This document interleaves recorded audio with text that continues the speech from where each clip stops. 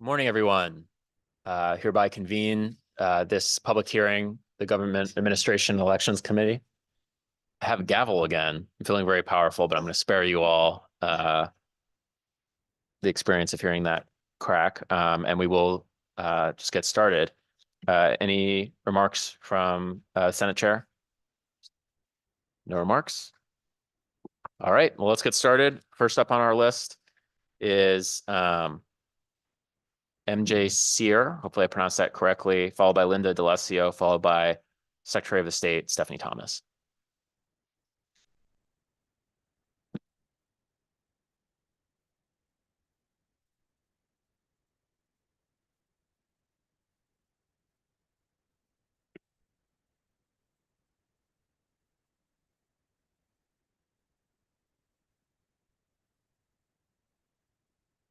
MJ is not here, so Linda D'Alessio, you're up, followed by the Secretary of the State, followed by Maya Van Rossum.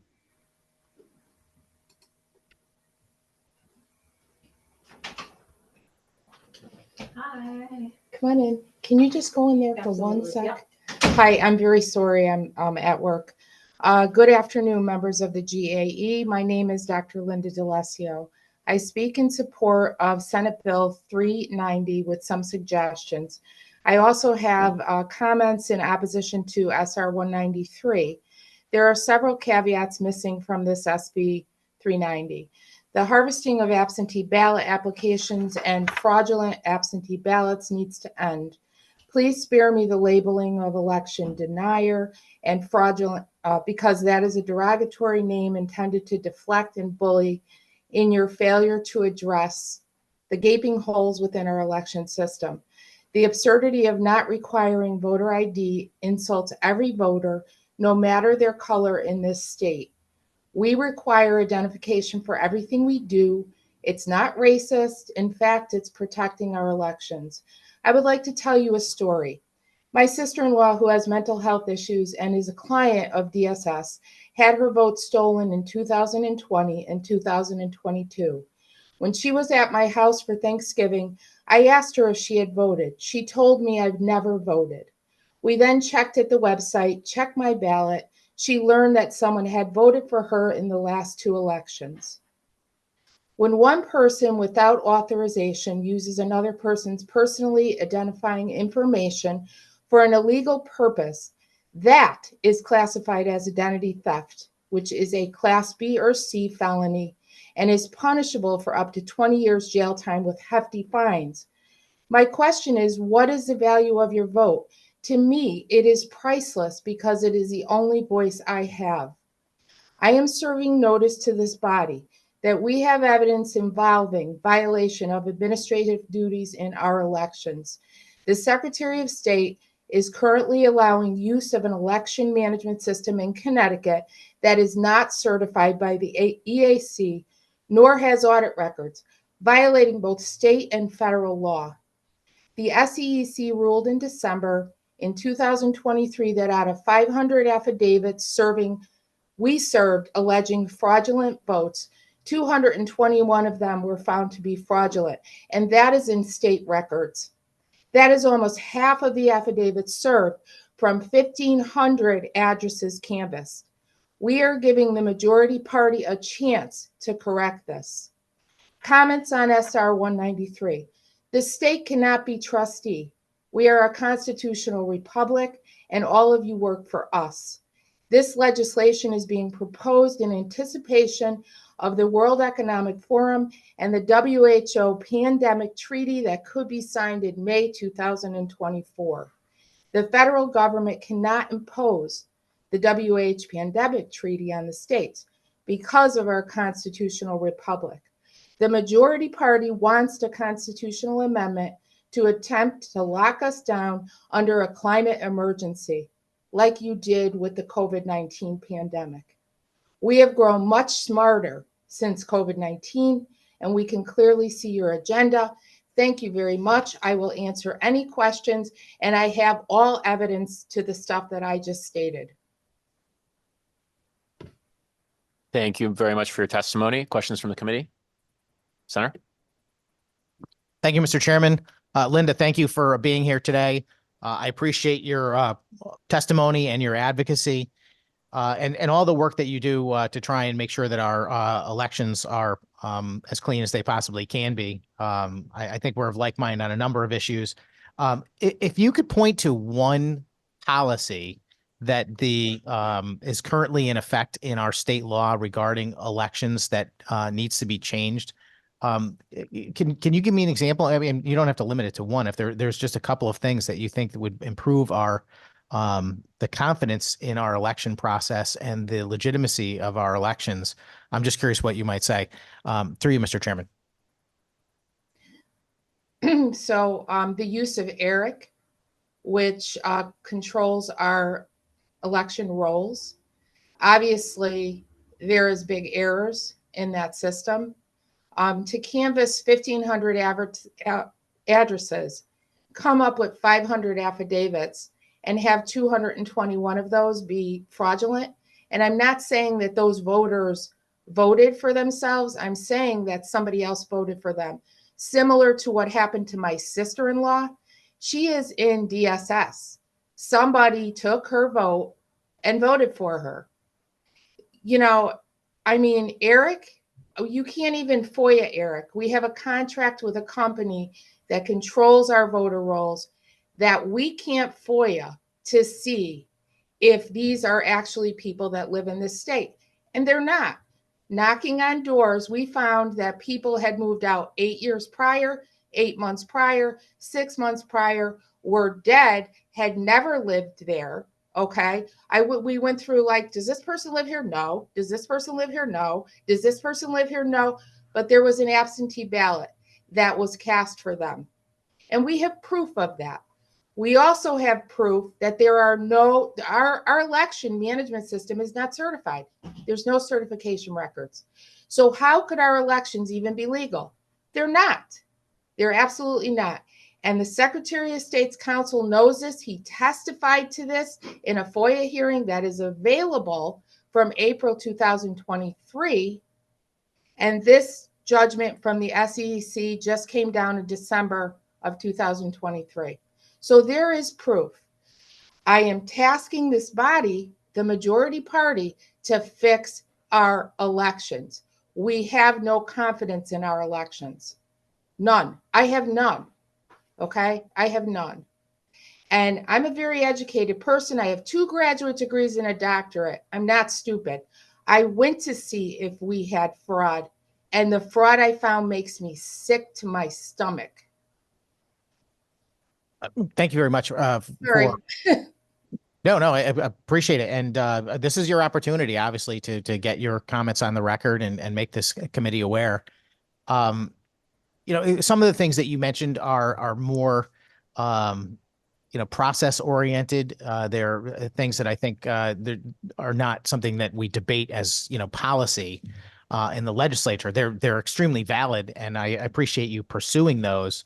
It's just that sometimes it's frustrating for us, you know, like the certification of the machines and so forth. I mean, that is something that I think needs to be pursued and needs to be gone through you know, the process of filing complaints and following through and hopefully getting a resolution without, you know, an expensive legal battle or anything. But it's not the type of thing that we would necessarily debate and vote on policy in the legislature on. The use of ERIC, that is definitely something that we falls under our purview. So you would put the quality of the voter rolls very high on the list of things that needs to be addressed, and so would I. And that is simply because I think that we've had a huge expansion in the use of absentee or mail-in voting in our state.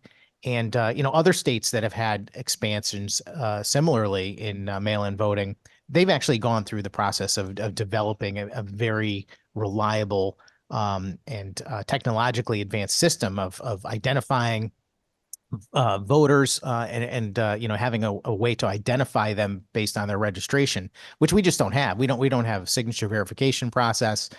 We don't have a good process as far as the distribution of absentee ballot applications. And you mentioned ballot harvesting. I mean, it's a term that I don't take lightly, and I see it as well. My opinions on these issues are well known, and I agree with you, Linda, that we're losing confidence in our election process, and we've got to clean it up. But I would put the unsolicited mailing of the ballot applications very high on the list of things that needs to go away.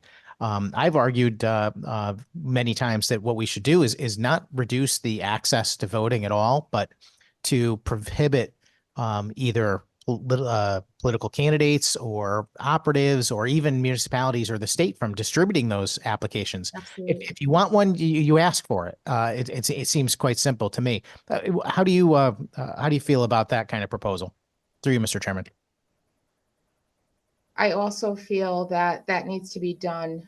We did a lot of data collection in the state. And when you go to a town clerk and you find out that 2,000 ballot applications have been requested through certain PACs, okay, or the governor, or this person or that person, there's no reliability at all. And now with these ballot boxes, it's basically mail-in voting. That's actually what it is. I mean, we called many people, we knocked on many doors, we did many computer searches. We had a team of 30. And again, this needs to be fixed. It needs to be fixed. I have zero confidence. It doesn't mean that I'm not going to vote. Of course I'm going to vote. But this is identity theft. Getting back to Bill 390, it's identity theft. It needs to be treated that way. Okay. My sister-in-law, who basically has a mental health problem, who is in state housing, somebody voted for her. And if I file a complaint, what's done? Nothing. The SEEC did not hold the Secretary of State responsible for, the voter rolls, didn't hold the Secretary of State responsible for us voting on an election management system, which is unnamed right now because we found out that GEMS, through a court case, resides at the Yukon Voter Center, which it shouldn't. That violates state statute. And not having certification records violates federal law and state statute. So why are we voting on this equipment? How can we have any confidence that the tabulators work, that the election management system tabulates these votes? And please spare me that they're not connected to the internet. They send data through the cards. We know that. Okay, you may say that they're not connected to the internet. They send data through the cards. When we looked at the tabulator tapes and we looked at what the Secretary of State had as votes tabulated, they did not match. So please tell me, okay, because my bank runs better records than this state does on their elections. All right. Thank you very much for your testimony. And do we have any other questions? Yes, Representative Master-Francesco. Thank you, Mr. Chairman. Thank you, Linda, for your testimony today and for taking the time really to dive into problems that certainly we have with our elections. And obviously the people don't have confidence anymore in our elections, which is really unfortunate. I always think that when we're dealing with election laws, it should be truly a bipartisan effort. You had testified in support of Senate Bill 390. I believe it's a great bill as well. And I think people certainly should be punished and sent to jail if there's any tampering with our elections and off fronts. But you had mentioned that your sister-in-law, that someone had voted on her behalf. Can you tell me a little bit more about, I guess what I want to know is, it happened in the state of Connecticut, and we constantly hearing, there's no election fraud going on, but it's concerning that someone would vote for her or on her behalf. And you mentioned that it was done with an absentee ballot. Yes. One, I was wondering, what town did that happen in? Waterbury.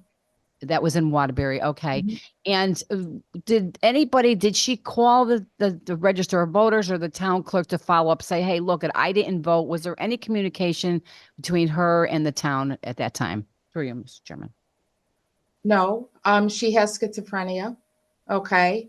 But I have her, there's no way. First of all, she has schizophrenia. She's on a lot of medication. Um, my husband, I wanted to go down and file something with the city of Waterbury. My husband did not want me to do that because he feared retaliation against her. It's sad that I have to say that, but I mean, I have that. I have her ballot. I mean, if you want to talk to her, I can put you in communication with her, but she's not even, I wouldn't even say she's competent, okay, to vote. I was very surprised when I looked it up with her and I said, but this says you voted. And she was like, I have never voted. Okay, thank you. And through you, Mr. Chairman. So I'm assuming that she doesn't live alone. That maybe, I'm not sure if she's living in a She lives in state custody. state custody. Okay. Yes, she's in a controlled mental health environment because she can't live on her own. She has a lot of mental health problems. So, Right. It would be interesting I mean, it would be good if someone could certainly follow up to see who signed that application for a ballot. Obviously, it would have to go through that process. So at least it gives you some way to clear things up. And certainly, if you get any more information on that, I would appreciate it if you can obviously share it with myself and the committee. It certainly would be helpful. I mean, these things do happen. I agree with Senator Sampson wholeheartedly that the unsolicitation of absentee ballot applications to me is the heart of the problem.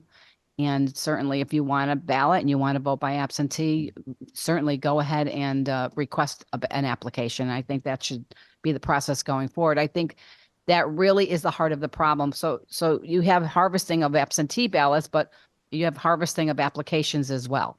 And unless we get to the root of the problem, it's I don't see much of a change. But thank you for your advocacy. I know you've been on top of this issue within our town and the whole state of Connecticut, and I certainly appreciate the work that you have done on it. I have no further questions, but thank you again, Linda. Thank you. thank you. Thank you, Representative. Further questions from the committee? Representative Hoxton. Thank you, Mr. Chair. And through you, question for the ladies testifying. During my own campaign, for this seat, I came across one particular address that one particular residence where multiple people were registered to vote at that address, yet none of them lived there. And the person that did live there was actually registered to vote in another town. And I know this because she told me. She said that, oh, well, I just moved here. I haven't switched over my registration, but I plan on doing so. But as of right now, she hadn't, and she was still registered to vote in Meriden, I think. The 5 other names that were registered at that address had either not bothered to register somewhere else, or there's some sort of clerical error that occurred either on behalf of either them, the new towns where they registered, or the city in which they were previously registered. That in and of itself is not a crime by any means or anything, but it is an opportunity for a bad actor to take advantage of all those essentially opportunities to potentially impersonate or request absentee ballot applications on behalf of those 5 identities. So the question that I have for you is, have you ever come across either in your, I don't know if you've ever canvassed for a candidate or if you've ever run for office yourself and you're either in the town that you live in or somewhere else. And have you ever come across a situation like that where there's multiple people that are registered to a particular address, yet none of them live there? Through you, Mr. Chair. Absolutely. When we canvassed, we found multiple instances of that. We also found that there was an apartment building in Waterbury that had 229 voter registrations, and it was an empty lot. Okay. So you tell me how that happens. Maybe they're dummy addresses for people that want to hide their addresses. I have no idea. I never went to the town clerk's office, but this was found on a canvas of an absentee ballot. So the address listed was an empty lot. The tax record that was registered to the apartment building was an LLC. And there was no building there. And that was in Waterbury. Through you, Mr. Chair. Thank you for that. Mhm. Are you aware of anything like that happening in another town or city in Connecticut? Or is your experience with this sort of, with this type of experience exclusive to just Waterbury? Through you, No, Mr. it wasn't exclusive to Waterbury. We canvassed New Haven, select addresses, Hamden, Bristol, some in Wolcott, Waterbury, and a lot in the northeast corner. Because we worked with other election integrity groups across the United States who tried to give us a sampling of what they thought were fraudulent ballots. And they thought Windham County was probably the most fraudulent county in Connecticut. We are moving forward with some other things along with the administrative violations of the Secretary of State. We can't vote on equipment that's uncertified. We took money from the federal government. They're supposed to follow those laws. They're not following them. That's a big problem because we can't know that this equipment functions correctly. I mean, it's simple to me, very simple. I'm not going to stick my debit card in an ATM, okay, that's not a certified machine, and that can't count my money correctly, or give me a receipt that tells me what machine I used, what time I used it, what date, what I put into it, and what came out of it. And that is what we have going on right now in Connecticut. The tab tapes that you get are not an audit record. They've never been an audit record. We know they're not an audit record. Federal statutes tell you what an audit record is, along with state statutes. And we're not doing any of that. And I don't want to blame this Secretary of State because she's a new Secretary of State, but she's new. She needs to do her job. If she's not, she's violating administrative duties of that office. All right. I'm sorry to interrupt, but we've gotten pretty far afield of the bills Sure. before. So I'd like to just remind everyone that we have a bunch of specific bills on our agenda.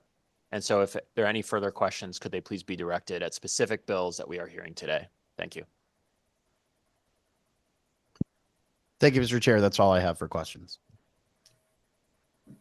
Thank you. Are there any further questions from the committee?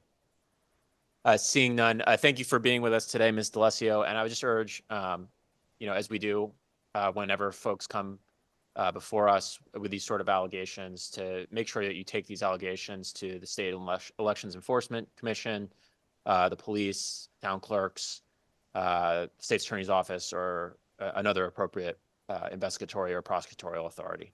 Sure. Thank you very much for being with us. Hi. Next up is the Secretary of the State, Stephanie Thomas, followed by Maya Van Rossum, followed by Michelle Siegel. Madam Secretary, whenever you're ready.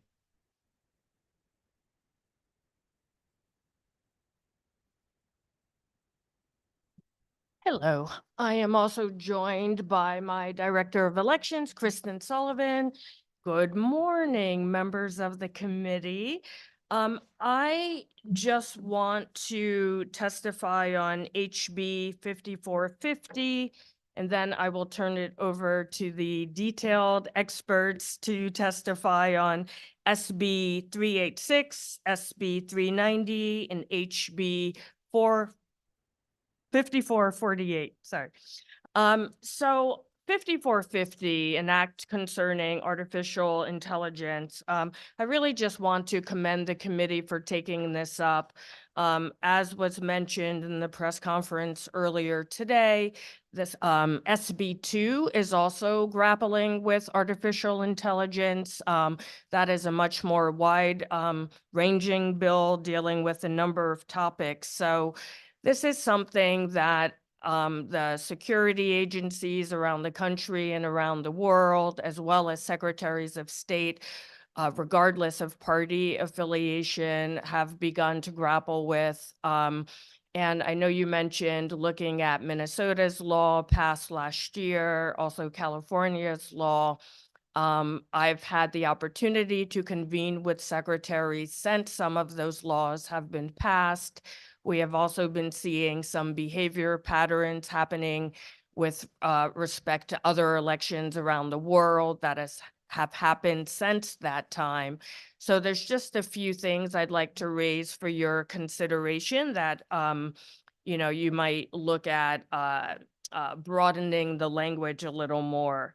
Much of the legislation that currently exists and that's being contemplated definitely deals with like what we saw with the deep fake with Joe Biden's voice. There's candidate to candidate harm, or impersonating someone, making it seem as if what they're saying was said by that person. But I asked this committee to look at making sure the language is broad enough to also consider other types of potential crimes that impact not just the person directly, but the broader election system. Election infrastructure. There have been instances where, for example, someone could come up with a deep fake video showing something happening with a tabulator that didn't happen. A polling location, a good example of that is someone could put out a deep fake showing a polling location on fire, saying elections aren't happening today. And then, of course, any other element of election administration. We also would ask that you consider, because this has been raised as an issue around the world with foreign bad actors, on prohibiting the use of the state's voter list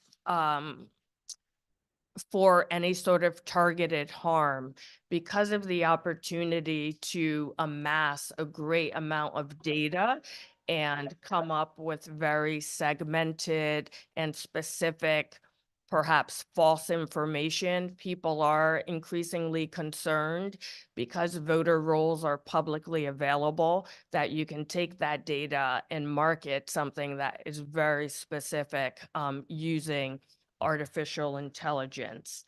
And then just lastly, I noticed the timelines in the bills, and I don't know that it needs to change, but just thinking about something like this year, the 90-day time frame, we have 3 elections that we know of.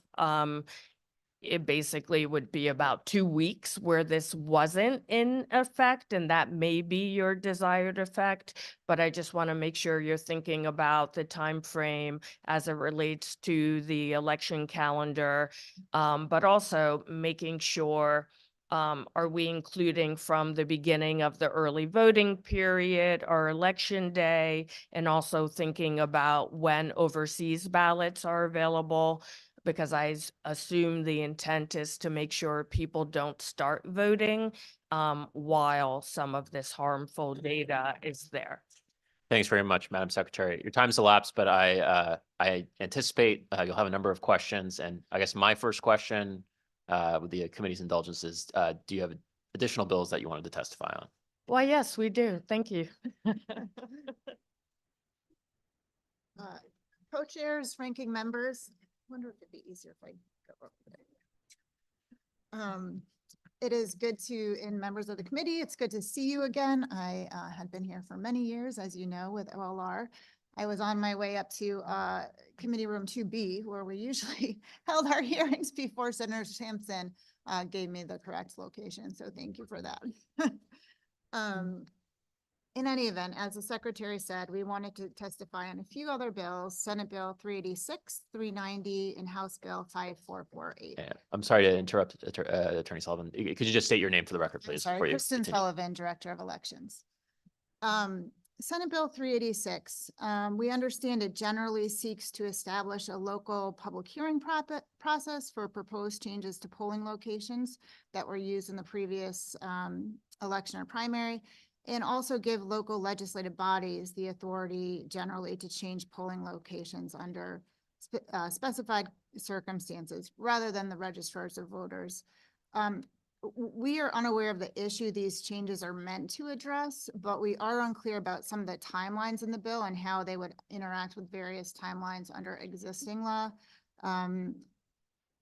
For example, Senate Section 1 implements a timeline for that review process under the Connecticut Voting Rights Act. That act requires any changes to polling locations in a particular municipality to be approved either by our office or Superior Court. That act doesn't provide a timeline, so there might be some inconsistencies to look at there.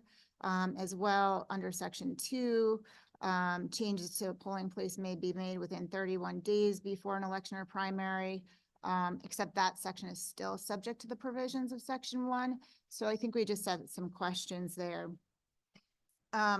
We also just have some concerns that granting authority to for the review process to local legislative bodies could potentially create conflicts with existing laws or regulations, and also wonder whether local legislative bodies really have all the knowledge relating to the selection of the polling place. The registrars of voters might have more of that knowledge, so that's just a concern that we raise. Section 6, however, we do enthusiastically support requiring the Secretary's office to submit a report on the statewide implementation of early voting after the PPP. We think is a great idea. We've already set a debrief date with the registrars, and we'll send any proposed law changes to you before May 1st. For a more comprehensive study, however, we think it might take more time, so we'd ask for maybe, a two-step process. Senate Bill 390, if I may keep going. We just want to say it's critical that lawmakers protect the integrity of our elections by ensuring swift justice for lawbreakers, and we applaud the sentiment of the bill and agree definitely that more must be put in place to in terms of stringent deterrence against election crimes. But we oppose the bill as written for certain reasons. First, it's unclear if the proposed increased penalty for the offenses is supported by any data that suggests the change would have a proportionate deterrent effect. We are also concerned about the mandatory minimum prison times in the bill. Those mandatory minimum prison times for election workers or first-time offenders may have a negative effect in recruiting election workers during a time when we really need them. And finally, I would just say that there is little public awareness as to what constitute a violation of the provisions of Title IX. There's so many violations under Title IX.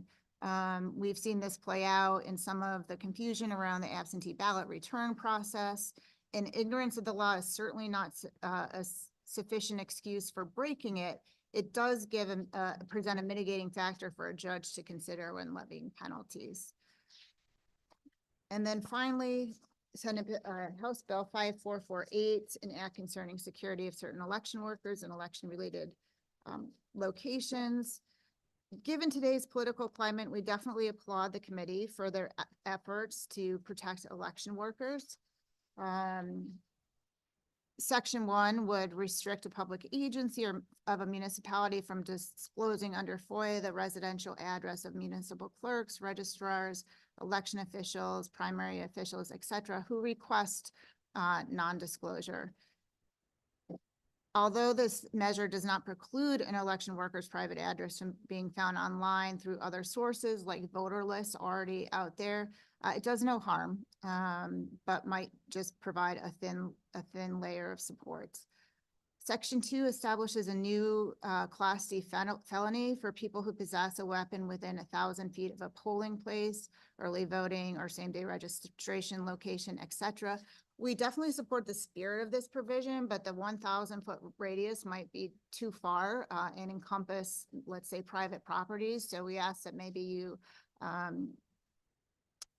expand the language to carve out an exemption for private properties or reduce the size of the circumference. And finally, Section 3, recent elections have demonstrated that election workers may face abuse and threats, and Section 3 serves to add more protections. It makes influencing or attempting to influence election worker in the performance of their duties by force, threat, or harassment, or release of personal identifying information, a Class C felony. It also allows victims of these violations to seek relief in the form of a civil lawsuit, and we agree with these measures. Great, thank you very much for your testimony. I'm sure that there will be questions. I had one question based on what you just testified to. So with the committee's indulgence, I'll address it first. With regard to the Election Workers Protection Bill, it's 5448, and the distance from a polling location or other elections infrastructure for possession of a firearm. If we modified that provision to make it parallel the exemptions, distance, and carve-outs related to schools, would that address your concerns? I guess I'll speak. Yeah, I think there's some legislation at the federal level that may give you some additional information.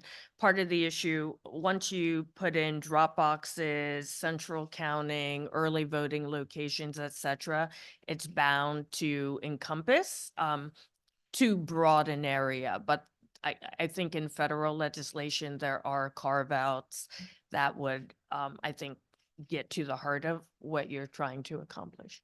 Okay, thanks very much. We certainly be amenable and interested in looking at those. Questions from the committee? Senator Sampson. Thank you, Mr. Chairman. Ladies, nice to see you today. Welcome. I have a few questions. We'll start with the easy stuff. You spoke about the AI bill out of the gate. And I'm certainly sympathetic to the idea of making sure that the new technology does not end up becoming an obstacle to making sure voters have, proper and legitimate information about candidates.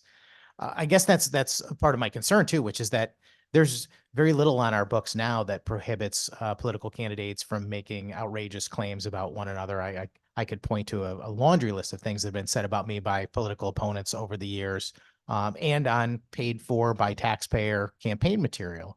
I'm just, maybe you could speak to the crossover between AI and misinformation, or should we be focusing more on the misinformation part of it rather than the AI part of it?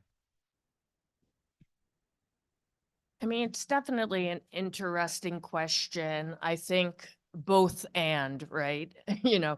As someone in charge of overseeing the administration of elections, I don't want misinformation, whether it is my neighbor putting out something that is false or, someone deliberately altering an image. I'm not an expert in AI by any means, but I think all of us in the election community want to make sure that we have free, fair, safe elections, and AI does pose a threat to that for the mere fact, when you think about simple misinformation, it's often something that you can fact check quite easily as a individual.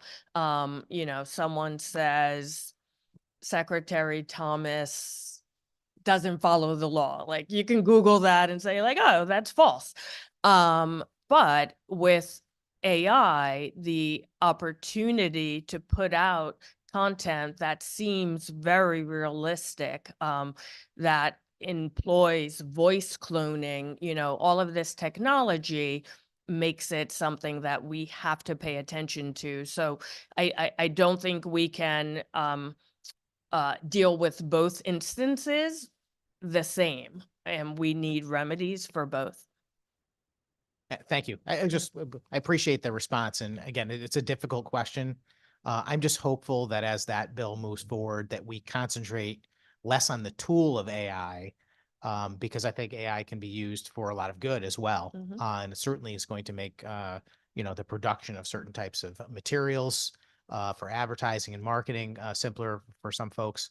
And I don't see a problem with that. It's when it's going to be abused, like anything though. And the example you use is very, very similar. I mean, people will put out certain things and make claims about their political opponents that are actually pretty easy to fact check, but how many voters are actually going to go and look it up? And if somebody's got significant amounts of, dollars, or focusing their campaign on a specific item, which may not be entirely true. I mean, I can think of things on a national level. I mean, there's a lot of misinformation surrounding January 6th, for example. I mean, on both sides. I mean, people are going to claim it's one thing, regardless of which side of the issue you're on. I think they're both missing the ball about what really happened, for example. And I guess that's what concerns me, is that the misinformation piece, much more of a tragedy than simply the use of AI. And I'm just hopeful that the bill ends up looking like something that it's going after the problem and not just the tool that's used to get there. I could ask a lot of questions about some of the other items too, but let me stick to 5448 for a quick second, which is I appreciate the conversation you had with Representative Blumenthal regarding the range around the itemized locations. And I thank you for pointing out that it's not just polling locations. It's a number of items in the bill that the average person is probably not going to be even aware of necessarily. And 1,000 feet is substantial. It's almost a quarter of a mile. I was just remarking to some of my colleagues that I live 500 feet from town hall. So under this bill, effectively, I would become a Class D felon for possessing a firearm in my own property, and even in my own safe in my house. I mean, I think that would fall in there. I mean, and that's kind of absurd. Isn't it satisfactory enough just to go with the fact that the vast majority, in fact, I can't even think of a place that is not already a restricted place for possession of firearms. I mean, most polling locations are going to be town halls, government buildings, or schools, maybe firehouses. I don't know. I'm wondering if just that is sufficient enough, and we don't really need to address any expansion of that prohibition. Through you, Mr. Chairman. Yeah, I think the goal is to address exactly that, all of the places that aren't schools. And when you think about early voting, central counting, same-day registration, those almost 100% are not schools. And not town charters typically either allow or prohibit firearms in town hall. I don't have an analysis of every town, but I would guess that not every town has that built into their town charter. So I do think it makes sense. I think many have already expressed that it makes sense for this prohibition to be around polling places and schools. So I think it makes sense to expand it. And as you mentioned, and as I mentioned, I think there's some language in federal law that might help shape how to carve out someone who lives. I think the language actually says if you have a firearm secured in a box or it is stored in your home, it's exempted. Yeah, thank you very much for that feedback. Certainly, this is not a place for us to debate the issue at all. But I do take issue with the bill and the assertion that somehow folks are not worthy of their constitutional protections simply because they're near a polling location or even inside of one. The way I look at it is, somebody who's a bad actor intent on doing harm and using an election, they're not going to care about the law one iota. They're going to go there to do harm, regardless of what the law says.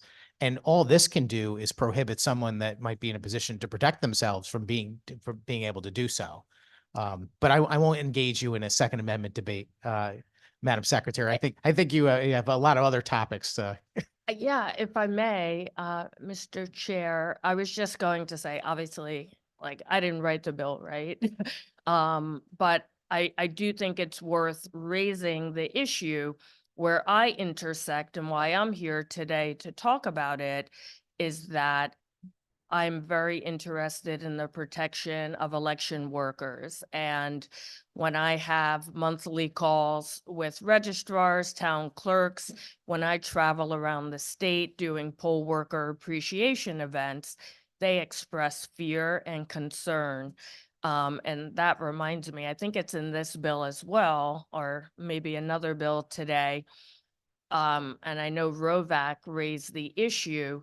They are actually more concerned about prohibitions or protection in the 90 days after an election, because when someone doesn't get the results that they want, that is when the harassment begins.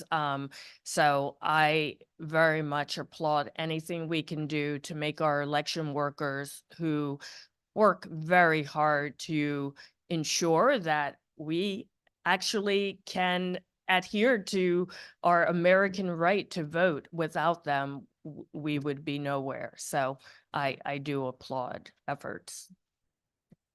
Thank you very much. And through you, Mr. Chairman. Yeah, no, I completely agree. We want to make sure that there's no impediments to people wanting to serve on election day and throughout the process in regular offices and just as poll workers and so forth. And I think we're going to have concerns about having enough poll workers to staff the expansion of early voting and that kind of thing as it is. So we want to make sure that people feel safe. I'll just again, because I can't let it go. I think people are more safe when the public is allowed to carry firearms wherever they go as a means of protection for themselves and others, because criminals don't care. Criminals will not care about our law, and all we're doing is disarming people that might be there to intervene. And I think that's played out many times across the country. But I'll move on, and I understand your perspective, and maybe that's something we just can't agree on. But on Senate Bill 390. Which is the bill that is I think it's a House Republican proposal to actually put some meat on the bones of penalties for people that would do wrong as far as violating the sanctity of our elections. It's interesting to note that despite the fact that there have been several dozen people convicted of election fraud over the last several decades, no one has ever served any jail time for it.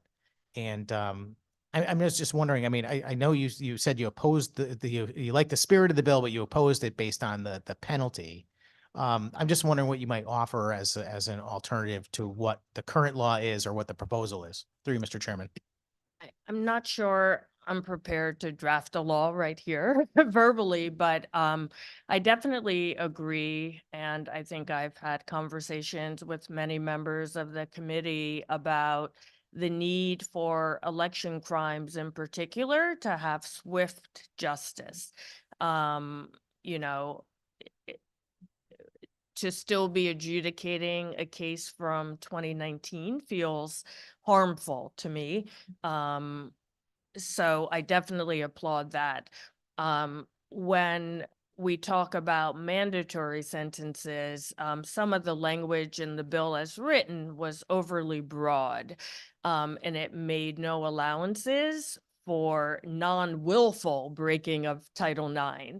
As my colleague stated also, and we have certainly seen this while our election monitors have been installed in Bridgeport, we have seen instances where the lack of knowledge about Title IX from a voter perspective, they didn't know they were breaking the law, and they actually thought, the best example is who can return your absentee ballot. So many people pay attention to national news, and I like to remind people, it's funny, I was talking to a secretary in another state and they were like, what's the big deal? Like, we allow anybody to drop off our absentee ballot. So someone moves here from another state, someone watches national news, they don't know that by handing it to someone else to drop off for them, they don't know that's against Title IX. They also got to vote the way they wanted, and they don't feel like they've been disenfranchised. And the reason I know this is because when our election monitors were making spot check calls, a very nice person said like, oh yeah, I voted. I'm so excited. Like, this is great. And then I gave it to the nice lady to drop off for me. So we had to refer that case to SEEK, but the voter did not think anything was wrong. So I'm concerned about some of the language in here that would not give a judge discretion if someone did not knowingly break Title IX. And feel free to add or, yeah, okay. Sure. Through you, Mr. Chairman, thank you very much for that. I'll just, certainly, I didn't mean to interrupt if you have more. I think their intent is already a requirement under the existing statute. So I don't know that we're doing much more than simply changing the penalty. But one of the questions I have, because I had no part of drafting this bill either, I'm in support of it, except that I'm not sure what it will do. And I'm hoping that we can really, fine tune this policy before we get to a point of voting on it. You mentioned that you thought it was vague as it pertains to Title IX, and so do I. I'm wondering if maybe you might be willing to help, like what specific instances you think might have come up, for example, in Bridgeport, that we could, target specifically in a proposal like this so that we actually get to something. Because I think that's part of the problem is, we might say it's against the law to violate our elections, but our law is not clear enough to say in what way you must violate the law to have a significant penalty. Two things. I think the law is very clear in many instances, but it's public information that is not clear. I would love to invest more funding in our state elections, but you've all heard me say that ad nauseum before. But I do think the lack of public education around how elections work, what's allowed, what's not allowed, does allow some of these situations to continue. In terms of alternatives, we definitely have spoken with the chairs and the ranking members, including yourself, about some of our ideas. And I hope they will be drafted into committee bills. I'm sure we will see some of this next week. We have made several types of SEEK referrals based on our experiences in Bridgeport, to address all of the main problems that we've seen that can be addressed. Yeah, I appreciate that. Through you, Mr. Chairman. So is it in your opinion, and again, I don't mean to put you on the spot here, but is it your opinion that there were crimes committed in the Bridgeport situation? And do those, can we identify what those specific crimes are in our current law? I mean, it's not for me to say, but we found evidence of behavior that was worthy of investigation. So like anybody else, we have to refer to SEEK. They are undertaking, I know they voted on some of those complaints that are referrals that we made, and it remains to be seen if a crime was committed. But we make referrals if we think something is untoward. Understood. Yeah, no, and I certainly can't hold you responsible for the crafting of the legislation that's before us, but I'm looking for any help that I can to make sure that, what we saw that was clearly, improper, that we can identify that in a specific way enough so that it can be prevented and that we can actually create a penalty specific to that activity. And I'm just worried that this language kind of doesn't get there, and we can continue on the path that we've been on, where we say something was definitely wrong, and maybe even people can get fined or to various degrees for improper activity, but being able to nail down what is the crime, what is the penalty, I think might go a long way to solving the public information piece of this too. And I thank you for making a case for small government. That when government gets too big, You know, not everyone can be fully aware of, you know, all the laws that we're passing here. I mean, I go home and I tell people in my district, you know, things that are going on here, and they're like, they would never know, you know, and that to me, that's a big concern. Which is why I'm glad we talked about that 5448 issue. But this is another one too. I mean, for me, you know, the expansion of early voting and everything, it's all great, except that if people don't understand our current laws, you know, expanding into new realms, you know, is only going to make things more confusing. That sounds like a yes vote, Senator, for any appropriation for public education and money for the towns. I'm inclined to make sure that we devote our funds for good governmental purposes, and I think that is one. But I would certainly probably cut spending somewhere else to make up for it. I can tell you that, Madam Secretary, rather than you know, further burden the taxpayers. And I'm certainly have been a strong advocate for, if we're going to have early voting, it has to be properly funded. And I will tell you that I'm completely just like I don't know, unhappy is the polite word I guess I would use, with the fact that we've only got a small amount of resources going to assist communities across the state, and the fact that we're giving them, you know, a small amount, and it's the same amount whether you're, you know, Bethel or Bridgeport, doesn't make any sense to me at all.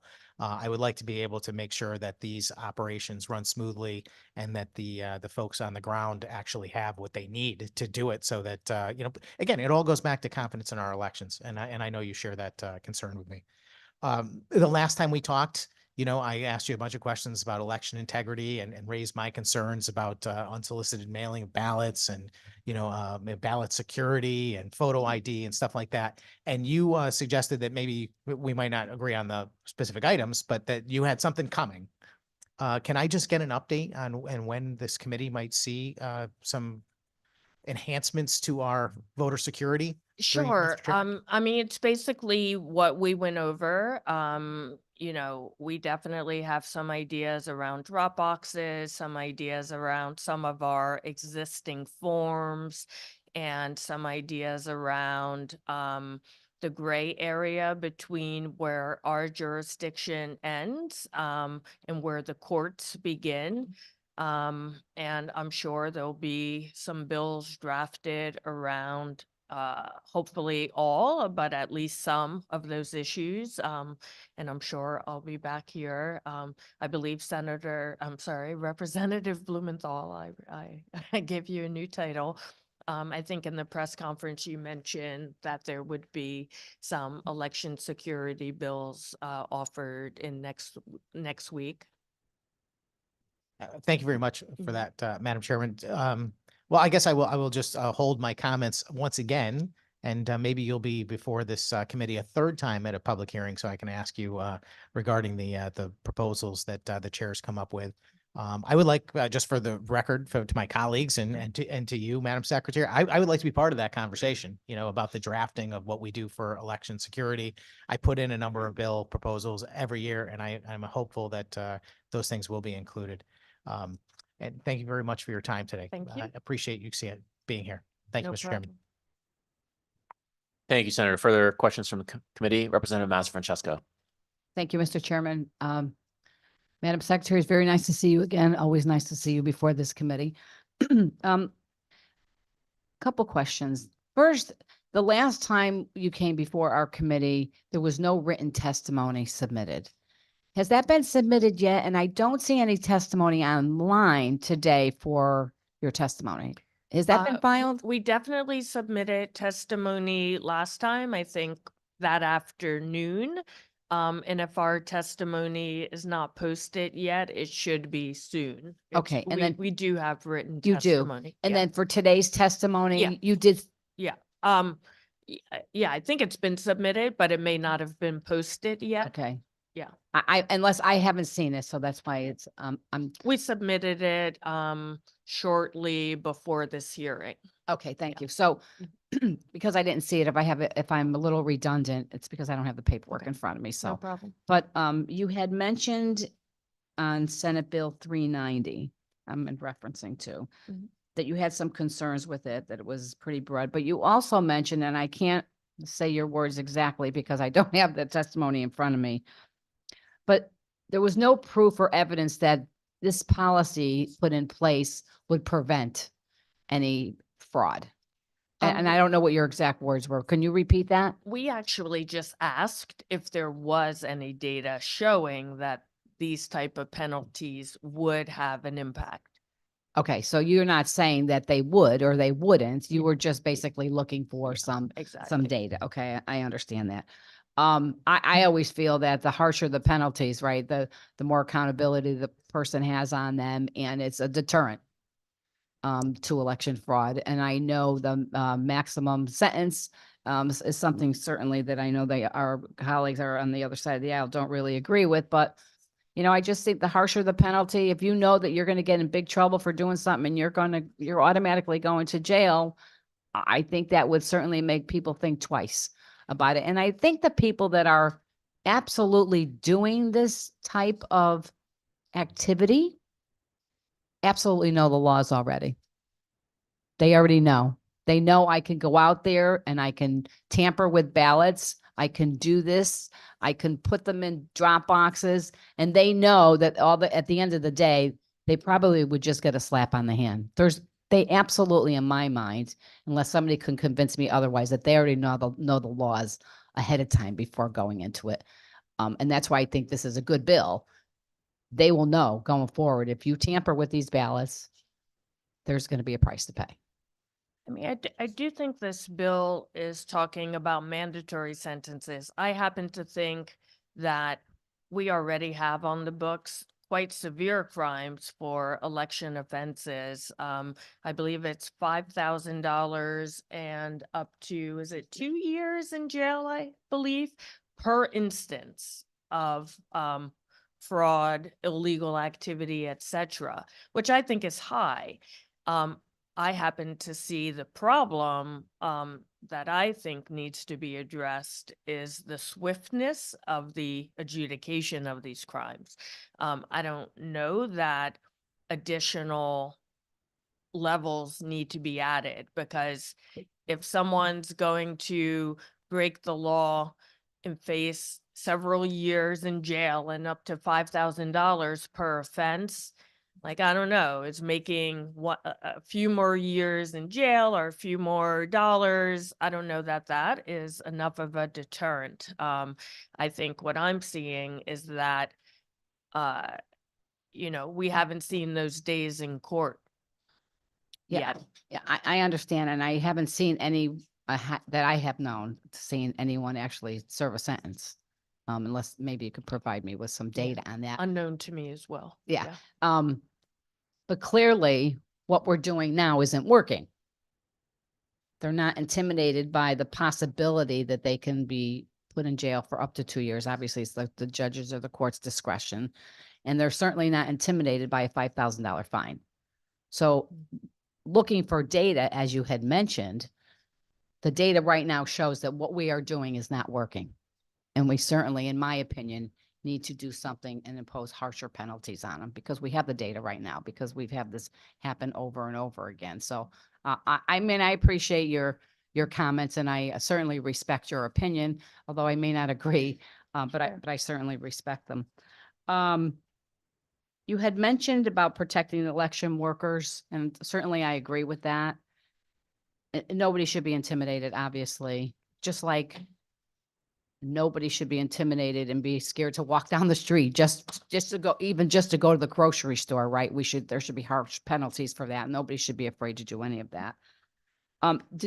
You had mentioned in your testimony, Madam Secretary, that you get calls all the time when you're out into the community and you hear from these election workers.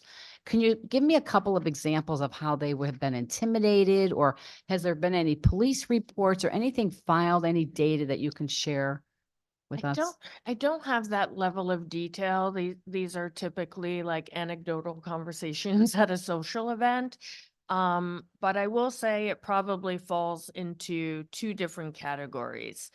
The category of people who have had, I'm trying to think of a story like where a poll worker we were at a poll worker appreciation event. Please don't ask me which town. I do too many, I forget. But I remember one of the poll workers were saying something like, "Oh, remember that time like that guy like harassed us," like that kind of thing, right? Then there's the fear of something happening, and I certainly hear that a lot. In part based on what has actually happened in other places around the country. As I said, people watch national news, and just knowing how divisive things have gotten in recent years. A lot of poll workers, or even election workers, like a registrar certainly mentioned to me that on the late nights of early voting, where it's open until 8 p.m., and most people have left town hall, which is where they'll be holding it. Um, it was a woman, and she expressed concern because of what's happening around the country about being at town hall at night without being on video camera in case someone came in and created trouble. I've certainly heard from poll workers who said they were frightened in the 2020 election, where you may recall people were like riding around in trucks and like flashing headlights at people going in and coming out. One group of poll workers had mentioned when they went to open the polls, one of those trucks were there, and they felt very intimidated. I like to Yeah. survey registrars. I'm happy to do a survey and like get actual incidents, but Yeah. but I think it's equally as harmful, the feeling of threat. Yeah, I certainly am sympathetic to that. And I think, or I personally believe that the environment that we live in today politically is very toxic, right? On both sides. It's not just one sided, but I believe it's on both sides. And certainly people are afraid and don't want to be intimidated by anyone, obviously, when they go to vote. Like I mentioned before, it's everywhere. Unless we have laws in place that are going to have some teeth in it and people are going to not be fearful, I don't know if it will matter. Obviously people they're going to say what they're going to say. Unfortunately, people today are not respectful. I think social media has really put a lot of keyboard warriors out there. And we need to have teeth in our crime laws, obviously, to put that's the type of fear someone should feel. It shouldn't be the fear from me or you walking down the street or walking out of a polling place. There needs to be fear in the person who's doing it and the criminal, to know that there's going to be consequences paid for their actions. But I appreciate your testimony and you sharing those statistics with me. And I hope to see you again coming in, and I certainly will look for your testimony. I do find it very important. I like to read them because, we may disagree on certain things, but there may be something in your testimony that I'm reading and gee, I really didn't think of that and I'm missing it. And I really need to have that paperwork in front of me. So I will look for Absolutely. that. Thank The statute saying how long in advance public hearings have to be posted and trying to roll out early voting has caused some delays, but we always try to get it posted by the day of the hearing for sure. Thank you for that. I appreciate it. Thank you for coming out and I appreciate your testimony. No Thank you, problem. Mr. Chairman. Thank you, Representative. For the questions from the committee, Representative Hoxa. Thank you, Mr. Chair. Hello, Madam Secretary. Thank you for coming in person today. I appreciate the testimony you've given thus far. Just a question for you. So the way that I see this issue, broadly speaking, is that there's sort of two components to it. There's how elections appear to those involved directly with the elections, and to just the people that are voting, and to the greater, public at large.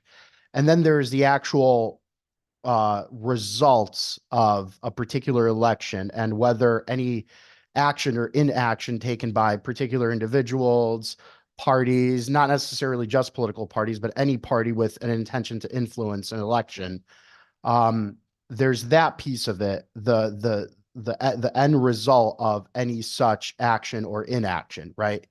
So there's the piece of how do elections appear and how are they understood by the greater public. And then there's the part of this issue where we're looking at, has anything really been affected as far as the outcome of an election due to a potential illegal activity? And I'm sorry, which bill are we We're talking about? we're discussing the, 390 and Okay. and just generally speaking, how, your office can help with facilitating some of the content in this bill should it pass. So I guess my question to you is this: what we saw in Bridgeport last year, was obviously inexcusable. I'm not saying it's, your fault or anyone's fault besides the people that decided to, perpetrate what looks to be like an illegal act. My question is, what can we do? What can your office do to make it so that there is a compulsory action that is automatically taken in these types of events to, make sure that the outcome of the election is not affected? Because what we saw in the Bridgeport case was that a judge intervened and set a special election. We all know we've all run campaigns. We've all, run for office or helped out on other campaigns. And we know the dynamics of elections, and a special election set at an unusual time and place may have different turnouts and dynamics associated with it that the regular election, relative to the regular election, which can then, of course, is one of the things that can affect the outcome of an election. So, I guess what I'm trying to ask is, what can your office do should this bill pass, with what we have, with the language that's here, the new, sort of tools that are provided as far as, the penalties associated with certain acts and illegal acts, what would be illegal acts, to kind of make this process be a little bit more, to have less friction in achieving justice and doing as little damage as possible to the actual end result of that election.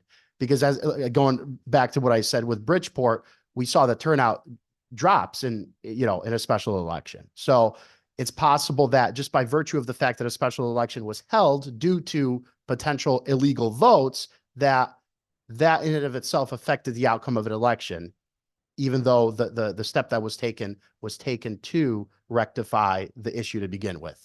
I know that's a mouthful. I hope that made sense. I think it does, but SB 390 doesn't really touch our office much.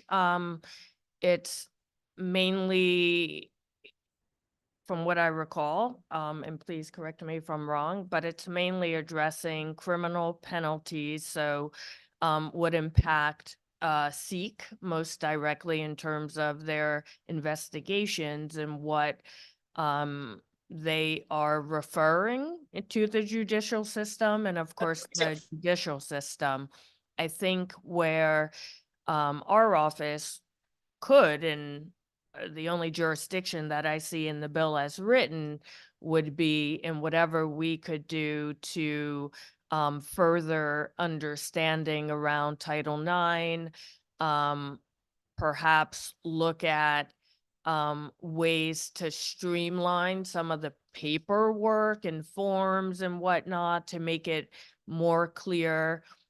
For example, in Bridgeport, there's one form that's in usage, and we got concerned that because the font size was so small, saying what you were signing, we thought, let's bump that up, make it like big, a different color, so people really understand. So that's where this bill would touch our office, but it's more for the judicial branch. Thank you, Madam Secretary. And that's all, Madam Chair. Thank you. Thank you, Representative. Are there other questions or comments from members of the committee? Seeing none, I just have a couple for you, Sure. if that's okay. First of No all, problem. just, I'm grateful, Secretary Thomas, for your offices and your individual, effort and partnership with our committee as we move forward and look at a number of the bills before us today and things that are going to be before us in the weeks to come. I just did want to share with you, some insight, at least from my perspective on 386, and things I've seen happen in my district in the past. I know that in one of the communities I represent, about 10 years ago, there was a decision to go from 5 polling places to 1 polling place. That was a decision made by the registrar of voters. That's a community where, somewhere between 10 and 15% of people don't have a car. Public transportation is there, but limited, and certainly didn't go to this 1 polling place, whereas it did to some of the other polling places. And so, I think that when you have a decision that's made by the legislative body, be it the town council, board of alders, board of selectmen, whatever the entity is in that community, there's more opportunity for public debate and therefore public knowledge. And one thing, I know you share this perspective, one thing I try to be really mindful of on this committee is, we eat, breathe, and sleep elections, but not everyone does in their lives. And so I always share the experience of waking up on a spring day and suddenly realizing there's a referendum on a school roof in my community and saying, oh goodness, I had no idea. That's what a lot of people feel like on other election days. And so the more we can make it less confusing for people. And so I just wondered if that insight is a little bit helpful in terms of, making sure there's more public debate when there's a change in polling locations, if for no other reason, then there's more of an informed public about the change. Yeah, and thank you for that story. I think that is excellent point and example. And I definitely applaud more public transparency and debate because, even registrars may not know everything about every building, right?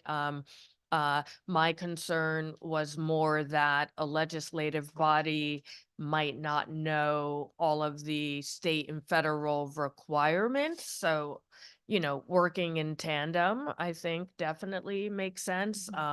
Or, having a process where registrars participate in some sort of public hearing and then present a proposal. More voices definitely could not hurt the process and raise awareness. Great. Thank you. Mhm. Thank you again for your time and your testimony today. Absolutely. Happy to be here. I'm sure I'll see you you next again. week. Bye-bye. Next, we will hear from Maya Van Rossum, who will be followed by Michelle Siegel, who will be followed by Tyler Bunch. Maya, welcome. The floor is yours. Thank you, Senator Flexer and members of the committee for the opportunity to testify this morning regarding SJ 193. As you heard, my name's Maya Van Rossum. I'm an attorney. I'm leader of the organization Green Amendments for the Generations that's actually working nationwide on constitutional environmental rights issues. And I'm frequently invited as an expert author and speaker on this topic. And I'm here this morning to offer insights into the implementation of the proposed Connecticut Environmental Rights Amendment. The primary goal of the CTERA will actually be to avoid litigation by supporting better environmental outcomes that prevent harm. That's how similar constitutional language is being increasingly used in the 3 states that have amendments of this kind. But it is true that it will provide a constitutional pathway to address harm in court if people believe the environmental rights or obligations enumerated in the amendment have been violated. Now, in the 3 states with similar amendments, that's Pennsylvania, Montana, and New York, all of the legal actions that have been filed have been to address serious issues of public concern. But there's been no flood of litigation experienced in these 3 states. And the number of cases filed in the courts has actually been in the range of 3 to 10 a year. So not that many. None of the cases have been dismissed as frivolous. Notably, the plaintiffs in these cases have not just been community organizations and individuals, but municipal government and state government have frequently used amendment language like that found in the CTERA to clarify, strengthen, and defend their own authority and decisions. This is not a giveaway of authority to the courts. It's quite the opposite. It's embracing our system of U.S. democracy and law and recognizing the appropriate role of the courts. As with other Article I rights, the Connecticut Environmental Rights Amendment will be defined in the first instance by legislative and executive action, and only when needed will the courts get involved. Notably, courts and judges in Pennsylvania, Montana, and New York have not had trouble interpreting and applying similar constitutional language, nor have they overstepped their authority. And we see no reason to believe that Connecticut courts and judges are any less capable. By constitutionally recognizing environmental rights and natural resources protection, the amendment will strengthen existing Connecticut environmental protection laws and will help government officials provide needed protections when the laws as written fail to do so. For example, when there's a gap or a loophole in law. PFAS is a good example of a gap in the law where the CTERA, had it been in place, could have been the legal tool government needed to avoid devastating health harms now being experienced, to avoid costly cleanup and response efforts having to be carried out by water companies and governmental entities, and to avoid the costly enforcement action seeking to hold industry sources accountable for PFAS contamination in Connecticut. So with that, I thank you for the opportunity to testify, and I'm happy to answer any questions if you have any. Thank you. Thank you for your time and your testimony. Are there questions or comments from members of the committee? I do have one question. Can you expand a little bit more, or maybe more than one? Can you expand a little bit more those last comments you were just making with regard to PFAS and the difference that you see would have been the difference it could have made in terms of how Connecticut and our local municipalities are reacting to PFAS contamination? If this was already a part of our state's constitution, how would things have been different, and how would that be saving resources that are being used right now in an effort to clean up those contaminants? So one of the reasons, well, a primary reason why many industries were able to use that man-made family of chemicals known as PFAS or forever chemicals, and to use those chemicals in ways that allowed them to get into the environment, now into drinking water, into soils, right into people's bodies and into our environment writ large, resulting in so much health harm and resulting in the need for cleanup, is that because at the state level and at the federal level, there was an absence of legislation or regulation regulating in any way the use of PFAS. So industrial operators were able to manufacture it and use it in the myriad of ways they have used it, and allowed it to get into the environment because there was no limitation. And so there was no law for Connecticut state government officials at the local level, at the state level, at the regulatory level to grab a hold of and enforce against the use of PFAS to either prevent its use whole cloth or prevent its use in a way that allowed it to get into the environment. Because the Environmental Rights Amendment that's under consideration is what we call self-executing. It means that it would have legal enforceability in its own right.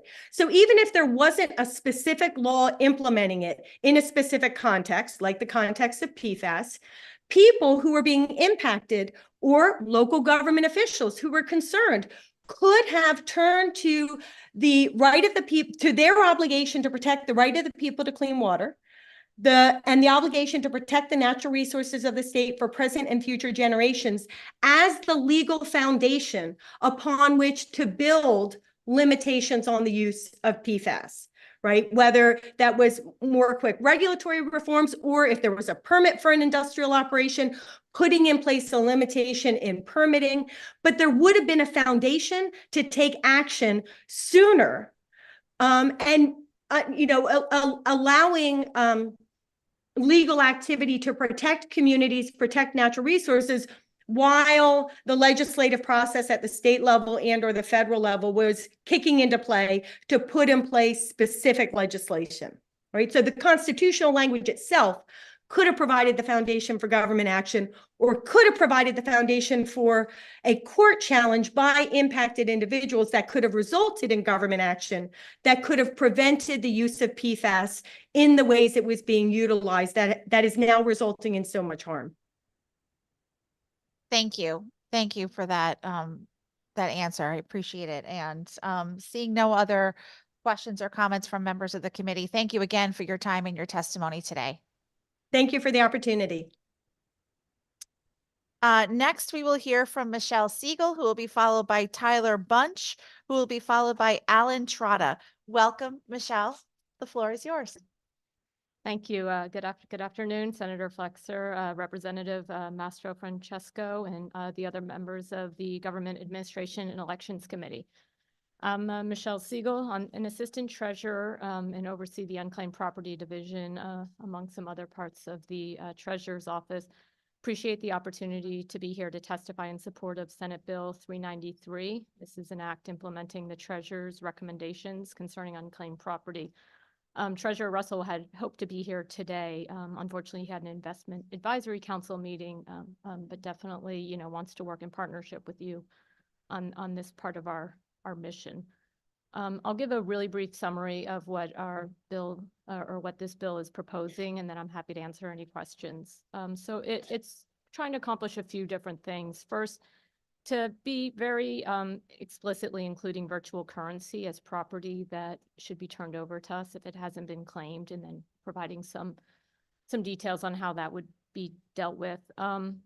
Provide for both holders, and those are the ones who have the unclaimed property that's turned over to us, along with our office, to use more modern forms of communication. The way the statute currently writes, it anticipates all communication happening through first-class mail. And we think using things like email would be more effective potentially. It provides for executors to look before closing out an estate for the CT big list to make sure there's not unclaimed property there. It'll make it a lot simpler in those instances than for heirs to find out many, many years later that there was money left. It requires more robust disclosures by finders and locators. These are companies that go out and try to find unclaimed property for people, and we want to make sure if somebody uses one of these services that they understand they could come to us for free and get this. So we want some better consumer protections around that. And then finally, it encourages partnership with the Department of Revenue Services. We see that as an agency we could potentially really have some valuable partnership with in helping to find individuals with unclaimed property. So thank you again for your consideration. Happy to take questions. Great. Thank you. Thank you for your time and your testimony. Are there questions from members of the committee? Representative Mastro Francesco. Thank you, Madam Chair. Thank you so much for coming in. I get a lot of calls from constituents about unclaimed property. What I'm interested to know is what is the process right now for someone to reclaim funding that belongs to them? I know they go onto the big list, they fill out, they submit their request, they see their name and they submit their request. I guess you get a list of items that might be yours. What is the next step process there? I always hear that it's hard. It's a lot of work on our part, right? The consumer's part, to prove who they are and to get that funding back to them. Can you kind of just explain what the process is? Yeah, and it varies. So there's different types of claims. So if you are the sole owner and you are claiming it on your own behalf, it's a bit simpler, and we're actually looking to simplify it even further and to streamline that. So that's something, I've been actively working on since I arrived at the treasurer's office. But you would currently get a claims form, and you have to prove your identity and basically that, yes, I am the person, because unfortunately, especially for larger claims, people will fraudulently try to claim it. And then it becomes really hard because you may never even realize that you had property that was fraudulent claimed. So we do need to, prove particularly of your identity and that your information matches with what the holder reported to us. And a lot of times that will depend on what the holder gave us. If they gave us, your name, address, and social security number, we want evidence that you are the person who matches those things. It gets more complicated and more, let's say it is through a probate process, because now we need to be sure you are the rightful heir and you're not claiming property when really there was somebody else who was in the will who should be getting this property. So as you get further and further removed from being the owner, or if they're joint owners, things like that, the level of proof varies just depending on the nature of your relationship to the original owner. Thank you. And through you, Madam Chair. So there's something small, maybe something basic. Maybe someone had a savings account. Maybe when they were younger and it's been closed, it's been not active, and they they send the money over to the state. Is it just a matter of proving your identity in order to retrieve those funds? More or less, I mean, but the evidence of that, and we are evaluating, especially for these smaller claims where the risk of fraud is lower, what exactly we need. But we do want to have the evidence that matches you up, because there's many people with, the same name, even the same name, who live in the same city. So we want to have evidence that, especially if you have a more common name, that you are the person who this belongs to, and just not somebody who happens to, live in Hartford with the same name as the actual rightful owner. So we're looking at things like addresses and social security numbers where that's available, so that we can really correctly match you up. Okay, thank you. So I think that maybe brings it to my next question. Maybe that brings it a step further. And I'll just kind of give you an example of my own experience. Okay. I had unclaimed property, and there was a small amount. I went through the whole process. They sent me an email. This is the documentation that I need. No problem. My name, my social, all of that. But I had to go a step further and actually get in contact with the bank where the money originated from, and they are no longer around. They no longer have any records of that. So it kind of just came to a dead end. So that's why I'm just curious, is it just as simple as just proving your identity and maybe verifying the address through your social security number? Or do we have to go even a step further for these people to actually try to contact the company that perhaps is no longer around? Maybe they're no longer in business. Maybe they no longer have those records after so many years. What is the solution to that? And that is something I'm actively sort of thinking about and looking at and talking to the team about, because sometimes where we run into challenges is we don't get a lot of information from the holder side of the equation. So if they just give us a name and an account number, you may have the same name, but if there's a bunch of people with that name, we often will look, well, is there something else to tie you to this bank account? But we're looking at, especially where it's small amounts or the claim has been, stale for a while. How can we make this a little less burdensome for people? But it's, this, we do, care a lot about fraud and think hard about that. And people are very concerned and thoughtful in how they approach that. And so as I'm relatively new to the office, so as I get in, I want to be before I change too much, I want to be sure I fully understand our rationales for why we do things, how we're doing them, so that I don't inadvertently err on the side of being too lax. But Right. I definitely appreciate the feedback, and that is something I'm contemplating. Yeah, it is frustrating. I know your office is doing what you can, but for somebody like me, for that one incident, that money will stay in unclaimed properties forever because I don't have the account number. The bank is no longer, they have no records of it. So I'm lost out. There's no way for me to retrieve that. And it's just a little frustrating for the consumer because they have to go through hoops. Yeah. I mean, literally, it shouldn't be that difficult. I mean, your name, your photo ID, your social security number. A lot of people may not have the account number. They may not have that information over the years. So I hope it's something certainly that your office is working on to make it easier for people to really go through this process. It is their property. They certainly are have a right to it. And I just think we just need to make the process either. Of course, we need to be cognizant of the fraud, right? Because you are absolutely right. There are people out there that will certainly try to, there are bad actors out there. So I appreciate what your office is doing, and I appreciate your testimony today. Thank you. Thank you, Representative. Are there other questions or comments from members of the committee?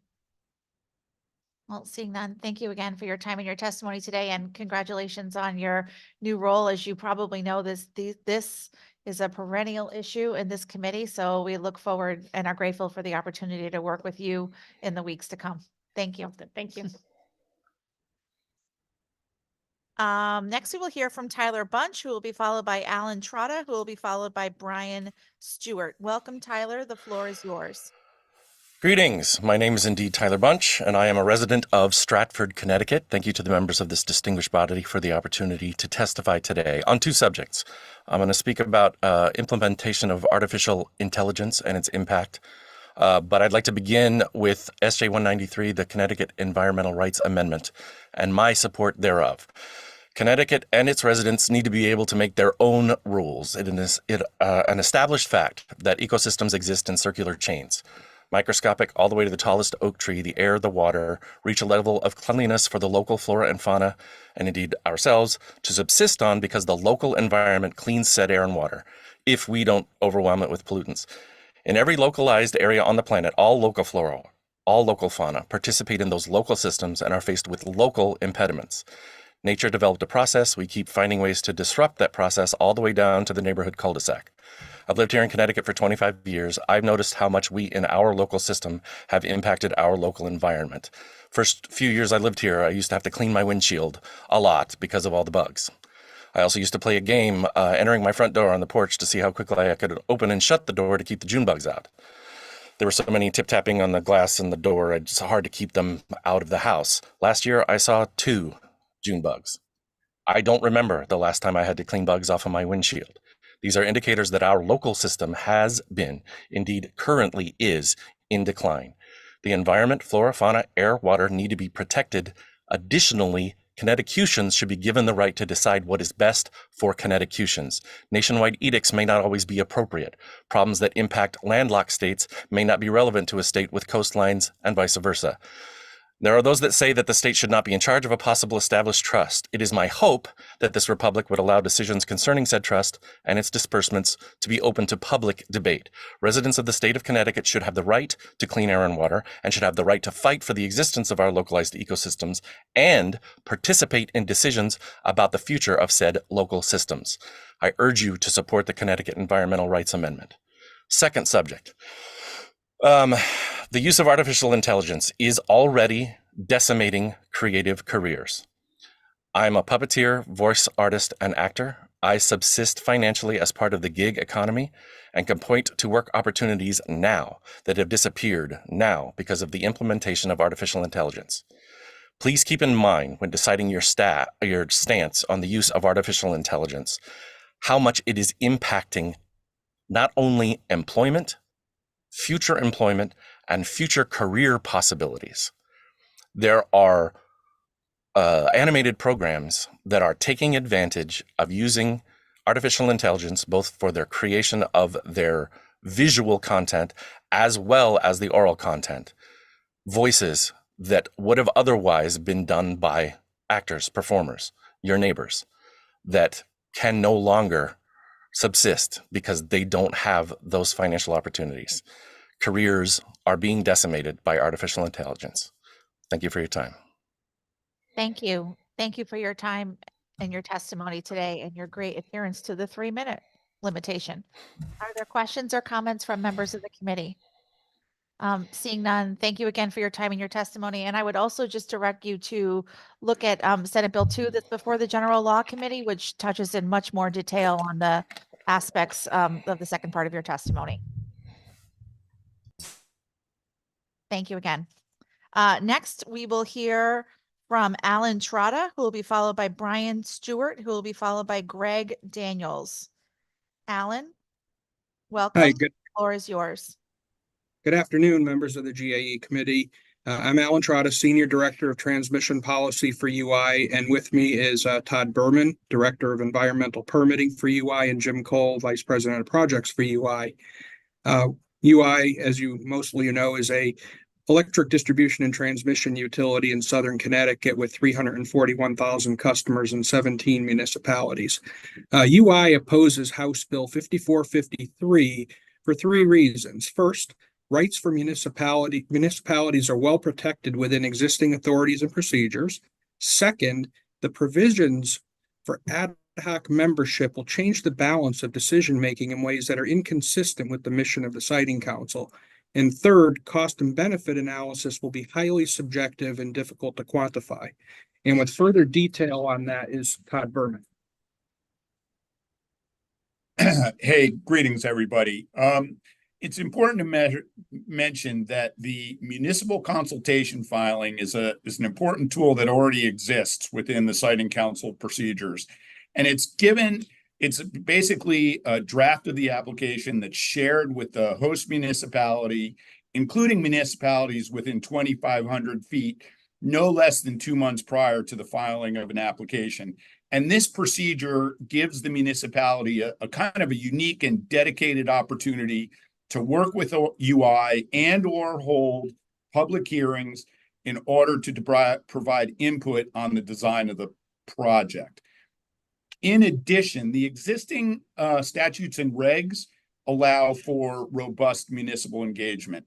Specifically, a municipality has the right to become an intervener, thus would have the right to submit testimony, cross-examine witnesses, present witnesses, submit briefs, etc. And finally, the municipal participation fund is available to help defray the cost for municipalities to do that. The second concern is that ad hoc membership provisions will radically skew the balance of local and statewide interests in ways that ultimately will come at the expense of statewide benefit. If you look at the Public Utilities Environmental Standards Act, under which the Siting Council was established, that act is intended to limit local decision-making authority on projects that have a benefit to the state as a whole. Additionally, these ad hoc members, are fundamentally contrary to that intention of the Siting Council. And in addition, involving new Siting Council members on an ad hoc basis with no prior Siting Council experience will threaten the Siting Council's ability to apply and interpret uniformly its statutes and regulations. And there are a couple of quirky scenarios that also need to be considered.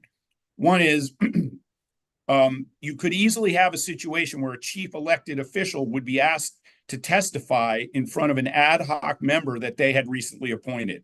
Obviously, the conflicts in that situation are significant. Mr. Trotta, your time has expired. If you could please conclude your remarks. Yeah, I will. And I'll just say, in conclusion, if adopted, many of the provisions of this bill will dramatically increase regulatory project costs, add time, and potentially more significant barriers to the review processes, and ultimately be reflected in increased utility or in increased electric costs. Thank you. Thank you for your time and your testimony. Are there questions or comments from members of the committee? Representative Blumenthal. Thank you, Madam Chair, and thank you both for being with us today and offering your testimony. I had a couple questions for you.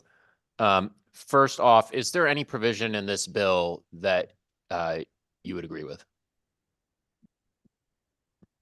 No. As it stands, the bill as written, we do not support.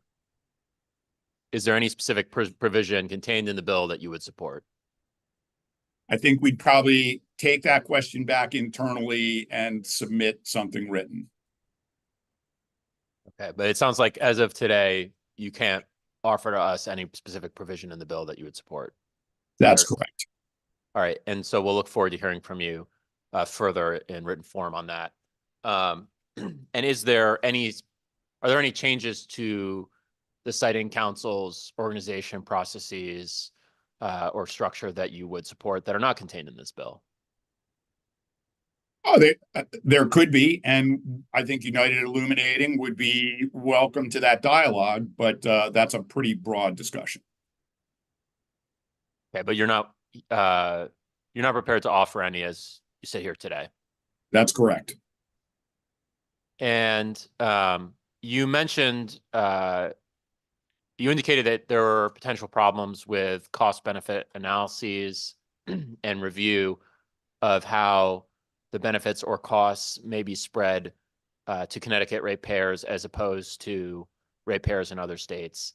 Why would that be so problematic? And why isn't that something that the Siting Council should take into account when it's determining whether a project should be approved in a particular form, especially when Connecticut ratepayers will likely end up paying the capital recovery costs through their bills, their utility bills?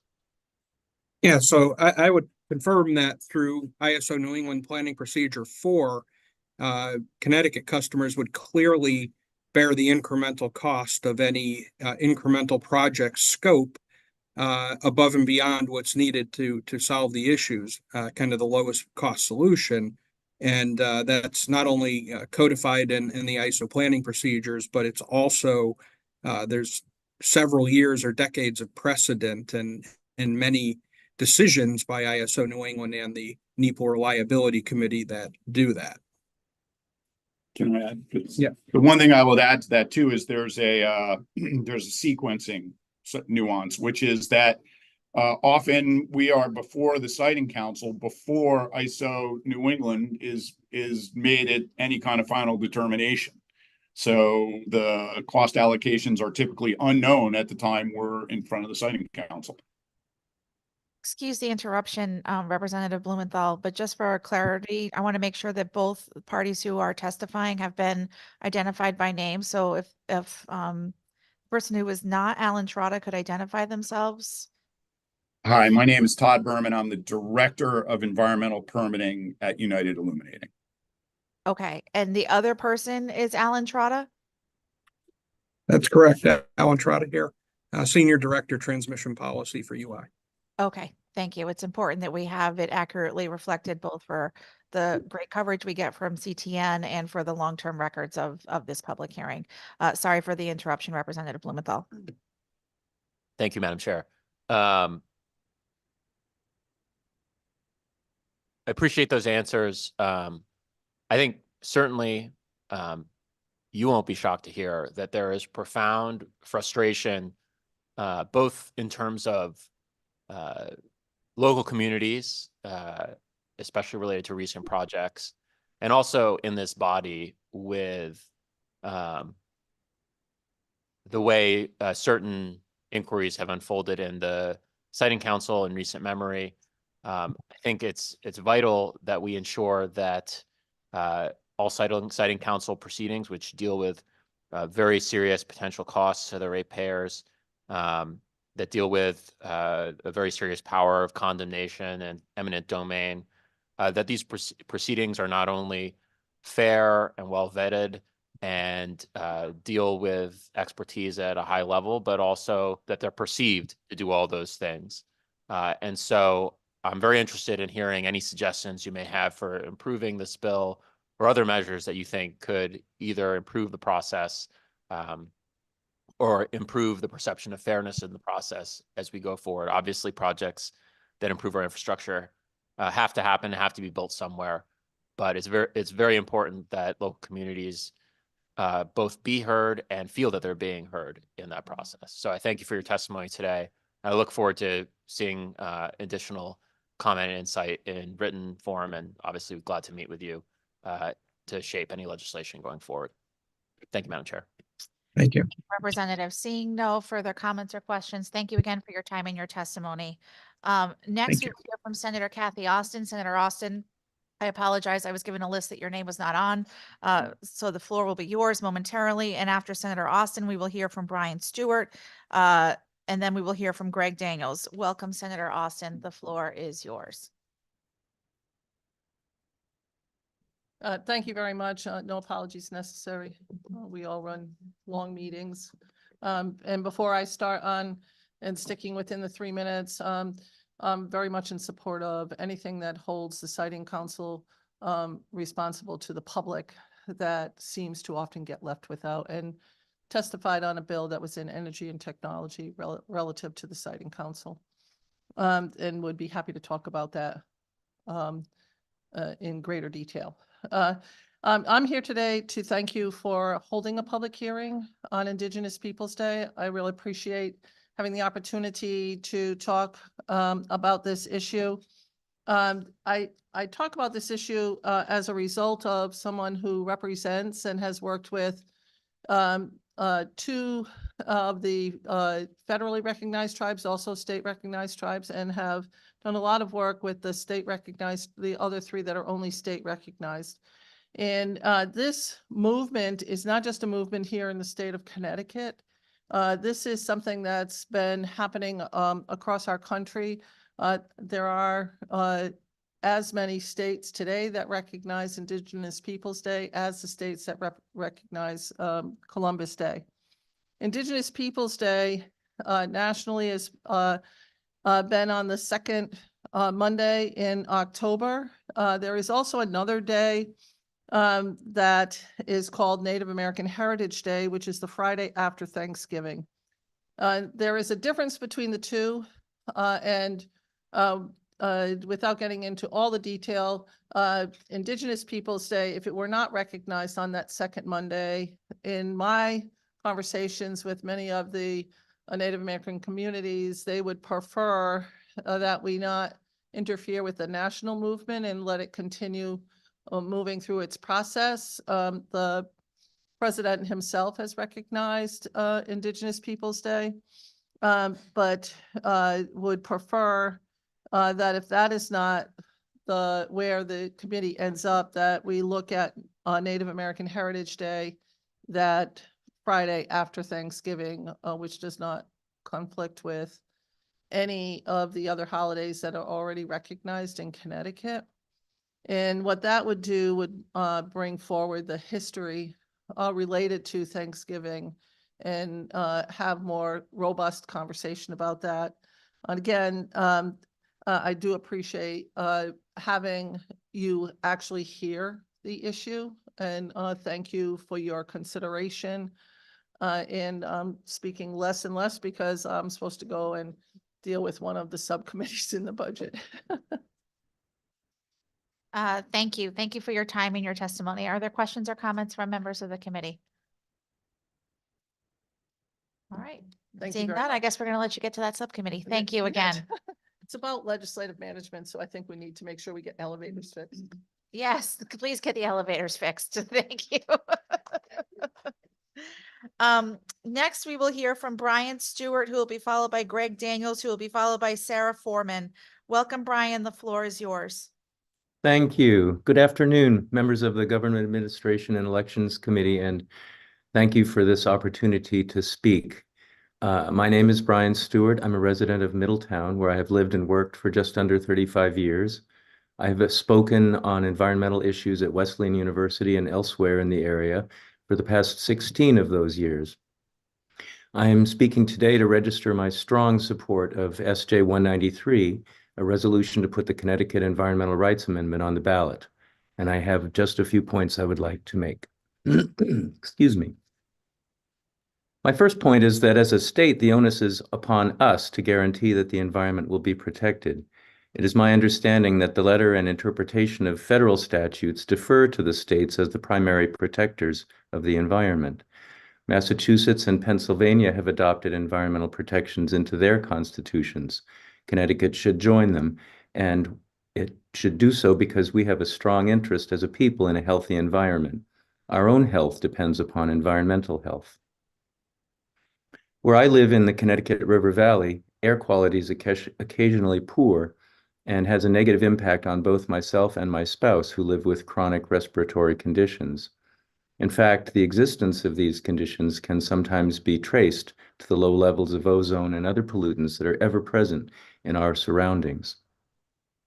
We also live near a small stream whose progressive degradation has saddened us, as increases in impervious surfaces have made increased runoff during storms more and more common.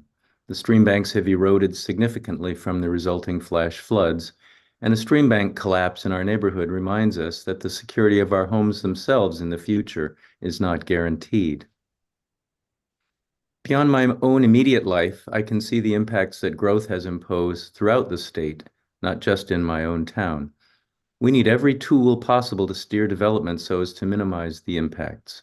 What good is economic growth in the long run if it slowly degrades the quality of life for those whom it benefits in the short run, along with those it does not?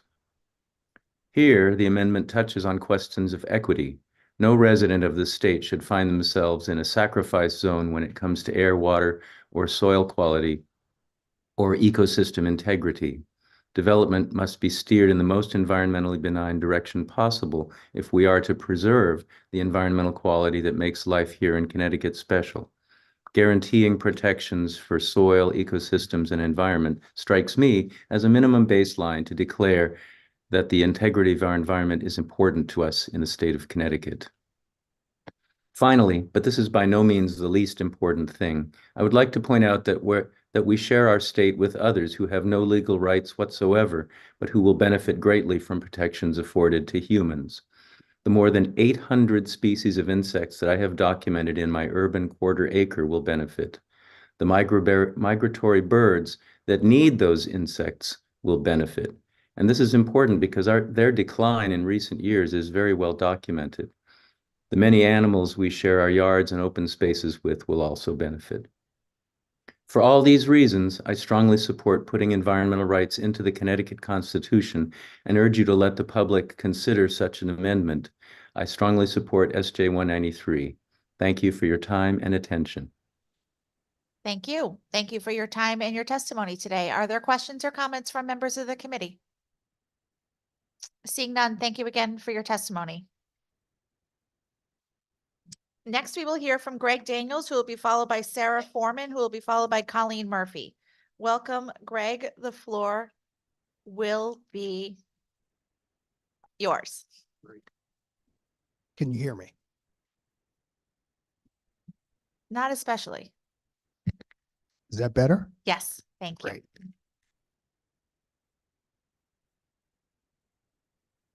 Good afternoon, Senator Fletcher, Representative Blumenthal, ranking members Sampson and Mastro Francesco, honorable members of the GAA committee.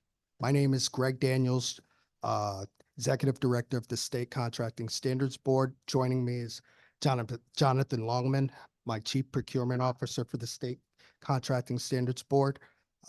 We are here to testify on Senate Bill 389 and Senate Bill 391.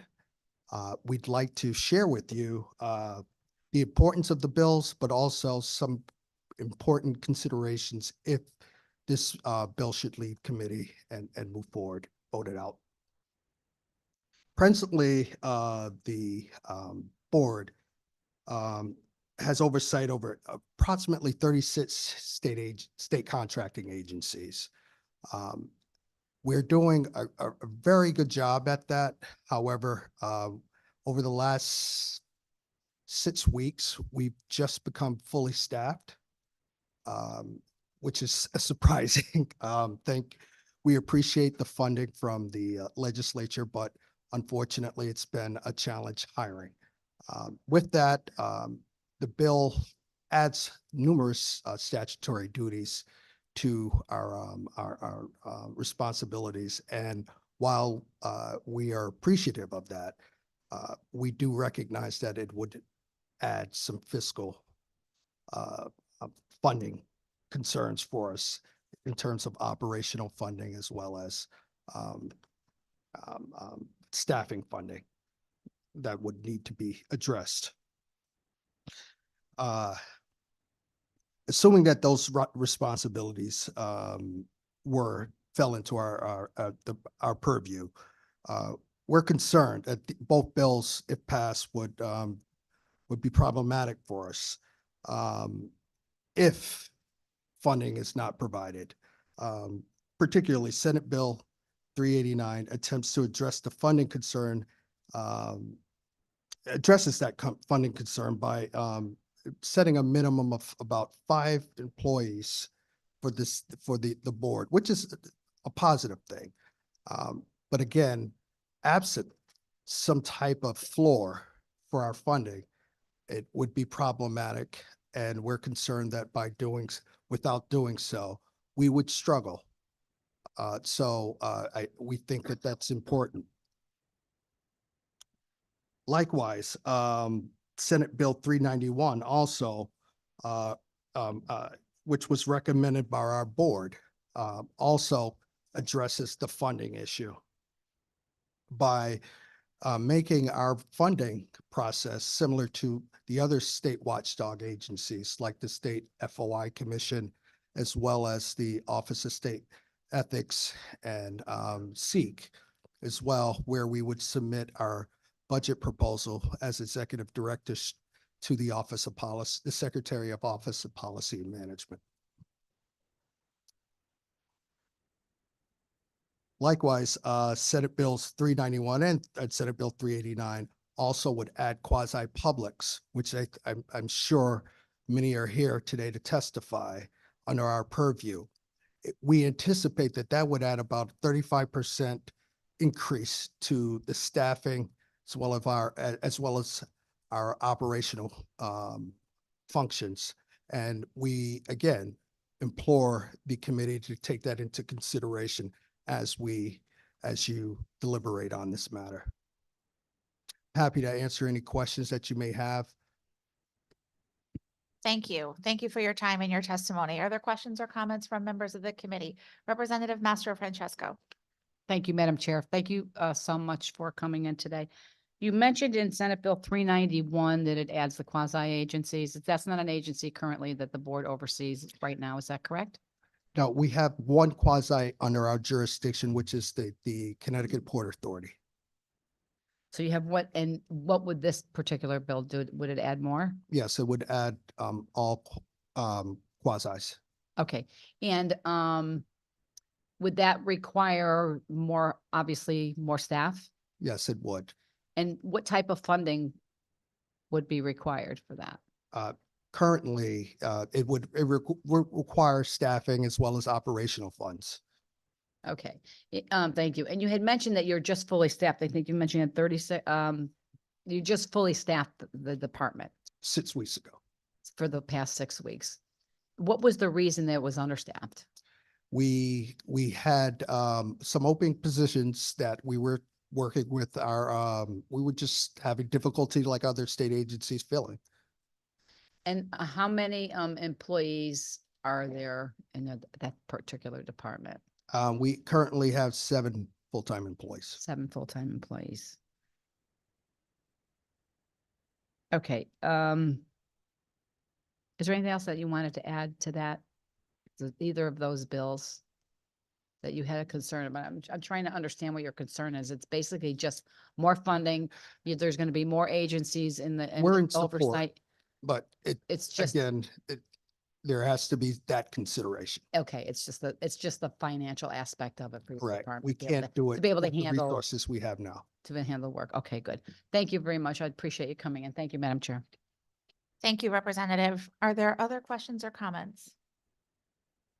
Seeing none, I do have a couple of questions for you. So you had talked about the process for budget proposals being submitted. Can you detail for us what the process is now for your agency? Currently, we're like most other executive branch agencies where we would submit our budget to through DAS. We were actually work with the budget analysts at DAS and OPM. And then we go through the Appropriations Committee, and the Governor's Office. If our bill isn't, if our proposal isn't adopted by the Governor's Office, then we would go to committee, for example, Subcommittee A, Government A, under the Appropriations Committee, and request maybe an adjustment. In this instance, it would be a technical adjustment this year, but. So I've asked other similar agencies this question this year. Was there a difference between the initial proposal that your agency put together in terms of what you said you needed for your budget Yep. and what was in Governor Lamont's budget proposal in February? Correct. No, I'm asking you a question. Is there a difference? Yes. Can you tell me what the difference is? The difference is approximately, I believe, 50,000, if I'm correct.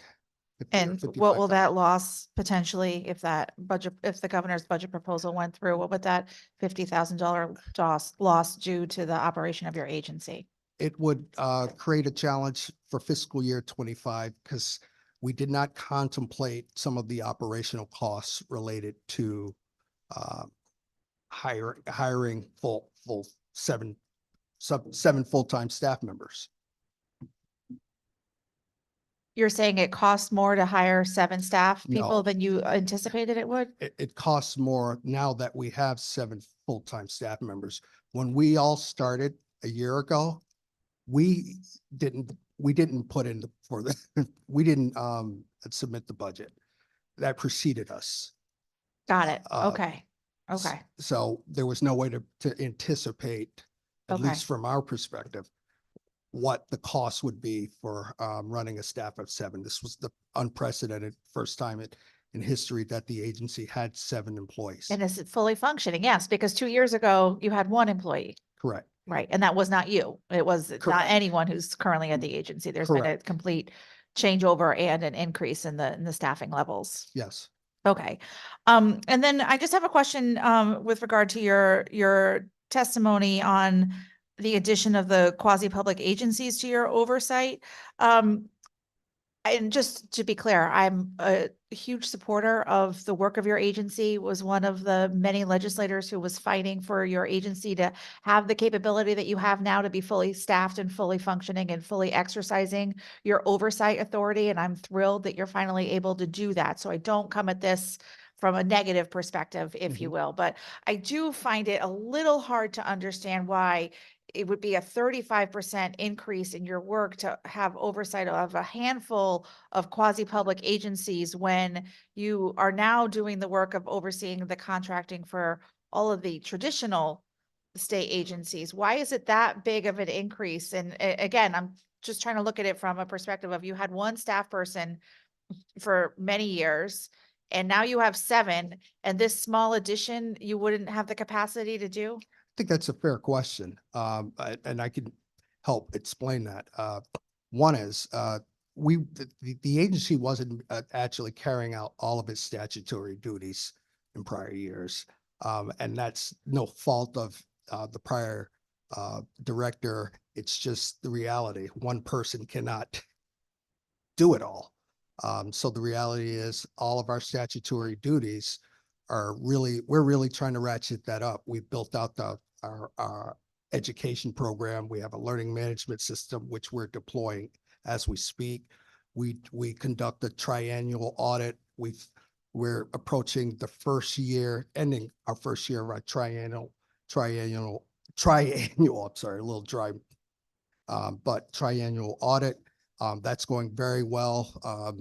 State agencies are responding very well to our findings, and they're working collaboratively with us. Likewise, we're trying to build out our contested case process. We don't have any regulations. We don't have any processes. So we have 1 staff attorney. So should we take on quasis and we need to go through a contested case process or a privatization case, multiple cases, 1 staff attorney, it's not practical. Thank you. I really appreciate that information. Thank you very much. Sure. Seeing no other comments or questions, thank you again for your time and your testimony today. Thank you. Next, we will hear from Sarah Foreman, who will be followed by Colleen Murphy, who will be followed by Shannon Keefe. Welcome, Sarah. The floor is yours. Thank you. Can you hear me? Okay. Senator Flexer and Representative Blumenthal and the committee, I want to thank you very much for this opportunity to testify.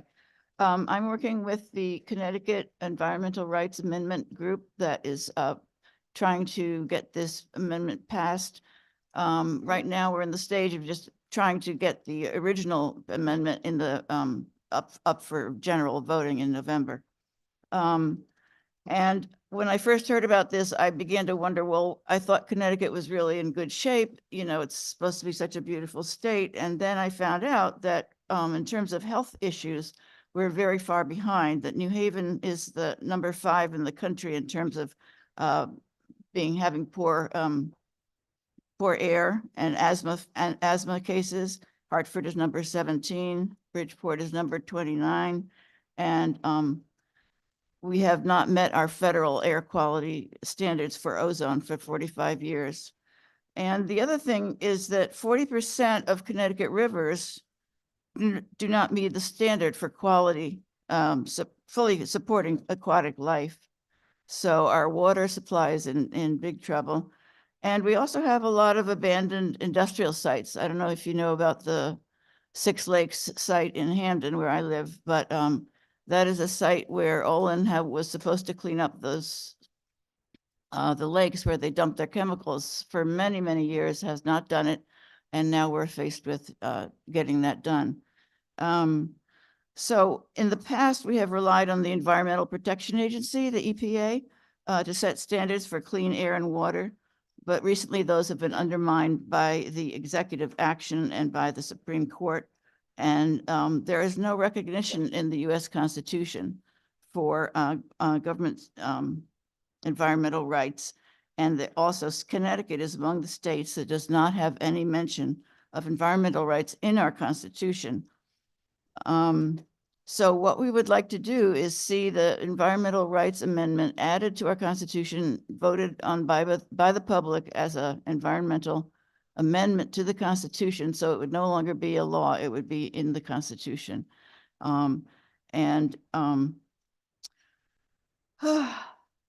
Basically, what the amendment does is it guarantees our rights to the essential life support systems of air, water, soil, safe climate, and healthy environments.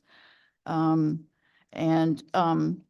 we heard from Maya Van Rossum earlier today, there's a lot of work to be done. In Montana, they've had a lot of success with their state amendment, and they had a group of young people who sued the state to prevent further provision in the Constitution, to put further provision in the Constitution. And in Pennsylvania also, a case based on the Green Amendment overturned state legislation that wanted to require municipalities to allow gas and oil wells in every single zoning district. So these are examples of how a Connecticut Environmental Rights Amendment, if adopted into the state constitution, can be used to advocate in the courts to overturn harmful legislation.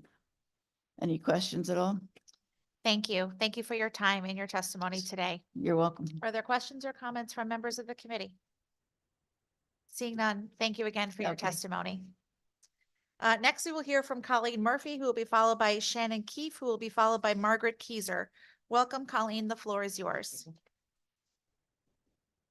Thank you, and good morning, Senator Flexer, Representative Blumenthal, Representative Mastro Francesco, and honorable members of the GAE Committee. I'm Colleen Murphy, the Executive Director and General Counsel of the FOI Commission. Thanks for the opportunity to testify on 3 bills, but I'm going to make it as quick as I possibly can, hopefully in under 3 minutes. Senate Bill 394 and House Bills 5447 and 5448. We've provided detailed testimony on all 3. I'll start with the House bills, both of which pertain to addresses. The first is 5447, and that is an act exempting the residential addresses of certain employees from disclosure under the FOI Act, which proposes a new classification of workers to the list of employees whose addresses are protected in 1217 of the FOI Act. And in this case, that's for the employees of the Office of the Attorney General. And the second bill is 5448, an act concerning the security of certain election workers and elections related locations. On that, we have comments on just section 1 that aims to add a host of election employees, officials, and volunteers to that list contained in 1217. And although we are sensitive, as we've said many times before this committee before, to the concerns raised, we must oppose both of those bills or sections thereof. The concept of adding classifications of workers whose home addresses would be protected has generally been opposed by open government advocates for years, and not because we don't care for the safety and security of public employees, but rather as transparency advocates, we believe first that we have to be transparent about how little protection are afforded by those provisions. There is not an exemption for all public records, as you know. There's carve-outs for voter records, tax records, land records. So it is not a panacea, and we want to make sure that people understand what you're getting for passing this legislation. Second, these provisions pose, we believe, a potential constitutional problem since only certain classes of employees and workers are protected while others are not. So that might be a 14th Amendment issue. And third, we think they're bad from a pure statutory perspective. They are unwieldy. The elections one, I think, would be really difficult to carry out and would seriously punch holes in the FOI Act, we think, for not much gain. Last, the commission opposed Senate Bill 394, an act establishing an exemption from disclosure for certain higher ed records pertaining to teaching or research under the FOI Act, which would add an entirely new exemption under the law for records of both faculty and staff arising out of teaching or research at public universities. The commission believes, as it did last year when a similar proposal was introduced, that the bill is extremely broad, unnecessary, and would shield records in which the public has a legitimate interest. The mission of our state's flagship university highlights teaching and research as fundamental functions. Given that, one must ask what records would not fall within the proposed exemption that's in this bill, arising out of teaching and research. The only records excluded from the proposed exemption are financial records, and the proposal doesn't include an explanation of what that would mean. There is great public interest in research that is conducted at public universities at public expense. Just a quick, another minute, not even a minute, especially research that addresses significant issues of our time, such as climate change, impacts of the pandemic on mental health, and vaccine hesitancy. These studies are of significant topics, and they carry with them a great responsibility and therefore require and demand a high level of scrutiny. Simply goes with the territory. We've heard some concerns about security and safety, again, sensitive to those, but we believe the FOI Act already includes many exemptions that would cover those records. We've only had 2 cases that I am aware of at the commission, I think in our history, that involved records that were requests for research records. One did not go forward because the Thank you. Could complainant you didn't please pursue summarize it. your testimony? Yep, and the second one, the court upheld the commission's determination on the safety and security exemption. So that is why we oppose the very broad proposal, and we ask you to reject all 3 of those bills or the section of 5448. Thank you. Thank you. Thank you for your time and your testimony. I have a few questions. Are there any scenarios looking at House Bill 5448 where you would be supportive of the non-disclosure of that information for election workers or no? If there were a way that it wouldn't be so unwieldy, and I haven't been able to think of a way that that would happen, because the way the bill is proposed, and I can't think of a solution, it would require people who have this protection to go to every single agency that they think might have their address in a record. And then it would require every single public agency who receives that kind of information to scour every record and try to ascertain whether somebody is in there who requested that. And it's also, I appreciate that there was a time period put in, but then that just means that you have to figure out, well, what happens after the time period expires? So people have to keep track of that as well.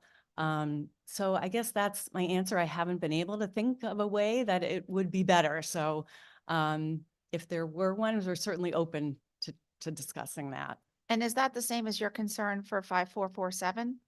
5447, very, very similar. I think, maybe a softer approach on 5448 because of its temporal type nature.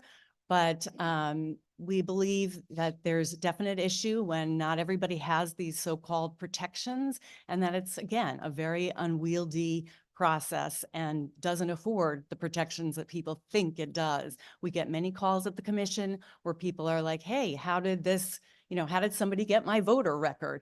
Well, that 1217 doesn't provide what you thought it did. And people are very upset. They're upset with us, but also upset with the legislature for not, getting an understanding of what they were getting with that provision. Right. And that's why this legislature has endeavored to make changes in this arena. And in this committee, we've also debated the privacy that people should be able to expect, in my opinion, from their names being on the voter rolls, but that has been met with opposition as well. So all of these things, again, when these laws were written in the decades ago, the internet wasn't there. The internet was not a thing. And this legislature, in my opinion, has failed to adapt to how quickly information spreads with the advent of the internet and how much people's privacy has just completely disappeared. But if you're someone who's lucky enough that your name isn't something like May Flexer, but is perhaps Jennifer Smith or David Smith, there is some anonymity that can still be held by some individuals. And I think is something that is worth protecting. Last year, didn't your office endeavor to find a compromise so it wouldn't be unwieldy? Didn't you present to this legislature something that would hold back all of the address records? I would not say that we presented that. We did work with people on that approach for the reason to really eliminate at least one of the issues that we had that I raised today. The belief that it's unfair to protect and again, I put that in quotes, to protect certain classes of people and not others. I mean, you can make a case for the Attorney General's employees, but you could also make a case for every agency that adjudicates cases where people are upset with the decisions that you make, including the Freedom of Information Commission.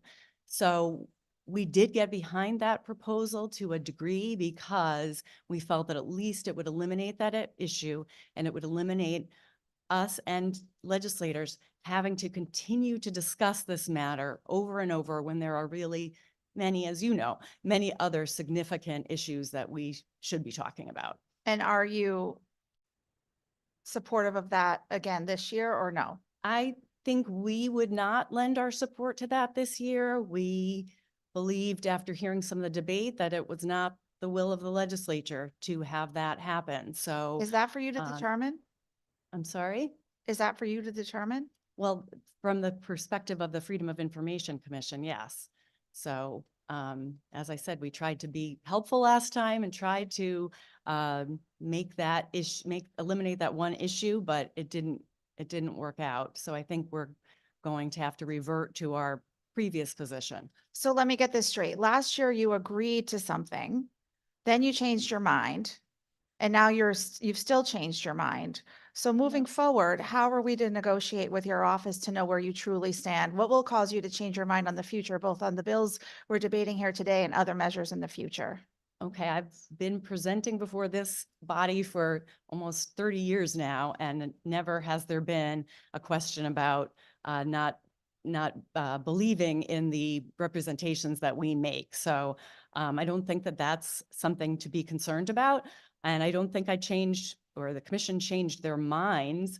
In the first instance, we attempted something that we thought might close this issue off, and it did not happen.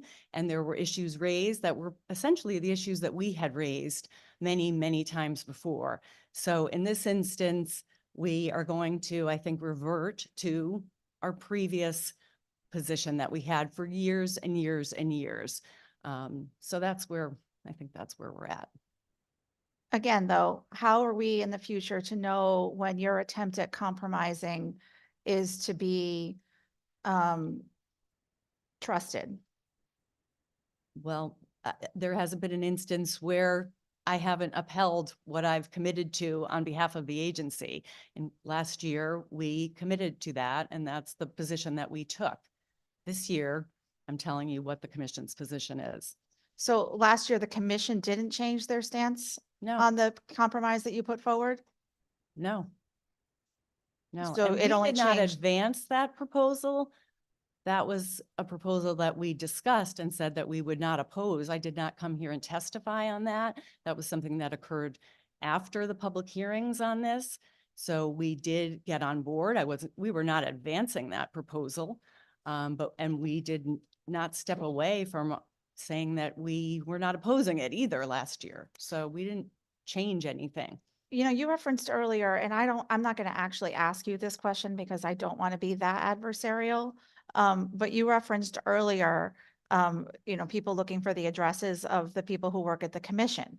Mhm. And given your perspective on these issues, it wouldn't be unfair, and I'm not actually asking you this question, but it wouldn't be unfair for me to ask you your home address right here and now, would it? You could ask me it, certainly. It's not in a public record at this moment. You're not asking me for it in the context of, can I have a public record that references that? But if you want to know where I live, it's certainly in a million public records, probably. And if you want me to tell you what it is, I will tell you what it is. No, I don't want you to tell me what it is, but you clearly think that there is a value for me knowing what it is if I were to file a request with your office. I wouldn't think that there was any objection to it, to disclosing it under law, and I wouldn't have a problem with it. even if I was someone who was very upset about decisions that your office has made? I mean, I think people could get my address in any number of ways. I don't think that's the way to address that concern. Okay, thank you. Are there other questions or comments from members of the committee? Representative Mastro Francesco. Thank you, Madam Chair. Thank you. It's very nice to see you today, and thank you for your Thank you. testimony. I just had a quick question for you on Senate Bill 394 that you testified on. Yes. I remember this as a bill from last year, and there was a testimony from someone who was from this school that was inundated with FOI requests. Is that still the same going on right now? You know, that's something we have heard about from proponents, I believe, of an exemption such as this, but nothing that I am aware of. As I indicated toward the very end of my testimony, from the commission's perspective, we've only had 2 cases involving research type information.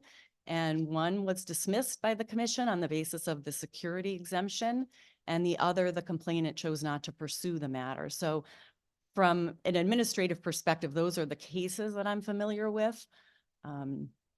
Okay, thank you. I mean, 'cause it doesn't appear that it's an ongoing issue where people are really curious. They want to know what's going on at the university there, and that they're seeking information all the time, going through FOI. So it doesn't seem like, it seems like an isolated situation, obviously, that happened, that you can recall those 2 incidents. As that far would- as I'm aware, Right. and I believe there are many exemptions that would cover what you may hear in future speakers' testimony about what the concerns are. Correct. Thank you. Thank you for that clarification. And then just for the record, I just wanted to just touch base a little bit on what Senator Flexer was talking about. And just so I'm clear, understanding your position this year on this particular issues with 5447 and 5448 are that the Freedom of Information Commission is not in favor of the legislation that's before us, 5447 and 5448. And that Yes. the bill that towards the end of the session, that there was a compromise on, or where that issue is no longer, and you're reverting back to your no position on it, the original intent. Is that, I just want to clarify. Yes, I That is it. think that's fair. Okay. Thank you for your testimony today. Thank you, Madam Thank Chair. you. Thank you, Representative. Representative Blumenthal. Thank you, Madam Chair, and thanks for being with us today, Murphy. I had a question on HB 5448. In your testimony before, you indicated that the issue with that bill, or the section of that bill that deals with FOI, from your perspective, was that the individual having to apply to a variety of agencies that may have their personal information would be unwieldy. Is that fair to say? Yes. Okay. What if we, looking at this, a person who wants to harass an elections worker or official probably is looking for information in relation to their work as an elections worker official, and probably is only looking for that information from an agency that has connection with that person in relation to their work as a elections official or elections worker. If we confined the exemption that the person could apply for to agencies or information that's supplied in relation to their work as an elections worker, would that significantly reduce the concern that you have as to the unwieldiness? Could you just state that again, that you would limit it to those who? Yeah, so limited, I don't want to draft legislation in real time, but if we were to limit the exemption to circumstances where the information was supplied to the agency, or an agency has that information because of the individual's work as an elections worker, if we were to limit it to those circumstances and those agencies, would that resolve, or at least somewhat resolve, the unwieldiness concern that you have? Sure, I think it would lessen it to some degree. It's also unwieldy, I think, for the people who have to administer it. So not just for the people who would need to go to the agencies, but the people who have to administer and respond to those requests. Okay, and obviously if we restricted those agencies, all those people at the agencies that were not affected would not have to be dealing with it. All right. Well, thank you very much for your testimony, and thank you, Madam Chair. Thank you, Representative. Seeing no further comments or questions, thank you for your time and your testimony. Next, we will hear from Shannon Keefe, who will be followed by Margaret Keyser, who will be followed by Melanie Bachman.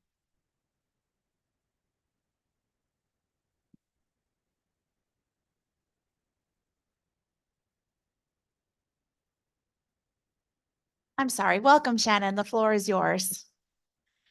Good afternoon, co-chairs Flexer and Blumenthal, ranking member Mr. Francesco, and distinguished committee members. I'm Shannon Keefe, the Legal Programs Director for the State Elections Enforcement Commission. Executive Director Brandy has submitted detailed written testimony on 7 bills and has asked me to deliver very brief remarks today. I thank you for the opportunity to speak. First, we strongly support 3 bills, Senate Bill 390, House Bill 5448, and 5449. On 3 bills, then, we offer comment but cannot, as currently drafted, support them yet. The first, Senate Bill 387 regarding online platforms, needs clarification on its intent and its reach. The proposed changes in that bill, viewed broadly, could undermine the campaign finance structure in Connecticut. And if that is not the intent and changes are made to draft more modestly, the proposal would not be so problematic. Clarification is needed, and our written testimony goes into more detail and specifics. We also have detailed written comments on House Bill 5450 concerning artificial intelligence. The bills before the legislature this session address the period 90 days before a primary or election only. There are other bills this year that will also help voters assess political messages. The Muni Filing Bill, Senate Bill 262, will allow voters and media to easily see patterns of outside money in local elections and referenda. And Section 16 of Senate Bill 252 implements attribution requirements for television, radio, and phone calls for referendums, similar to what we now have for other independent expenditures and candidates. Knowing who is spending money to put out those messages, where the money comes from, and how much of it is being spent will also assist voters in assessing the veracity of what they are seeing. And it is information which would be required always, not just 90 days before the vote. We hope that as you consider artificial intelligence legislation, you'll consider including additional information. House Bill 5452 is problematic as drafted. In its current form, it will cause more harm than good. We've submitted detailed written testimony regarding our concerns. One issue we do want to point out today is the importance of attributions and making sure that the average voter can understand the information that's being communicated to them regarding who is paying. And lastly, we vigorously oppose Senate Bill 392. It harms the program, makes the application process much more onerous for treasurers, makes the grant application process more lengthy for every participating committee, and without a doubt, it will delay grants. The bill also takes a sledgehammer to our ability to investigate and punish campaign-related complaints, and it opens the door to fraudulent electronic contributions. Our written testimony goes into detail on why this bill is so damaging, and we oppose it in the strongest terms. We stand ready to work with the committee to improve the bills and effectuate their purposes without unintended consequences. I thank you again for the opportunity to speak and will happily answer questions. Thank you. Thank you for your time and your testimony. Are there questions or comments from members of the committee? Representative Blumenthal. Thank you, Madam Chair. And thank you for your testimony, Shannon, and for being with us today. I wanted to just review with you the comment you had on the artificial intelligence bill. Would you mind reviewing that for me? And I may have an additional question. We were just suggesting that in addition to what's being proposed with respect to attributions for deceptive ads using artificial intelligence that will appear 90 days before, that you also look more broadly at the information regarding who's speaking that could be added to the statute as well to assist voters. So outside of that 90-day, to let people know easily and search who's speaking in local elections and referenda would help them assess the veracity as well. Okay, and under our current law, are those attributions not necessarily required in that circumstance? Well, the availability of the information about who's spending to speak and how much they're spending and whether they're from outside Connecticut, where the money is coming from is really difficult to get to on the municipal election. You know, it's 369 towns. They're all over. It's not electronic. It's not searchable. People would have to go from town to town to town to try to figure out who's been spending, and they wouldn't be able to see patterns. If you made it available, the media would be able to look and see, is somebody from outside Connecticut coming in and funding an effort to affect our school boards that they won't be able to detect otherwise. Okay, so it sounds like it's not necessarily that there are issues with the language as written in the AI deceptive media bill, but that you're just more broadly referring to broader issues that you'd like us to address. Yes, and then there's some issues that are in our testimony that are just like the definition of candidate, and to consider the definition that we already have and how that intersects. And if you do want it to be broader, to be aware of that, like very technical things. Okay, and the issue you referred to in terms of having broader access in the municipal and budget referenda, we have another bill before the committee that was heard previously, and your office testified in favor of it, that would mandate that municipal candidates also file with their filings with ECRIS system.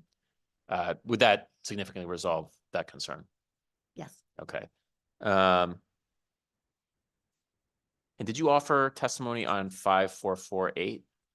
Yes. Okay, sorry, just could you remind me very briefly any concerns you had about that bill? We weren't quite sure. Well, there's multiple portions of it. Going backwards, one is when the CPI indexing will occur. Last year, we proposed that. I confused. Are you thinking 5452? Oh, Sorry, yes, I'm I talking was. about the Okay. bill 5448, which is the protecting election workers and officials and infrastructure bill. I missed whether you offered testimony on that. We simply offered our support for it. Okay, We think all it's important. Thank you very much. And I take it that you'd be glad to work with us on addressing concerns in any of these bills. Absolutely. All right, thank you very much. Those are my questions. Are there other questions from the committee? Representative Mastrofrancesco. Thank you, Mr. Chairman. Thank you. It's nice to see you again. You had a testimony on Senate Bill 392. You had some issues with it. Yes. Obviously there's a section, the main part of it is that if somebody gives a contribution to your campaign and it does not qualify with SEEK, many candidates, I'm sure most will tell you that they feel that that money should go back to the contributor and not be put into the SEEK, into the CEP fund. Is that part of the bill you have an issue with? It's how it's done. Right now, the non-qualifying contributions can be returned up until the time that you apply for a grant. And we have offered numerous ways to help treasurers understand that which won't qualify. They have an election officer assigned to them. They have the opportunity to come in for pre-application reviews. Last cycle, 60 candidates did that. And we tell them what doesn't qualify, they can refund then.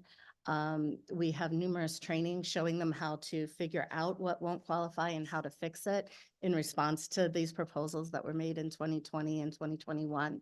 We stepped up our training materials. We now have online mods that they can watch at midnight. We Right. bring them in for a meeting to help them understand, and they can go home and refund if our elections officers spot things that are going to be problematic, if that's what they want to do. But when they finally apply, then what happens is when they file their Form 15 saying, I've qualified for the program, what they're saying is, all I have in is clean money and everything else has already been refunded by the time I come in. And again, it's their choice when they come in, and or it's part of the buffer. So right now, all I have is clean money in my account. And then we're going to put in the public funds, which are also clean, and that's what they spend.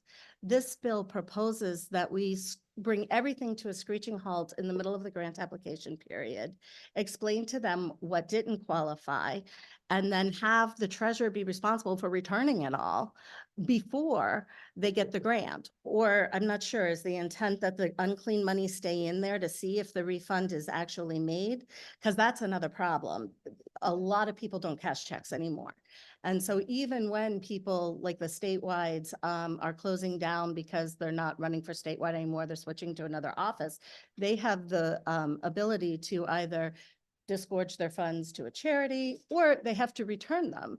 And almost all of them choose not to return them because it is so burdensome to track that money and figure it out. And they've got all the time in the world to do that. But to try to ask the treasurers in the middle of the application period to do it is really problematic. So usually, and through you, Mr. Chairman, so usually that is when errors are found, right? Once they apply for the grant, they're assuming I've collected all my money. I'm assuming everything is okay, right? I don't know. And then you I go don't through the know. audit process. So now they're applying for the grant. And I'm sure it's happened with many candidates come back, okay, you applied for the grant, but guess what? This contribution doesn't qualify because they, I don't know, they forgot to dot their I's or whatever. Excuse me. That's when you find the mistakes, right? And isn't the grant held up until that is rectified if there's no buffer money put in there? That's not when we find the mistakes. The Okay. treasurers are supposed to be finding the mistakes beforehand. They're supposed to be looking to see if they've got a PO box for an address. They're supposed to be going and getting the right address before they bring them to us. And again, we've instituted a whole bunch of things before we actually accept their Form 15 and their paperwork from them to try to go over it with them to see if they've looked for these things. We invite them in for a meeting to sit down with their paperwork. Our elections officers sit there and sort their Form 15 and their Form 30 that they want to do, that they want to Right. submit with it, right? So we do everything we can to help them, but if the treasurer isn't careful, then yes, we will discover it when we do the application review. The problem with this is that it requires the return, and the treasurers that it's going to hurt most are the treasurers that are already the most challenged. Like, you're going to add something that's very difficult that statewide experienced treasurers choose not to do without a time limit to the people who are most challenged, who are making the most mistakes, and you're going to put a barrier to giving their candidate a grant in front of them during the time when they need the grant. I understand that, and mistakes do happen, and I think you can agree to that with every single department, with everybody in this world. Things happen. Treasurers do make mistakes. Right. That's why we have the IRS. So I guess what I'm trying to find out from you is I'm looking for a reason, a legitimate reason why the state of Connecticut should keep someone's contribution and not refund it to them. And it is because it does not qualify for the candidate. Why should the state of Connecticut keep that money? Through you, Mr. Chairman. I understand what you're asking. I think it's part of a program that gives a lot more money to the candidates than the few contributions that are taken away. A senator in a party dominant, a senator with a party dominant grant for primary would get $233,600 of public funds. And yes, some of those contributions might not qualify at the last minute after the treasurer has applied. But the amount of money that goes back out to the people's candidates, the ones that they chose to support, certainly makes up for that. Right. I get it. Doesn't really answer my question. You know, the donor donated to someone's campaign. They want them to have that money, and no, it doesn't qualify, but we're going to keep it. The state of Connecticut is going to keep it. So you cannot get your money back, even though you intended to donate to the candidate. That's the issue. And there has to be some fix in there. There are There- other types of public financing programs like matching funds where they look at each individual contribution and they match it if it meets everything, or they don't match it. But that requires candidates to keep fundraising throughout. And Connecticut's not chosen that program. Right. So this program built in does have that some of in order for us to get the grants out timely and to everyone all at once, it does have a few contributions that haven't qualified being put back into the pool of money that's being given out. But that's just part of the system, and it's certainly a very small part.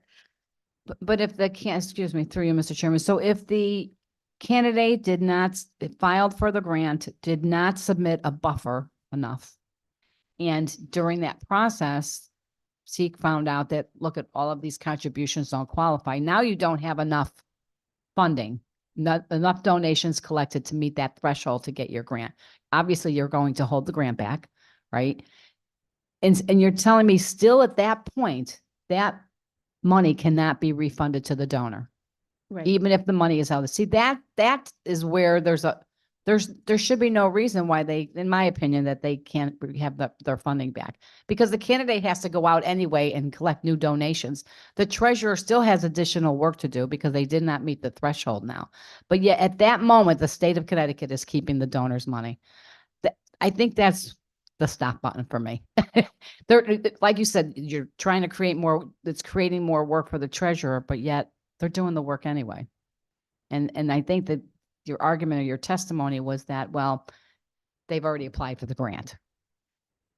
Well, it's the mechanics of getting the money out of there and checking that it's gone. That doesn't have to be done. So you would be adding another step to the grant process for those people. But you would also be adding a whole lot more work for the elections officers that are supporting the grants going out for the other candidates who may have raised a perfectly adequate buffer, come in and have no problem. We have candidates that give us $6,000 buffers. They just want to be done with it, want to be certain, and they're fine with it. And their grants will also be held up because our staff is going to have to be over here working with these people to make sure that everybody, first of all, they're going to be required to refund theirs, even if they don't want to under this bill. And then we're going to have to be working with everybody to make sure that the money's out of the account before we put the clean money in. So it's going to be a massive delay. We don't have the staff for that. Understand. Thank you. Thank you for coming in and testifying. Thank you, Mr. Chairman. Thank you, Representative. Further questions from the committee? Seeing none, thank you very much for being with us today and offering your testimony. Next up, we have Margaret Keyser, followed by Melanie Bachman, followed by Jason Perlow. Good afternoon, everyone. This is my first time ever doing this. I'm representing myself as a poll worker in the town of Portland, Connecticut. We have wonderful elections, no real issues, except. I'm sorry, Ms. First, let me Keyser. just say that I'm sorry to here- interrupt. If you could just state your name for the record. Margaret Ann Keyser, Thank you. and I'm here on Bill 390. I'm in favor of it for a lot of different reasons. And again, I'm just representing myself, and I am a poll worker. So I do see a lot of things that were brought up today by people who are heads of committees and whatnot. So I'm feeling a little intimidated, but we do get a lot of same day balloting. We do have issues that come up where there could be some funny business that goes on. And again, because my town is really on top of things, people have been fired for this, and not allowed to work the elections anymore. But there are a lot of holes. And I do believe that if we tighten up and make a 1 year mandatory on voter fraud and, everything surrounding this bill, it would definitely stop some of that issue. Also, I feel, in my humble opinion, and this is just a sidebar, is I feel if we did 1 day voting on paper ballots without the machines, we would also be helping our state quite a bit. I think that would help with us believing in our voter integrity more, Believe me, it's not easier for me, but I believe it would give us more integrity. And this long process of voting, this long voting weeks that we have, it brought up, I went to a committee meeting last night, it brought up our voting budget in the town of Portland by 82.9%. So it's fiscally, having ramifications. But I think that, just the one day, I wish it would be just one day voting, paper ballots, and also this increased measure of a higher ramification if somebody were to be doing something, nefarious with the ballots, so that, and it also, to a certain extent, protects us, because I do have to walk across those parking lots. I've never had big trucks flashing their lights at me, but have I felt very uncomfortable about leaving a ballot place, knowing that the intensity and the emotion has been as high as it's been over the past few years? Yes. And I guess that's all I have to say. I just wanted my voice to be heard, and I appreciate you listening to me and hopefully taking me seriously. Thank you. Thank you very much for being with us today and offering your testimony. Are there any questions from the committee? Seeing none, thank you very much. We appreciate it. Next up is Melanie Bachman, followed by Jason Perlow, followed by Ian McDonald. Good afternoon. Yep, whenever you're ready. Thank you. Good afternoon, distinguished members of the GAE committee. My name is Melanie Bachman. I'm the executive director, the staff attorney, and the legislative liaison for the Connecticut Siting Council. Thank you for the opportunity to speak on bill number 5453, the last bill on the agenda that clearly stands out among the rest. I'll be brief, as we also submitted written testimony yesterday. The Siting Council is an administrative agency operating under the Uniform Administrative Procedure Act and the Public Utility Environmental Standards Act. It was created to regulate energy and telecommunications infrastructure on a statewide basis due to competing interests, costs to electric ratepayers, and litigation. It balances the public need for adequate and reliable public utility services with the need to balance the need to protect the environment and the state. The Siting Council is not a general fund agency. It is funded by invoicing and assessments that are issued to the industries that appear before it. The Siting Council is an autonomous agency. It is not part of DEEP. DEEP has a seat on the council, as does PURA. Public members of the Siting Council are per diem. They're often retired professionals from fields of government, electrical engineering, environmental science, and academia. Like teachers, the members are not paid for the prep work outside of the hearing room. Siting Council is supported by a 9-member full-time staff that includes 5 technical analysts with over 75 years of experience in environmental science and engineering. The Siting Council adjudicates applications for gas transmission lines, electric transmission lines, electric substations, cell towers, and electric generating facilities that include, but aren't limited to, renewable fuel facilities such as solar, wind, fuel cells, and battery storage. It engages in a quasi-judicial process with an afternoon evidentiary session and an evening public comment session. And it includes the development of an evidentiary record with participation from parties and interveners through testimony, exhibits, cross-examination, and public comment. Any party to a proceeding may appeal a Siting Council decision. At present, we have 5 applications pending for new cell towers, 15 solar facilities, 3 electric transmission facility upgrades, and 2 battery energy storage facilities. The Siting Council opposes Section 1 of this bill as it adds 4 ad hoc members to the Siting Council from the municipalities where the facilities are proposed to be located. Municipalities have a direct interest in the outcome of a proceeding. At present, they enjoy a pre-application consultation, opportunity to submit written comments, participate as a party, collect from a municipal participation fund, and an appeal of a Siting Council decision. CSC also opposes Buckman? Section 4. Yep. I'm sorry to interrupt. Your time has elapsed. If you could just summarize in a sentence or two, and then we'll see if you have any questions. Certainly. We oppose Section 4. That requires the heightened standard of review that is used for termination of parental rights proceedings. And we oppose the addition of subjective terms such as aesthetic, economic value, and benefits of a facility to our statutory criteria that are undefined.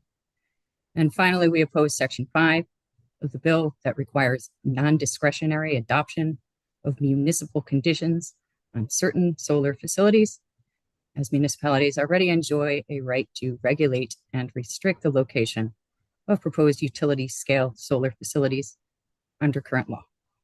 Thank you. Thank you for your testimony. Are there questions from the committee?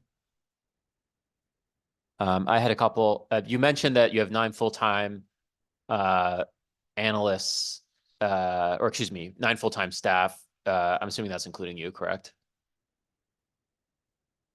That's correct. And so the full-time staff that you have, you indicated that at least some of them have engineering experience. Is that engineering experience necessarily in the utility space, or I guess there's also hazardous waste or related matters? Is that experience? Sorry. Hopefully you understood my question. If so, can answer it. If not, I'll rephrase it. I do understand your question. Thank you. And yes, we do have an analyst who has experience in power system engineering as well as mechanical engineering.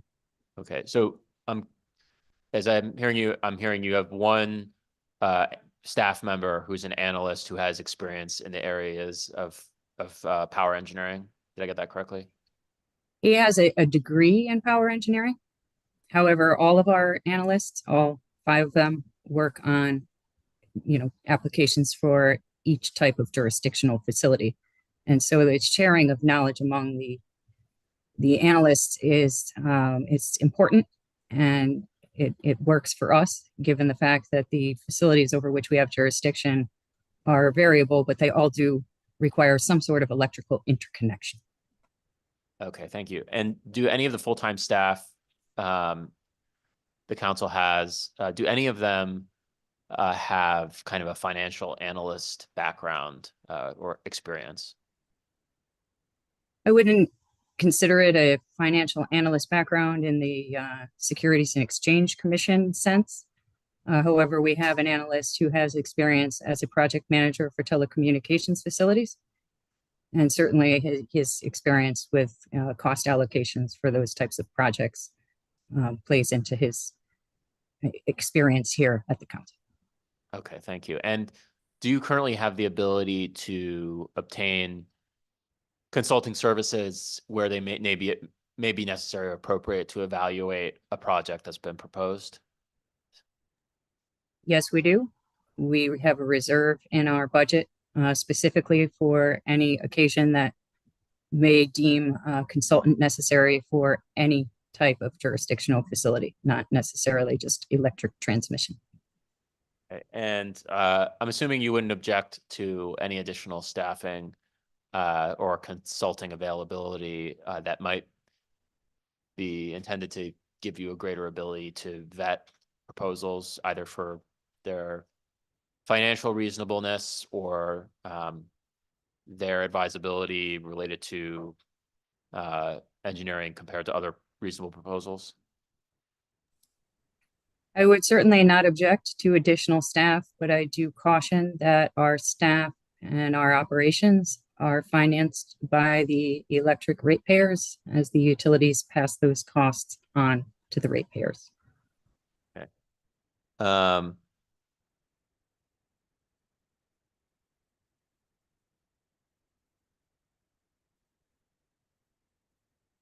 And it seems from your written testimony as if your objection or concern about a number of the provisions is that they're not defined in the text. If definitions were provided, would that alleviate some of your concern? It may alleviate some concern. However, I just did not see where the state has a policy on aesthetics, and the criteria that exists today are all based on state policies with competing interests that must be balanced by the Siting Council. Okay. All right. Well, thank you very much for your testimony today. I don't have any further questions. It looks like none of my colleagues do either. So appreciate you being with us, and we'll hope to work with you as we go forward on this legislation. Thank you. Next up is Jason Perillo, Representative Jason Perillo, followed by Ian McDonald, and followed by Erin Choquette. Representative Blumenthal, Representative Mastro Francesco, members of the committee, thank you for the opportunity to speak. I'm here today to speak on behalf of the House Republican Caucus in support of Senate Bill 390, an act concerning penalties for certain election crimes. First, I'll say what the bill does, and then I'll say why. The bill creates mandatory minimum sentences of 12 months for specific election crimes. These are crimes that exist in Title IX right now. These are our most egregious campaign finance or election crimes that we face right now. But let me tell you why. It is no secret that here in the state of Connecticut, election fraud is real. It happens all the time. We don't like to talk about that. We don't like to admit that. But when it's caught on camera, we're given no choice. And that is exactly what happened in this past municipal election. As you may recall, an individual was seen stuffing ballots, absentee ballots, into a publicly placed absentee ballot box. You'd think this was the first time that that had happened, but it wasn't. It had happened a few years earlier, and in fact, the perpetrator was the exact same individual. Now, so why is this proposed legislation before us? Because we have a track record here in Connecticut of not punishing crimes like that. In fact, we have a track record of, in some ways, rewarding it. The individual I just referenced, who stuffed absentee ballots into a ballot box, was just reelected last night as vice chair of her local party committee. It wasn't punished. It was celebrated and rewarded. And I don't think that's a system we should have. I don't think that's a system that we should accept.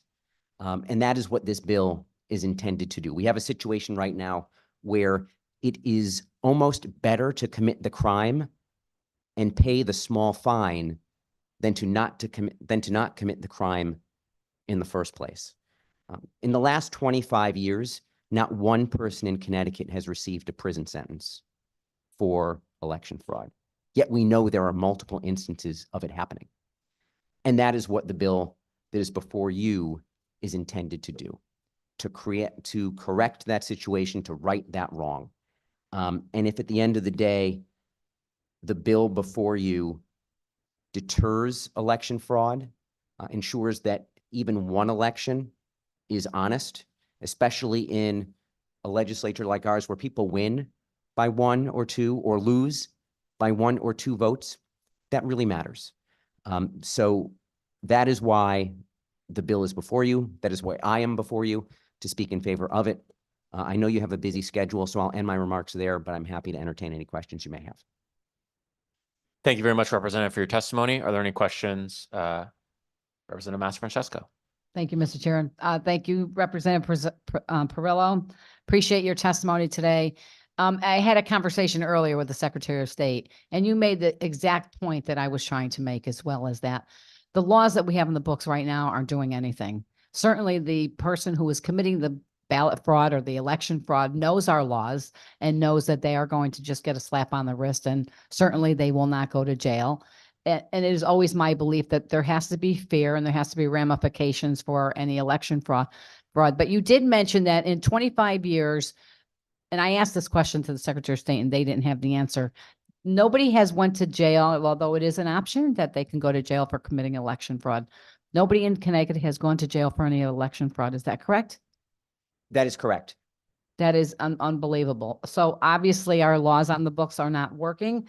I think this piece of legislation is very, very significant. I honestly can't see how anybody would be opposed to it because what we're doing right now is not working.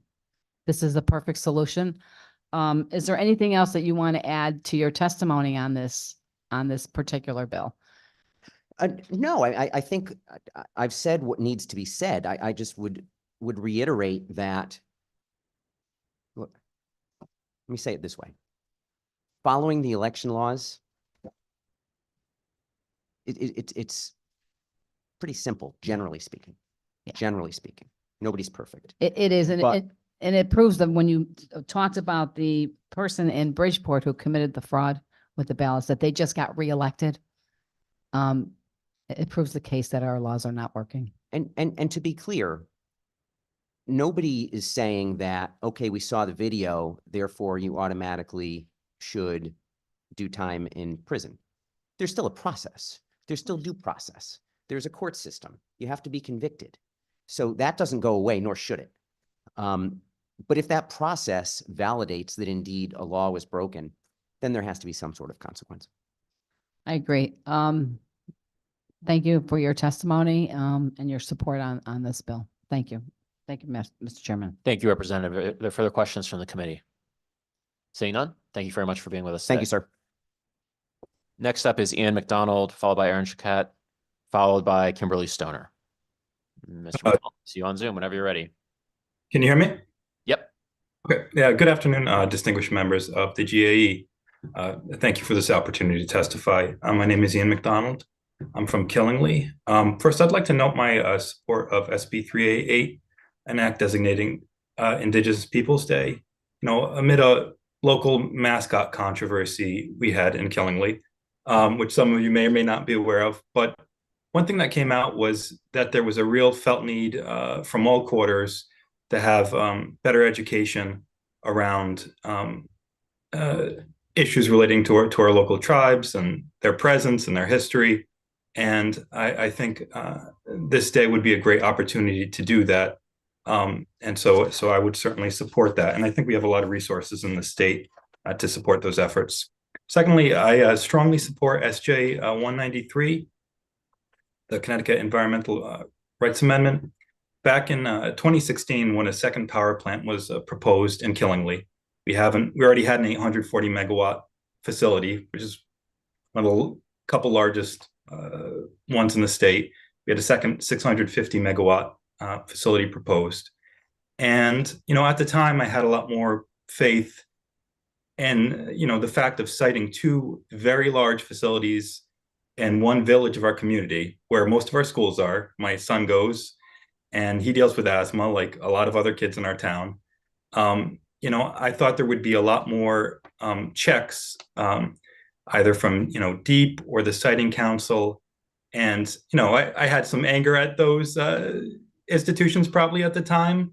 But what became clear was that they really had very constrained authority to kind of deal with the cumulative emissions from a second power plant.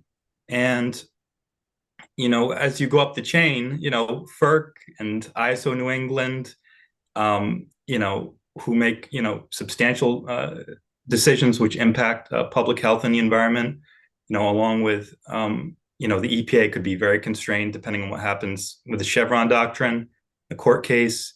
You know, a lot of actors felt they really could do very little to actually protect public health and the environment from pollution. And as such, I'm really, you know, strongly supporting this SJ 193 because a lot of, whether we like it or not, a lot of the authority to actually protect residents and our local environment does come down to the state, and the state has more authority. And I don't think that's fair that you guys get this dumped on your lap, but I do think it's the reality. And I think this would be an important tool in our toolbox when things do fall through the cracks. Now, we made some progress with the EJ bill, but that was that only allowed DEEP that they may consider cumulative emissions. And there was a carve out for towns under 10,000, and towns like Killingly, who have traditionally been in the distressed municipality category and have recently fallen off, might not be protected. So, you know, as such, I think this is really important. It's really important for a lot of communities all around Connecticut, and I hope you will support it. Thank you. I'd be happy to try to answer any questions. Thank you for your testimony, Mr. McDonald. I'll ask the committee members if there are any questions. Seeing none, thank you for your testimony. We appreciate your perspective. Thank you. We'll move on to Aaron Choquette, who will be followed by Kimberly Stoner. Is Aaron here? Yes, thank you. Good afternoon. You're online. Great, thank you. Go ahead. My name is Aaron Choquette, and I am the CEO of the Connecticut Paid Leave Authority.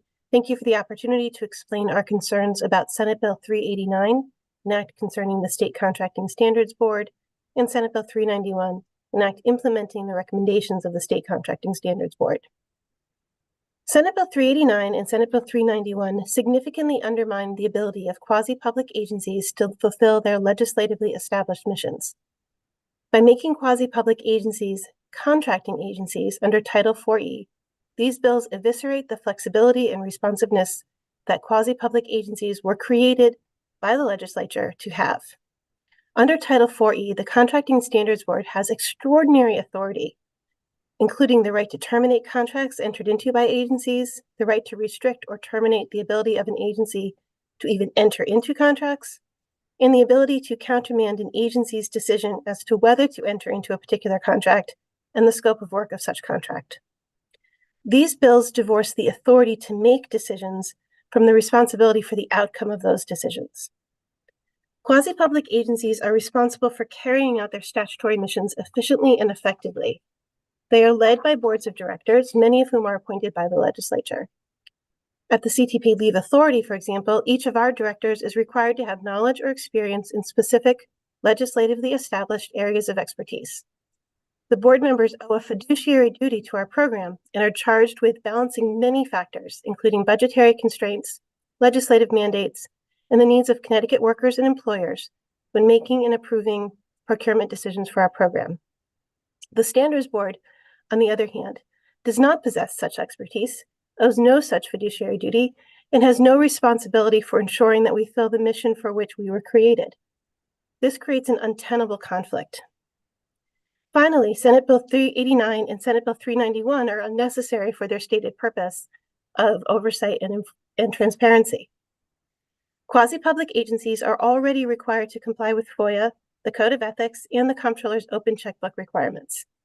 We are required to provide quarterly and annual reports to the legislature. We all have committees of cognizance. We are subject to audit by the auditors of public accounts, which does indeed look at our procurement processes, as well as outside auditors. Indeed, because our boards of directors meet in public, our decisions and the reasons for such decisions are incredibly transparent. Because Senate Bill 389 and Senate Bill 391 are both unnecessary and unduly interfere with the operations of quasi-public agencies, the authority opposes this legislation, and I urge the committee to do the same. Thank you for your consideration. Thank you for your testimony and for being with us today. Are there questions from the committee? Seeing none, we appreciate you being with us today and contributing your testimony. Thank you. Next up is Kimberly Stoner, followed by Eileen Meskel, followed by Michael Bailey. Hello, Senator Flexer and Representative Blumenthal and the members of the Government Administration and Elections Committee. My name is Kimberly Stoner. I live in New Haven. I'm the Director of Advocacy for the Northeast Organic Farming Association of Connecticut, CT-NOFA. But actually, I'm here to speak to SJ 193, and I started working on the Connecticut Environmental Rights Amendment before I was employed by Connecticut NOFA. I came to this as a passion project. as a woman of faith, a scientist, and an environmentalist. I heard about the movement for green amendments in states across the country through Quakers. I'm a Quaker, and through a regional meeting of Quakers, I met a woman in Maine who was working on the Pine Tree Amendment, the amendment in Maine. And Quakers have fought for fundamental human rights for people, particularly vulnerable people, across our entire history. A lot of people think that these basic human rights to clean and healthy air, water, soil, ecosystems, and environment are rights that they already have. I often start off by saying, do you have a right to these things? And about half of the people say yes, because they think that it's obvious that everyone should have these rights. But in fact, they are not in our state constitution. They're not in the US Constitution. And that's where the fundamental right should be, is in the Constitution. Let's see. I am in favor of this because it makes us proactive. We, as a state, all the different aspects of the state would need to be working on preventing harm, as Maya Vinrasam spoke about earlier. As a scientist, I know that it's a lot less expensive and difficult to prevent harm by stopping people from putting toxics into the environment, for example, than it is to try and clean them up afterwards. I testified last week in the Environment Committee about PFAS, and it's almost impossible to clean up PFAS, and we need to stop putting it into our environment. That's the best way to prevent damage to the environment. As a scientist, I know that often we know about the effects of different chemicals and the ability that they have to accumulate in people's bodies and the difficulty of breaking them down in the environment for decades before we actually take any action. And that's true of many chemicals, including lead and PFAS. It's also true of what we're doing to the environment. We've known about the damage we're doing to the environment for 40 years, and we're only now really starting to take effective action to stop putting greenhouse gases into the environment. Thank you. Thank you. Are there questions from the committee? Senator Flexer. Thank you, Representative.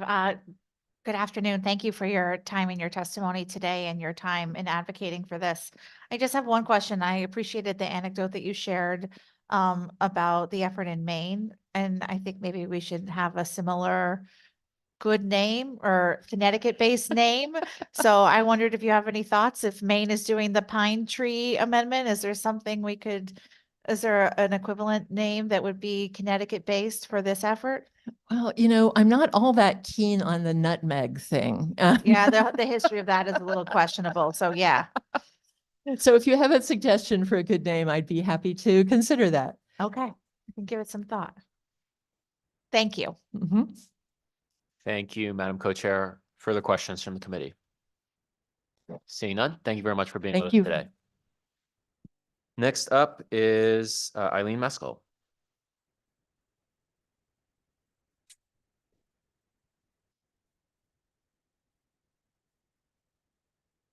Good afternoon, Senator Flexer, Representative Blumenthal, Senator Sampson, and distinguished members of the GAE committee. My name is Eileen Meskel, and I'm the Deputy Attorney General for the state of Connecticut.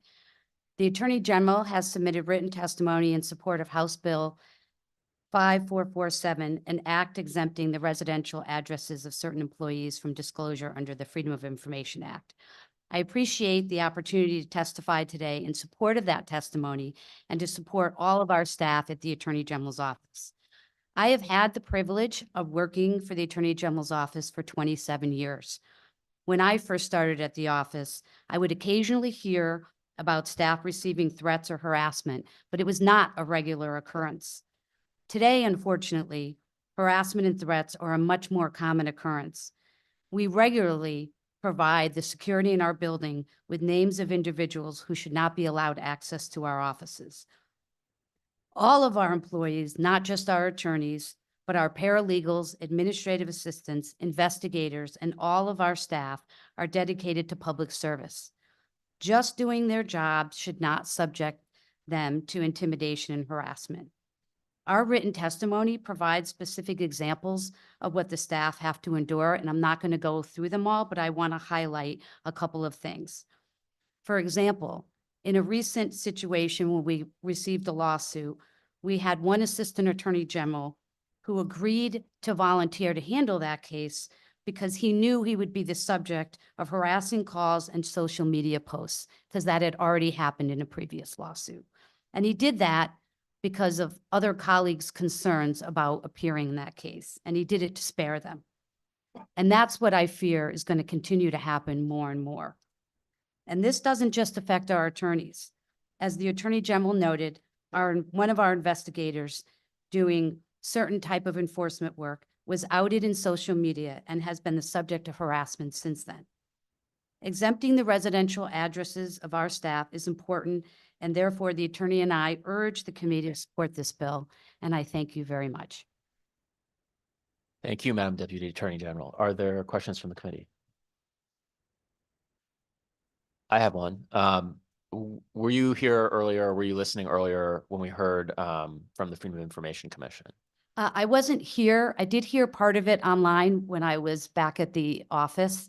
So I did hear a portion of the testimony. Okay, so I'll try to summarize it for those who weren't listening before, but you can feel free to amplify. What I understand the testimony from them to basically be is that this sort of exemption is unwieldy and doesn't really provide the sorts of protection that employees are seeking. And I guess I would ask you if you have a response to those concerns. Sure. One, I don't think the exemption is unwieldy in this specific example. We have exemptions already for, as mentioned in our written testimony, that for the judges and the prosecutors and the public defenders and the DCF workers, all of which we represent and defend. And in some cases, we actually do criminal home improvement contracting cases. And so we are actually, some cases, prosecutors. And so I don't think it's any more unwieldy than what already exists there. And in terms of, whether you can get it somewhere else, of course, but I think we shouldn't just give it to people. I think we should make them have to work for it. And I think we should send the message to our public servants that we're going to do our part to protect their information. Well, thank you very much. Further questions? Yeah. Madam Co-Chair. Thank you. Thank you for your time and your testimony today. Just as a follow-up to Representative Blumenthal's question, and you may not be able to speak to this, so if you can't, that's okay. But do you think that when you're attempting to hire people for working in your office, that that the public component of the job in terms of how it could trickle out, not that people come into the job interview and say, oh, is there a law that says you can disclose my home address? But just in general, concerns about the public aspect of public service and the concerns that are out there by many people, whether they're election workers, like we're contemplating in other legislation here today, or other folks who enter any public vein. Do you see in your office's efforts to hire people, do you see a concern more so than you did in the past? So I can't say that question, I do a lot of the interviews now. That question comes to me specifically, but what I will say is that it certainly is a big discussion within our office. I don't think a lot of people even appreciate when they get hired what all of the exemptions and the requirements. I think we all understand that we're a public servant and anything we do at work is subject to the Freedom of Information Act, and we have a transparent government. I can tell you 27 years ago, did not know that, my personal address would necessarily be disclosable, right? It's not something I thought about or think about. Certainly, and I think what's happening, what we've seen with the example I gave you is that we have attorneys who start, and staff in some cases, being concerned about being put on certain types of cases or being, you know, I hate to say it, you know, even attending something, a public function, and now their name is attached to something that they're doing as part of their job. That is a definite concern. And so, you know, in terms of retaining people and making sure that our people are, you know, feel comfortable doing their jobs, that's definitely a concern. Thank you. Thank you for that, that answer. And thank you, Mr. Chair. Thank you, Madam Chair. Further questions from the committee? If not, I would just highlight the little known area of criminal authority that you do have with regard to home improvement contractors. Thank you. For those folks out there who have had issues, they can be very effective on them. The attorneys of the Attorney General's office can be very effective on them. They were helpful on a constituent matter for me, and I hope people avail themselves of that ability. Anyway, thank you for all your work and appreciate your testimony. Thank you very much. Next up, Michael Bailey, followed by Amy Harris, followed by Travis Woodward.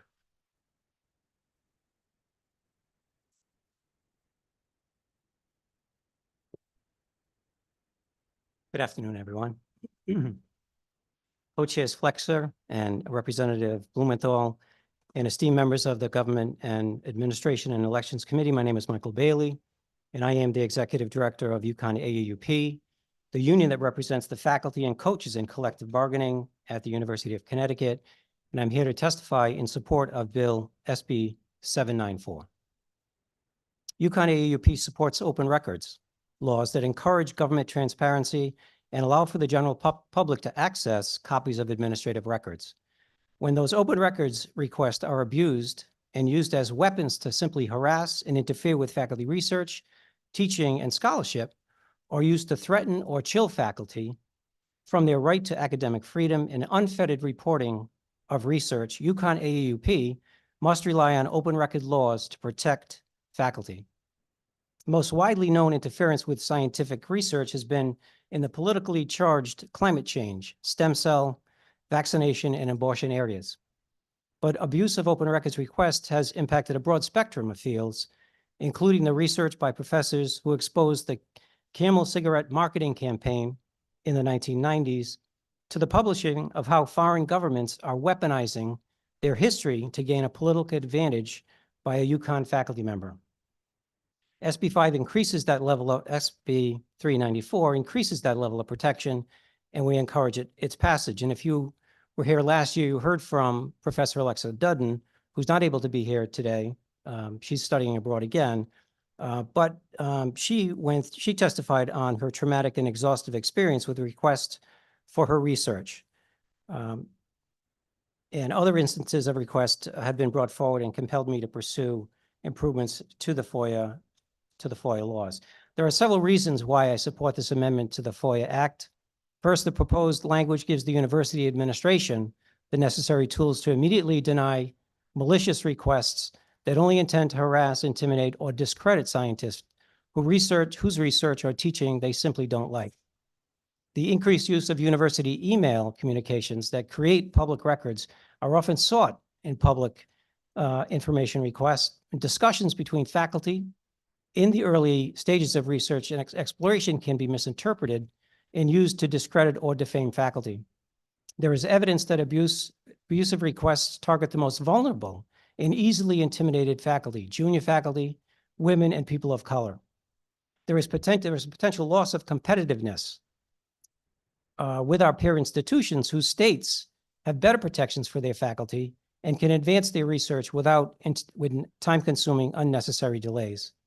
And increased costs for using university resources to defend the university and faculty from frivolous information requests. But I think we are only scratching the surface here on the potential abuse, as we have not encountered any request for Zoom or Teams or WebEx type of meetings where information is brought forward, discussions are taken, and so forth. The current exemption to the Connecticut Freedom of Information Act do not contain the terms faculty, research, teaching, and limit the ability of the university's general counsel's office to adequately protect faculty from interference with their research, teaching, and scholarship. The proposed exemption will provide the necessary tools, and I urge the committee to pass SB 349. Thank you. Thank you. Thank you very much for your testimony. Are there questions from the committee? Madam Co-Chair. Thank you, Mr. Chair. Good afternoon. Thank you for your time and your testimony today. I have a few questions for you, and I wondered if to start, you could talk about the protections that are existing in other states that affect peer institutions. We have a lot of conversation in this building about UConn and its peer institutions and what it should be compared with and what its experiences are in a variety of ways in terms of decisions that get made in this building and the one next door. And so I wonder if you could just speak a little bit more about what laws are in other states and how that impacts, your faculty's ability to get grants and other key decisions. This off today. So I don't have the specific language that I think you're looking for in those laws from other states, but there are studies that have been put out there by the Climate Scientist Research Fund that compare the states and the language that's in the states. There's a grading system that's accompanied by the language that's in the FOIA acts within other states. And the latest in the university, latest in the state of Connecticut is a C grade. So there's plenty of improvement that can be made to protect faculty in this area. So I can provide you with that study, and I can provide the committee with that study. That would be great. And do you happen to know what other states, their institutions get an A grade in that particular So there- study or in other arenas? So there are, specific language within the laws themselves. For example, I think New Jersey is one of the states and Virginia that completely exempt all of the information that's protected within the universities. And just for clarity's sake, your advocacy for a proposal like this is not to shield how any money is spent. It's not to shield how, any public grant money is spent, any money just from the university itself, or any other streams of funding that come through the work that your faculty does in the area of research. It's about the actual conduct of the research. Can you just talk about that a little bit more? So a couple of things, Senator, and thank you for asking that question. So it's really, we're a union, right? So we're looking for open records, right? We like transparency, right? So we're looking for that information to be brought forward. It's when that requests are abused and used to simply interfere with the research, that's when we think their protections need to be made. I mean, there are people there are faculty that have had their information requests on a daily, on a weekly, on a monthly basis. The same groups or the same individuals that are asking for the same information. That's abusive. That's where we think the university should be able to just deny those requests immediately and not have to provide the information and then go to the commission to look for that information to be taken away. So, faculty look to have their research and their teaching exposed, right? They want it to be challenged. They're not trying to hide anything here. There was a comment earlier about what are we trying to hide? We're certainly not trying to hide anything. The researchers need to have their results tested by the general public. They need it to be reviewed and the same results come up with again. So there's no hiding of information here. The only concern we have is the abuse of the records law and help to the university to be able to protect those faculty and be able to deal with this on an individual basis, but in a more timely fashion, and not have to go through the FOIA commission to get a decision on the information that's being requested. And when you're getting those decisions, the examples you just gave in terms of there being daily requests, weekly requests, has the commission ever started a conversation with regard to the concept of vexatious requests? A number of years ago, this legislature did change some of our FOI statutes to reflect that practice was becoming more common. Has that come into play with any of the requests that your faculty have had to deal with? Not with the most recent requests, no. The most recent requests being the last 2 to 3 years? Yes, as a matter of fact, there's a faculty member that is no longer with the university, and the university is still getting requests for information from this individual. But the commission has never talked with you about being able to detail that some of these requests might qualify as vexatious? No, No. Do you have any sense as to why? no. Okay, thank you.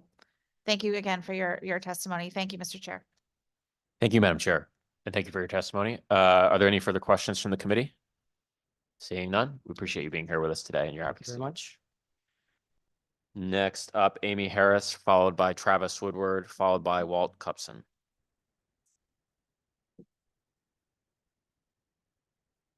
We have Amy Harris with us.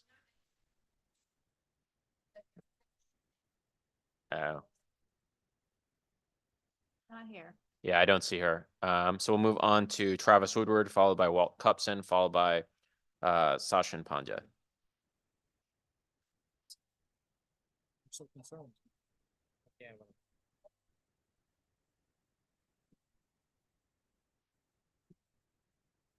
Good afternoon, Senator Flexer, Representative Blumenthal, Senator Sampson, Representative Mastro Francesco, and members of the GAE committee. My name is Travis Woodward. I'm a resident of Hamden and an engineer at the Connecticut DOT. I'm also the president of CSEA SEIU Local 2001, a labor union representing over 25,000 state, municipal, Board of Ed, active and retired public and private sector workers. I offer the following testimony in support of Senate Bill 389 and 391. I would like to thank you, the GAE committee, for not just raising these important pieces of legislation, for also being a strong champion of the State Contracting Standards Board over the years. Bills similar to SB 389 and 391 have been approved by this committee in previous sessions with bipartisan votes, and given the ongoing importance of the State Contracting Standards Board and safeguarding taxpayer dollars and state resources, I am hopeful that these bills will continue to enjoy the broad base of support. After many years of inadequate financial support in state budgets, the State Contracting Standards Board is finally fully funded and staffed. However, there is still room for improvement in how the board functions. Thankfully, the bills before you would enhance the effectiveness of Connecticut's contracting watchdog. After 15 years of work, the Contracting Standards Board was established in 2007 to bring real oversight and transparency to state contracting. The board's formulation come at the heels at the I-84 storm drain fiasco, in which private consulting inspection forces failed to notice that the construction company did not complete drainage runs during the construction of I-84 heading west into Waterbury. Department of Transportation engineer at CSEA SEIU Local 2001 discovered this $24 million error that would have eventually led to the highway washing out, causing catastrophic damage and possibly loss of life. Senate Bill 389 and 391 gives the board the tools and resources it needs to continue providing this crucial oversight for which it was created. For instance, just to highlight a couple of the critical sections of the bills, Section 1 in both bills protects the board's funding. It gives the executive director of the board the responsibility to recommend its funding level and any necessary adjustments to the Secretary of OPM. Instead of being at the mercy of OPM funding recommendations, the board will be able to determine for itself what it needs to do this work. Section 2 of the bill will give the board the needed oversight over the contracting of quasi-public agencies. This will bring necessary transparency to these agencies while eliminating any doubt over the board's authority. These two sections will be game changers. After years of the board being underfunded and understaffed, these bills will not only protect the board's funding, but put protections into statute that will ensure that it has the proper funding and staff it needs, while giving the authority to review the contracting practices of the full scope of state contracting agencies. Even when it was working with the limited budget and staff, the board has always done important work. In 2018, the board issued recommendations showing the potential for annual savings of up to $264 million if the state engaged in competitive bidding on POS, PSA, and procurement practices. And more recently, after the board's approval of the DOT's plan to return the work of bridge inspectors as state employees to save over $2 million in fiscal year 2019, the board's privatization contract committee created the necessary processes for reviewing privatization efforts by agencies. Thank you for the support of both of these bills. Thank you very much for your testimony. There are questions from the committee. Madam Chair. Thank you. Thank you for your testimony. I just thought I'd take the opportunity. We've been debating these proposals and the Contracting Standards Board and its operations in general for the better part of a decade in this committee. And I think we can all be proud that in a bipartisan way, this entity is finally functioning. But we've in the past, in a bipartisan way in the Senate, I believe, been able to pass this or a similar bill forward. I just wondered if you could tell us, as someone who's advocated and your organization has advocated for these measures for a long time, if you're starting to see a difference in that the agency is fully staffed, if you could speak to that at all.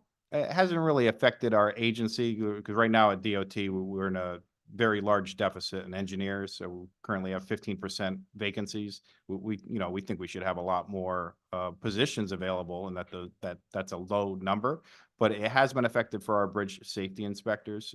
We had a determination from the board to bring the work in-house. That hasn't really happened yet, but we have plans to do that and to recoup those savings. Okay, thank you. Thank you, Mr. Chair. Thank you, Madam Chair. Any other questions from the committee? Thank you very much for being with us then. Thank you. Next up is Walt Cupson, followed by Sachin Pandya, followed by Lauren Kurtz. And Mr. Cupson is via Zoom. Whenever you're ready, you can begin. Very good. Can you hear me okay? Can you hear me? Yes. Yes, loud and clear. Very good. Thank you very much. Good afternoon, distinguished members of the GAE.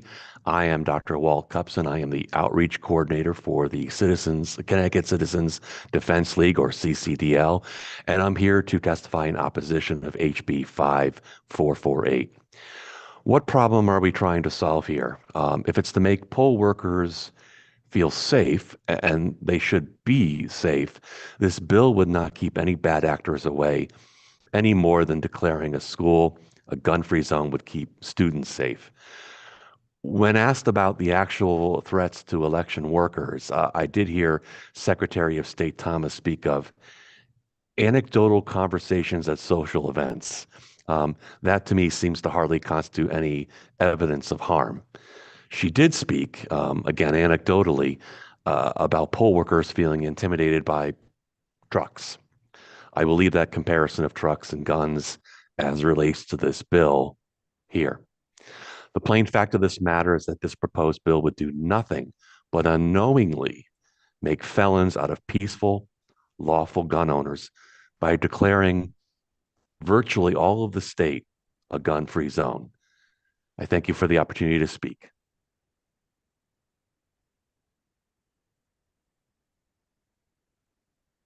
Thank you very much for your testimony. Are there questions from the committee?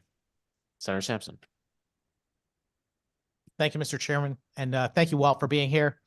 I was just thinking, as you were speaking and talking about the anecdotal commentary that we heard from the Secretary of State, and I'm not trying to delegitimize it or anything like that, but that's what it was. She just said that, she heard from people that they were concerned. I just wanted to juxtapose that against what the real world impact of this particular policy might be on, law-abiding gun owners who might, end up, in trouble with the law without even suspecting that they're in creating some sort of violation, and certainly are not engaging any type of violent or hostile act. Just speak to that if you would. Thank you, Mr. Chairman. 100%. I actually looked at, and this was a map of just absentee drop boxes, which I didn't realize we had so many in the state of Connecticut. And I was astounded at the number that we have and how they blanket the state. And so, and that's just drop boxes. That's not election polling places, anything like that.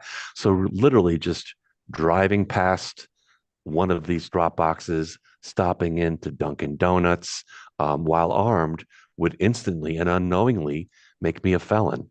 Without actually doing anything to keep any poll workers actually safe. Bad actors are going to do what they're going to do regardless of the law, and yet this is going to impact me. Then again, this is the state of Connecticut, and we lawful gun owners are used to being unknowingly made felons. Yeah, thank you very much for your testimony, Walt, and I'm certainly sympathetic to it. I am a law-abiding gun owner myself, and have had the same difficult time with some of the legislation passed in our state. But I appreciate your efforts, and I'm confident that the chairs will work with us to try and at least come up with something that is a little bit less onerous. In my opinion, and it sounds like you might agree with this, that I don't think we need any change in the law. The fact of the matter is that people that are bent on committing, dangerous, violent criminal acts are probably not too concerned with, what kind of legislation we're creating today. But we are in fact disarming people that might be in a position to defend themselves or others. So very much appreciate your testimony. Thank you. Thank you, Senator Sampson. Are there further questions from the committee?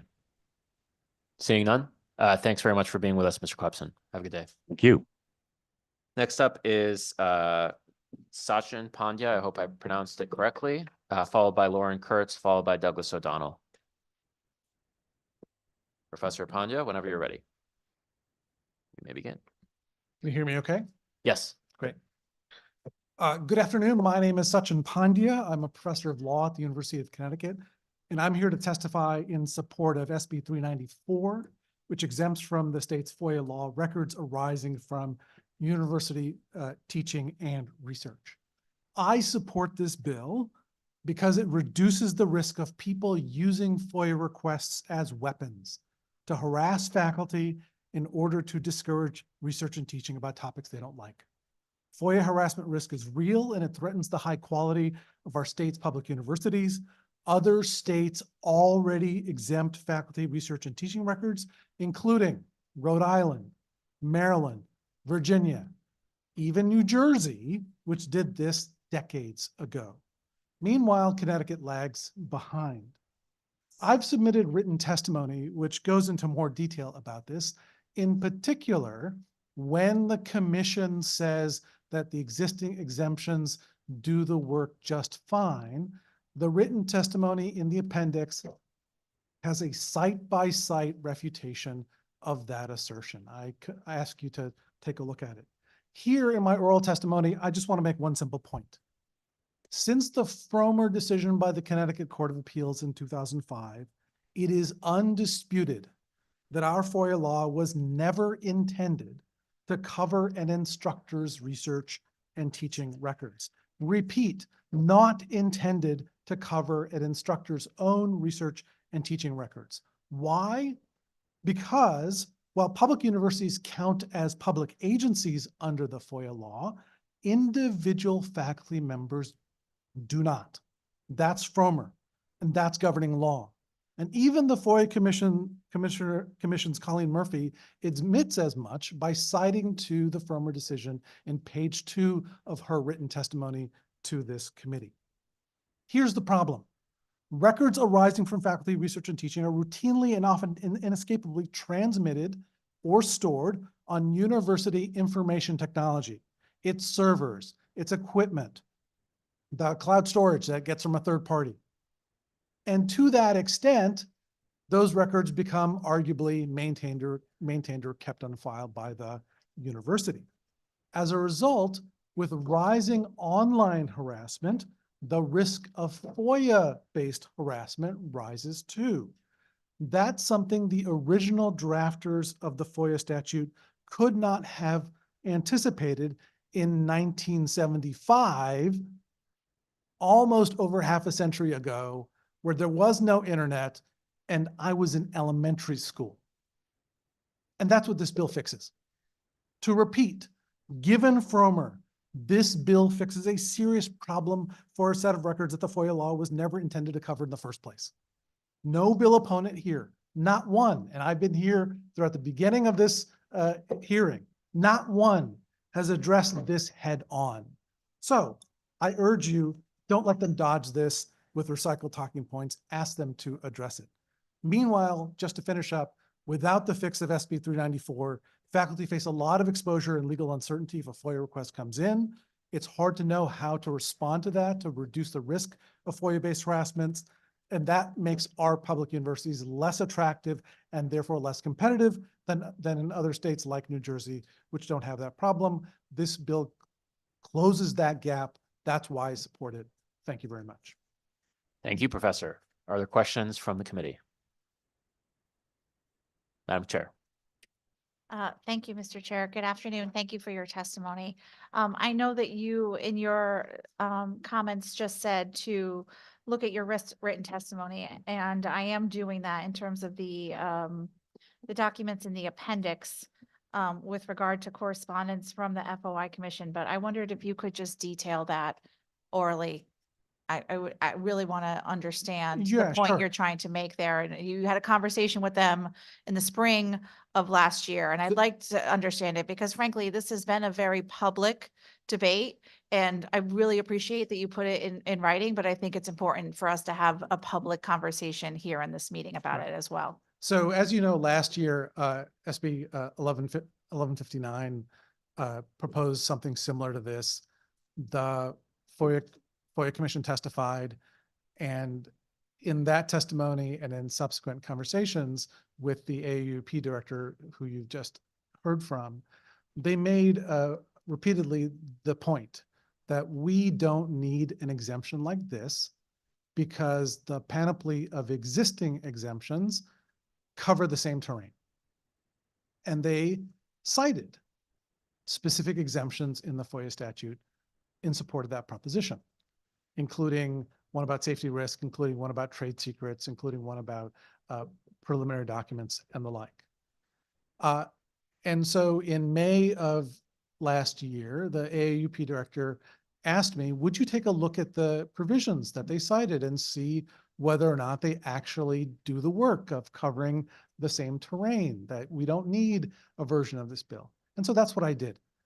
I went through each one of the things they cited, and then I wrote an email to Paula Perlman, who I believe is the legislative director at the FOIA Commission. And that's what you see in the appendix, which is an excerpt from that email. And I said, here's what you've listed. I went through all of them. I don't think you've got that right. Can you answer these questions for me? And I sent that email and I never got a reply. And then they've come back in their most recent written testimony before you, and they cited almost all the same provisions. And so that's what motivated me to put the excerpt of the email in it. So that's the background. Now, let me just walk through some of them, and I'm happy to walk through any of them you like. Many of these exemptions simply don't apply. For example, they refer to an exemption 210B10, which covers records, tax returns, reports, and statements exempted by federal law, or the general statutes or communications privileged by the attorney-client relationship. And I was hard-pressed to figure out what faculty of teaching or research-related records would be covered by this exemption. How would this help?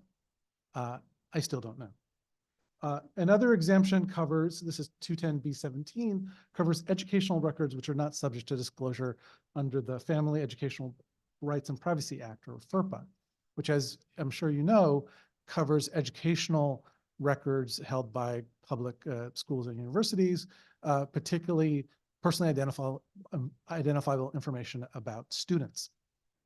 And the puzzle is the same. Even if you redact all the student information that FERPA says you can't disclose, that still leaves a lot in the way of research and teaching materials. For example, if faculty engage in classroom recordings,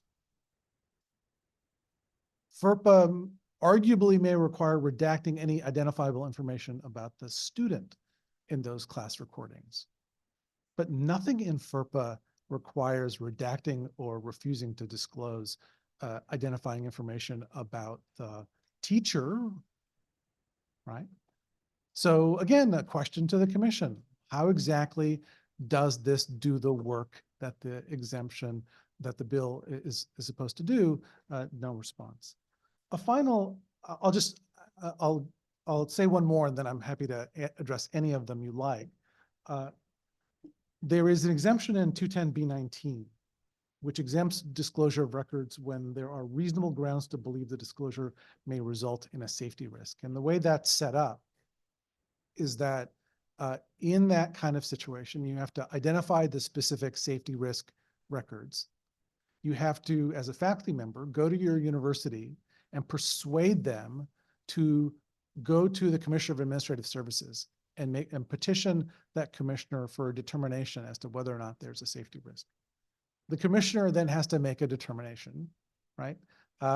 And so think about the process that's involved with. Moreover, it's not at all clear what the scope of a safety risk is. In some cases, it's pretty obvious. If you're are threatened with some kind of physical injury, sure. But imagine a situation in which you are doing research with vulnerable populations, and the information about the research subjects, the people you've been interviewing, may, if disclosed, presents a safety risk to them, right? These are all questions that the safety risk provision doesn't even capture or purport to capture. And so here are examples after examples where the current bill would provide a simpler fix. If there are records arising out of faculty teaching and research, and they don't have anything to do with financial records, right?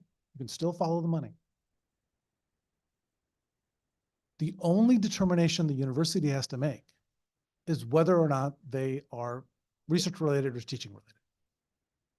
And then they can invoke that exemption at the point of the FOIA request. Final thing, and because I'm a law professor, it's occupational hazard to keep on talking, I know one of the things you mentioned was this provision about vexatious FOIA requesters. This is a 1-219. And I noticed that in the most recent written testimony, one of the opponents has invoked this provision. But think about what you're asking. The university faculty member has to engage in the quite serious burden of building up a petition to present to the FOIA Commission as to all the relevant facts associated with the vexatious requests.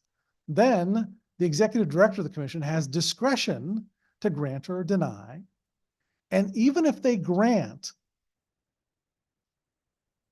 the statute specifically says the maximum period of time that they can suspend that person's ability to file FOIA requests that would be subject to disclosure, 1 year. So even if you succeed, wait a year, and we're back to the same thing all over again, right? So this is a pretty poor response to a serious and growing problem, and that's why I support the bill. Thank you. I appreciate everything you just shared, and a few things in particular. Thank you for that information around the vexatious complaints. When you were talking about the provisions that may govern a safety risk, I hadn't thought about this before in working on this legislation in the past, but what you're saying is under current law right now, obviously at the university, there are a wide variety of areas for academic research that are being conducted. But I actually know many people who participate with their children in some studies. So are you saying that under existing law right now, the records of those children who participate in some of those research studies, that would be subject to FOI under the law the way it is now? So I think I'd want to be careful and say, in the example that I have in mind, where there are children who are part of a research study, and you're concerned that the disclosure about the details of that research study as it's ongoing, not when it's published, but as it's ongoing, would present some kind of safety risk to those individuals. There's an ambiguity in 210B19 about whether or not the phrase safety risk refers only to the safety risk to the faculty member, right, or the individuals who are involved in that research, the research teams, graduate students and the like, or the safety risk of those people who are the subject of that research. I don't mean to imply that we can that it's impossible that a court in the future may construe it to be broader to cover research participants. I'm saying that the ambiguity, like the ambiguity and legal uncertainty in all of these piecemeal FOIA exemptions, creates a serious problem for faculty now. And one of the benefits of SB 394 is that it strips that uncertainty away. It reduces it in a way that allows them to try to not eliminate, but at least take concrete steps to manage and reduce FOIA harassment risk.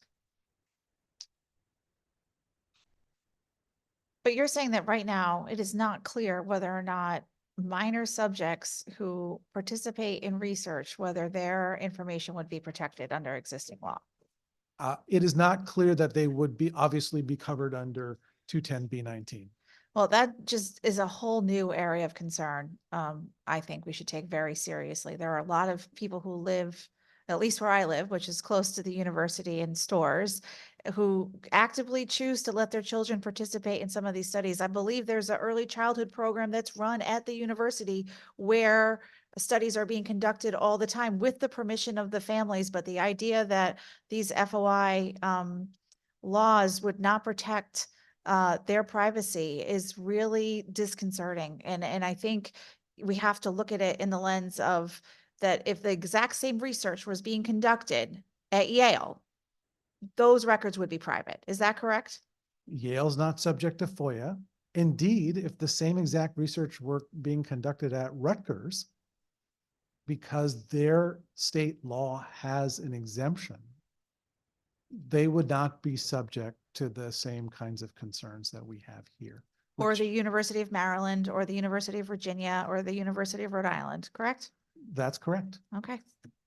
Thank you. Thank you, Madam Chair. Further questions from the committee?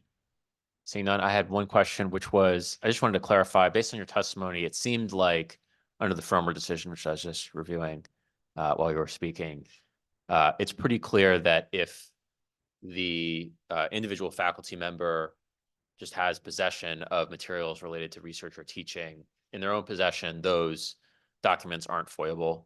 First of all, did I understand that correctly?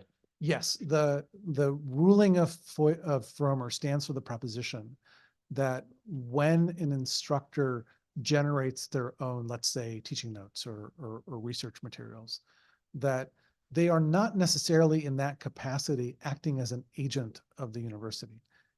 And as a result, you can't say that the public agency, in this case, the university, has created the records that would otherwise be subject to FOIA. That's the Frommer decision. The specifics about FOIA are concerned instructor PowerPoint slides, but the same logic applies to all research-related records or teaching records created by the individual faculty member. Okay, thank you. So one of the things you mentioned in relation to that decision and the issues we're facing in current day is the fact that if you are working at an institution, then undoubtedly you are sending, you have documents on computers owned by the institution, in cloud storage provided by the institution, other, emails, accounts controlled by the institution. Not 1975 anymore, that's for sure. Yeah, so I guess my question is this: are there other situations? Is the concern the concern we have now that you've raised, is that associated primarily with those kind of new technologies, or are there concerns also just more generally that need to be addressed? So, sorry, just before you begin, I guess I'm looking particularly in terms of situations, and I'll give you full disclosure. I'm just thinking about how perhaps we can cabin this bill in a way that hopefully ameliorates some of the concerns of some parties. Is the concern primarily located in situations related to technology or information technology, or is it beyond that? It's beyond that. And so what I'll do is summarize a little bit of what I spell out in more detail in the written testimony. It's not just that we have electronic records. It's that part of the research and teaching process invariably involves transmission of records to and from the university because of university protocol and procedure. I'll give you a simple example. For any research that involves human subjects, in order for the research to proceed, you need to go through the Institutional Review Board, which is the university required process by which you get approval to conduct interviews or other kinds of research with human beings. And this is intended to protect human subjects. Part of that application, be it, I mean, typically transmitted electronically, but could be transmitted in paper, is some details about the research target population, as well as the research design and the like. And as a matter of federal law, universities are required to store that information, right? You could store that in a filing cabinet in hard copy, but the same problem holds. If that's FOIAble, then that involves, that's a way in which somebody who wants to harass particular faculty could go after them with respect to research documents that they have to generate as part of that research process. Right? So that's not unique to electronic information. With that, I should say two things. One, because Frommer says public university instructors aren't public agencies, the point that I made earlier holds. Instructors were never intended to be FOIAble in the first place. Their generated records weren't intended to be FOIAble. I think the other thing that's at play here is that unlike 1975, in today's world, it is so much easier to make FOIA requests and to get the copies of information pursuant to those FOIA requests so that the harassment can come as a matter of volume, both on the part of the requester as well as on the part of the individual receiving the request, who has to comb through hundreds of emails and other documents that are so easily generated because of technology.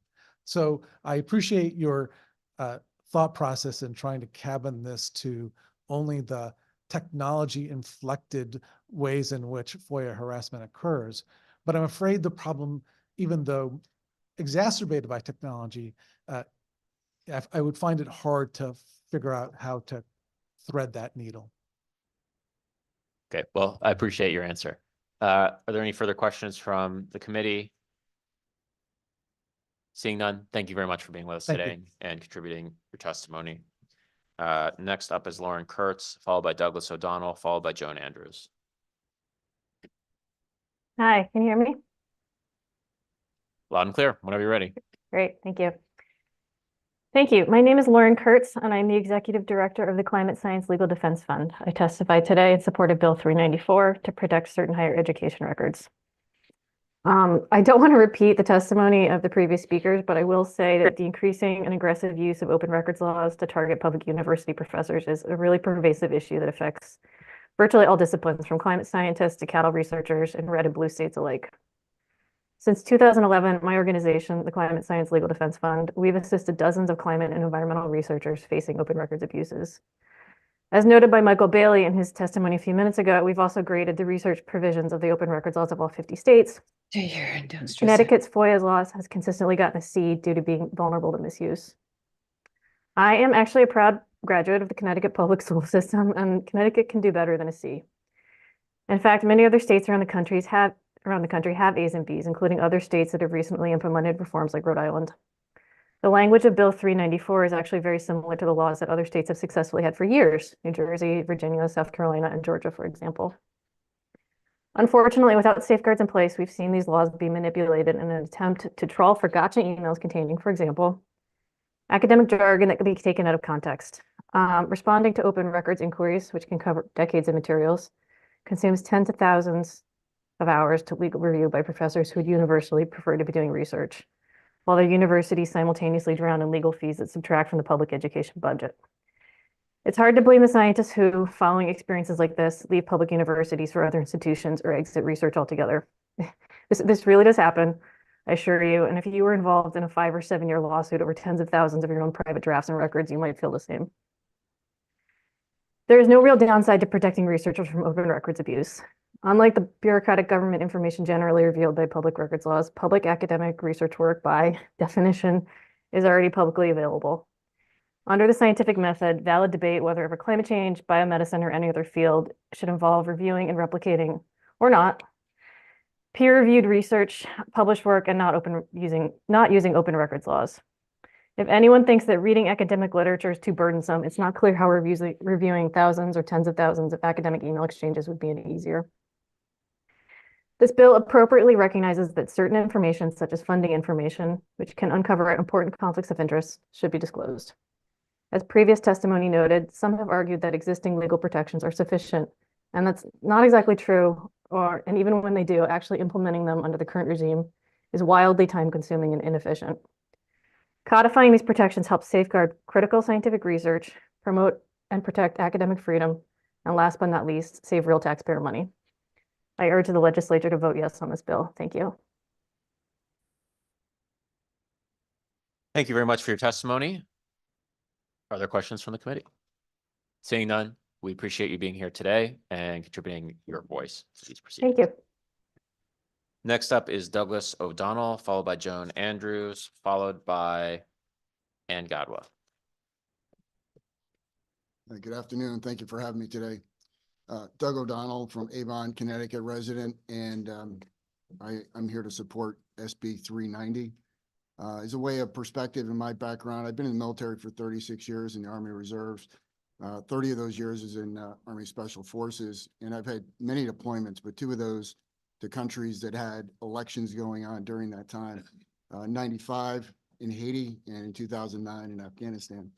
In both of these cases, the elections were vital to be fair, not only to be fair, but be perceived by all that they were fair. Otherwise, instability and civil war was likely. So today, we've had many threats to our country, mostly external. And for the first time, I'm more concerned about internal threats than I am external. So that's what brings me here today. So I'll read you my submitted statement. I stand in support of the mandatory prison time for those committing election laws. The foundation of our republic depends upon all citizens having unwavering confidence in the fairness of how our elections are conducted and the resulting outcome. I and many citizens do not have that confidence today. There are those who state there is no proof of significant election fraud. This is a naive statement of those not looking closely or promoted by those who benefit from the current system. The proposition SB 390 is well-intentioned and I do support it. However, it falls short of what is essential to instill confidence from all civilians. We need the following steps. Require first a valid ID. 90% of all countries require an ID for national elections. We need an ID to do anything, fly, drive, get any kind of federal or state program, or even check a book out of a library. To suggest, as some do, that this is a racist requirement is a racist statement in itself. All residents can get an ID, and the state, if necessary, can assist by having a roaming DMV vehicle throughout the state to issue those. There are very few countries that do not require an ID. Some of those countries have compulsory voting, like Australia, and have other stringent measures to ensure the individual voting is valid. The second is to eliminate ballot boxes. This has been shown as too easy to harvest ballots illegally, as occurred in Bridgeport, which was only uncovered due to a whistleblower. On these tapes, the individuals looked very comfortable in their actions and did not perceive there would be any resulting outcome. This is the biggest hole in our system, and there's no practical purpose. Why does anyone need to drop off their ballot in the middle of the night like a drug deal? Thirdly, require proof of citizenship. We have over 10 million illegal aliens in the United States just over the last 3.5 years. Currently, if they show up at the ballot box, all they need is a phone statement and they can vote. Illegals, if issued an ID, should have it clearly marked that they cannot vote. If they do vote illegally, they should be immediately deported. One-day voting, except for Sorry to interrupt. Your time has elapsed. Are there any questions from the committee? Can I just finish? Yeah, this? if you just finish your testimony in a sentence. or One day so. voting, except for limited reasons for the military and health issues. All the above are reasonable rules and requirements that most countries in the world adhere to. I'll leave it at that. Well, thank you very much for your testimony. Are there any questions from the committee? Seeing none, thank you for being with I'll us. make one other statement, just as other issues came up, just to support the comments that were made by guns and limiting gun-free zones. I think as was stated before, I won't repeat those, but also when we talk about disinformation, it's very important to remind everybody that freedom of speech is essential, and using that to subvert those rights is a concern. Thank you for your time. Thank you very much. Next up is Joan Andrews, followed by Ann Godwa, followed by Myra Clockenbrink. Good afternoon, Representative Blumenthal, Senator Flexer, Senator Sampson, Master Francesco, and Representative Morin-Bello. It's a pleasure to be here today. I am Joan Andrews. I'm the president of the Association of Connecticut Assistant Attorneys General, and we support House Bill 5447. I would like to thank this committee for the work they've done on this bill in the past, probably the last 5 years. Ms. Murphy from FOI and I certainly agree that we've been at this for a long time. I want to thank the committee for raising a standalone bill that just excludes the Office of the Attorney General. I think, however, it may apply to other individuals. I have a specific constituency that are Assistant Attorneys General, and I'm here to represent them. They are excellent public servants. They do, they could work many other places for probably a lot more money, but believe in public service and shouldn't be subjected to threats and harassment simply for where they work and what they do. We are essentially your lawyers. We represent the state. We bring certain actions. We feed children. We protect children. We defend the state against lawsuits. We bring other actions. We protect the environment. And that's just to name a few, but we are essentially the state's civil law firm. And yes, sometimes we make people mad because we're good. And sometimes, unfortunately, people do take action. So I thought maybe a different approach this year would be just to, like a lawyer, think about evidence. There's at least 3 of some of the worst cases that I can think of. One is a pending criminal case right now. A prosecutor certainly thought it was enough of a threatening charge to criminally charge someone. I've attached the transcripts. I've given you the case detail. There should be a sentencing in May. And, you know, I was tempted to play the audio, but I think it's offensive. So I let the transcripts, they're offensive enough, suffice. You know, and point out some of the problems with the statute, with some of the examples that I have. The judge was threatened. The prosecutors that the Assistant Attorney General represented were threatened. The other 2 are protected, but the AAG gets the same threat and is not protected. Had to move to have this trial remote. And, you know, there's 2 different dates. It's fairly consistent. And that's, I think, a problem with the statute. And Deputy Attorney General Meskel pointed out that too. A lot of our clients are protected in the statute. The Department of Children and Families is protected. All employees of the Department of Children and Families. So, but sometimes that requires removing children from their parents to protect that child. It's difficult work. It's gut-wrenching work at times. And we have a very effective group. Well, those groups get targeted. And the specific vulnerability to your home and to your children, the individual received a packet in her home mailbox, which was no postage on it. So the indication would be that someone dropped it off it's a little bit older, so it was MapQuest directions from the litigant's home to the AAG's home, and directions to her son's middle school. She was criminally charged, that individual, did get AR. And the third is a situation, and so it's important, is the client is exempt. And the third situation I would mention, I'm in our child support and collections unit. One of my coworkers received a death threat, but it was in writing in the mail to her home address. So, you know, obviously it's meant to intimidate, it's meant to unnerve and threaten. You know, there's a certain amount that you prepared to endure because you're a public servant, right? We get grievances. There, we have an individual who's grieved every single person who's touched the case in our unit. And much like Deputy Attorney General Meskel mentioned, like, people sometimes do stoically take assignments so that their colleagues don't have to do that. I've already gone through that. I'll take this one. But if I may, I just make one more point, please? Yeah, if you could just summarize. I will, and your I'd like testimony to because summarize just one of the slides. arguments that I always hear in response to this bill is it's about accountability. And I just want to say that we sign, as attorneys, every pleading with our name, our work address, our work email, and our phone number and fax. So there's any number of ways to reach us. We're more than accountable. You don't need to come get us where our children and our dogs and our spouses are. You can get us at work. I'd be happy to answer any questions that you have. Thank you very much for your testimony. Are there questions from the committee? Seeing none, we appreciate you being with us today and sharing your testimony. Thank you. Thanks for your time.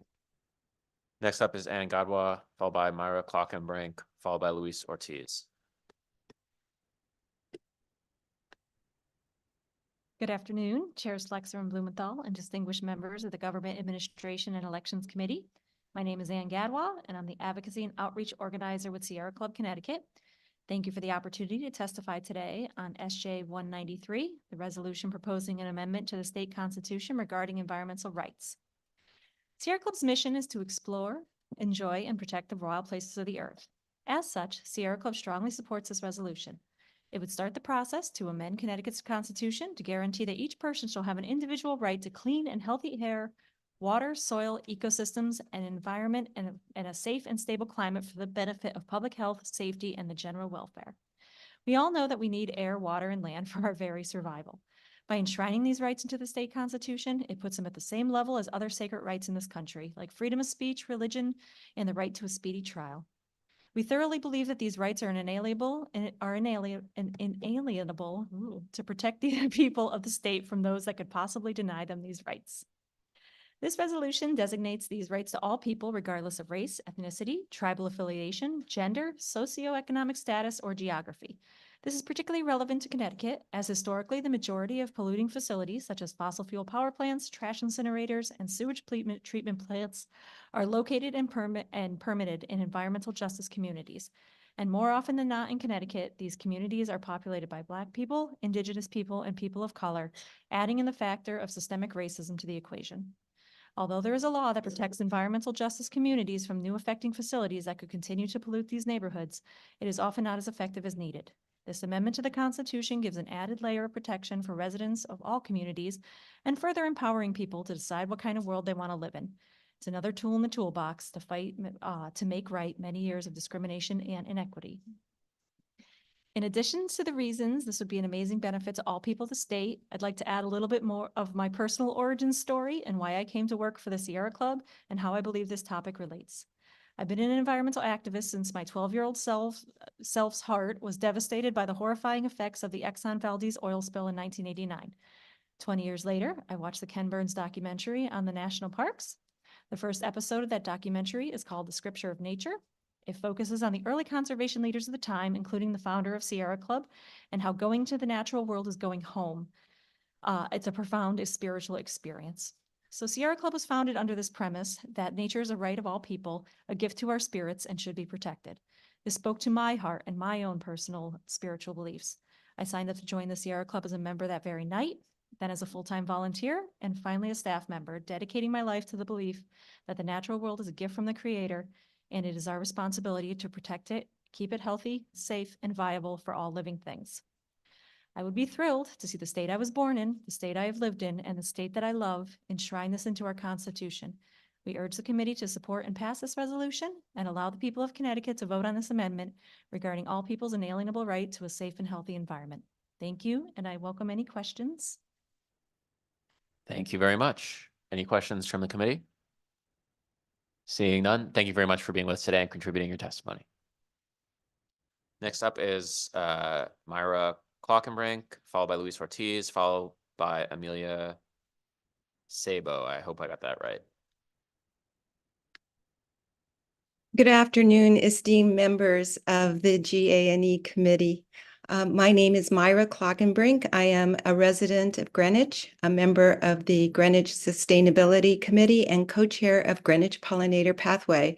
And I am here as a strong proponent of SJ 193, a resolution to put the Connecticut Environmental Rights Amendment on the ballot.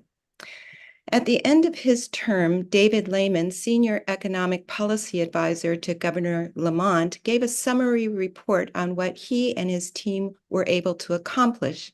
He talked about the surplus. He talked about the need for housing. It was a very impressive report. But not once did he mention the economic impacts of climate change. Not once did he talk about the health costs of bad air and polluted water. It was as if a healthy, resilient environment was this nice to have, but I have to talk about important things, externality. The health of our environment is existential. The quality of our environment defines the quality of our lives. It is the heart of our economy. A degraded environment costs us.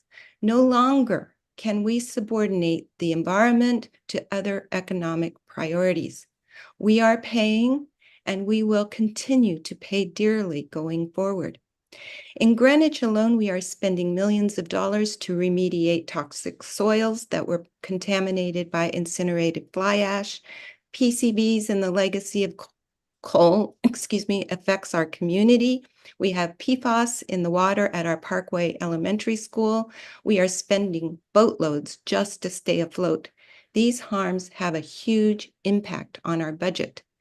So this is why I would like to see the Connecticut Environmental Rights Amendment passed through the legislature and presented to the citizenry to decide whether to make it part of our Constitution.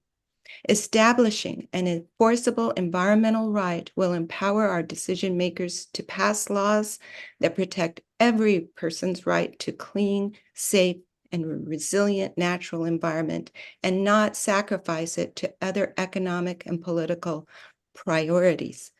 Let's keep our budget surplus, build more housing, and let's ensure robust economic growth that avoids environmental harm and the costs in human health and damage to our life-sustaining natural resources. I am asking you to bring the Connecticut Environmental Rights Amendment to the people, and I thank you very much. Thank you. Are there any questions or questions from the committee? Seeing none, we appreciate you being here today and contributing your testimony. Next up, we have Luis Ortiz, followed by Amelia Sabo, followed by Mike Urgo.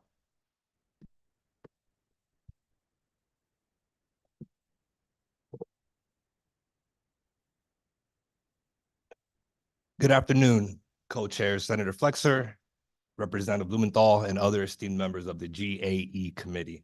My name is Luis Ortiz. I'm the state grassroots manager for CONCAN, an organization focused on ensuring an equitable and quality education for all students in Connecticut. So it's not often that I find myself in this committee, but I'm hoping that my presence here will just show how much we're supportive of this initiative. So I'm here to express our support for proposed House Bill 5451, an act concerning immigrant and multilingual learner access to state and local government. This bill would establish an advocate for immigrants and multilingual learners at the State Board of Education. Additionally, it would propose that very same level type of advocate to districts who have a population of 2% or more identifying as multilingual learners. As a concerned member of the community and a supporter of educational equity, this bill is a crucial step towards addressing the unique needs and challenges faced by our immigrant and multilingual learners in our education system. By establishing dedicated advocates at both the state and district level, we can ensure that these students receive the support and resources that they need to thrive academically and socially. CONCAN has long been committed to improving educational outcomes for all students, including our multilingual students. Last session, alongside other partners, we were able to pass a multilingual learners Bill of Rights. And currently, as we're speaking here today, we're working on implementing that very same Bill of Rights with the State Department of Ed. We recognize the importance of providing targeted support and advocacy to address the linguistic and cultural barriers that our multilingual learner students often encounter. And as such, we wholeheartedly endorse this initiative and commend the efforts to prioritize the needs of our multilingual students in our education system. We must recognize the valuable contributions that immigrants and multilingual learners bring to our schools and our communities. By investing in their success and well-being, we not only fulfill our moral obligation to provide equal opportunity for all students, but we also enrich our educational environment and strengthen our society as a whole.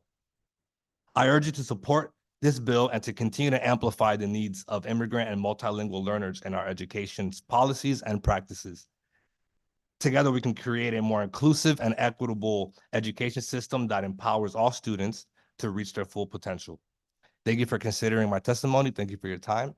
And I'm here if there's any questions. Thank you very much. Appreciate your testimony. Are there questions from the committee? Seeing none, I just had a quick question. Have there been concerns identified with multilingual language learners in terms of their access to these sorts of proceedings? Have there been instances where folks feel like they don't have as much access or ability to give feedback, whether as parents or children, for their schools or school boards? When you say these proceedings, you mean like in this building or like at the local district level?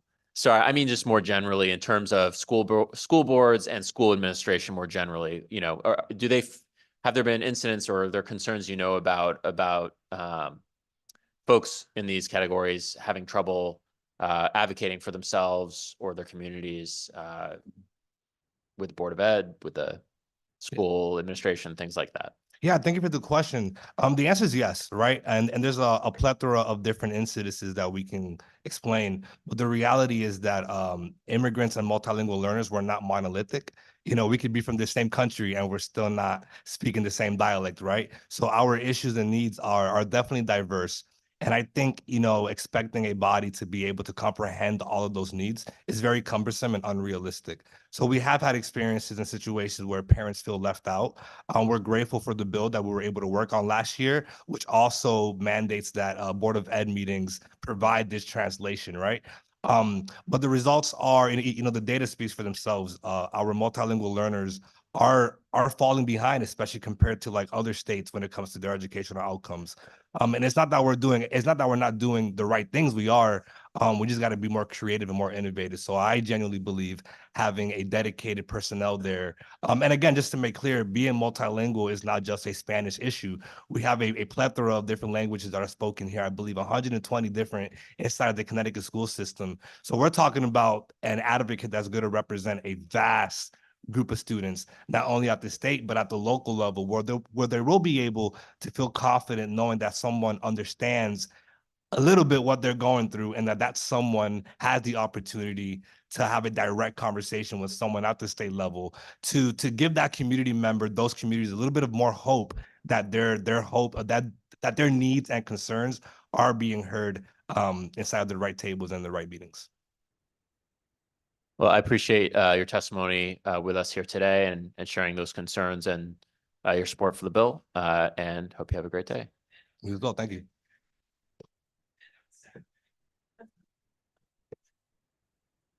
Occupational hazard. All right. Next up, we have Amelia Sabo. I'm sorry if I mispronounced your name. Sabo. Sabo. All right. Well, I was doing pretty well before this. Followed by Mike Ergo, followed by Jonah Minkoff-Zern. Ms. Sabo, whenever you're ready. Hi, good afternoon, Co-Chair Senator Flexer and Representative Blumenthal and members of the G&E Committee. I'm here today in support of the Connecticut Environmental Rights Amendment. I am a lifelong Connecticut resident. I was born here. I grew up here. I went to school here. And I've always felt really fortunate to grow up in a state with such abundant natural beauty. I live in Greenwich, and my community experiences severe flooding. Several people I've talked to have said that their homes are flooded so badly as to be rendered uninhabitable in some periods. And this is greatly concerning to me, especially given that our river water has been documented as being contaminated with pollutants. And I think this is only one example of the environmental degradation that will continue to worsen if we don't take swift and decisive action now. As a young person, I'm acutely aware that the decisions we make now will have ramifications for the future of my generation and generations to come. I think that the proposed amendment, SJ 193, represents a crucial step towards ensuring that every person in our state has their rights protected, which is an essential condition for our environmental well-being and our quality of life. By enshrining these rights in our state constitution, we're sending a powerful message that protecting the environment is not optional. It's a collective responsibility that we owe to ourselves and to future generations. We can't afford to delay on environmental protection any longer. I urge you to support the Connecticut Environmental Rights Amendment and affirm the right to a clean and healthy environment. Thank you for your time and for considering my testimony. Thank you very much for your testimony. Are there questions from the committee? Seeing none, thank you very much for being with us today and contributing your testimony. Next up is Mike Urgo, followed by Jonah Minkoff Stern, followed by Chase Lindeman. Mr. Urgo, whenever you're ready. Thank you, honorable members of the committee. Really appreciate the opportunity to be in front of you today. So I come before you here today in support of SJ 193. I'm a business owner. I'm the former first selectman in North Stonington. I work for the Connecticut League of Conservation Voters. But today I'm here as a dad. And I'm going to tell you that when I came to Connecticut in 2010, it was at a time where I lived on the border of Rhode Island. And I ended up in a situation where we were canoeing back and forth to our house because of major flooding. And it was quite interesting that we continue to see these issues happening all the time. My son said to me, who's 19 now, but several years ago when he was in his teens, he says, Dad, all this climate stuff, this is your fault. He's not wrong. It is my fault. It's all of our faults because we know things now.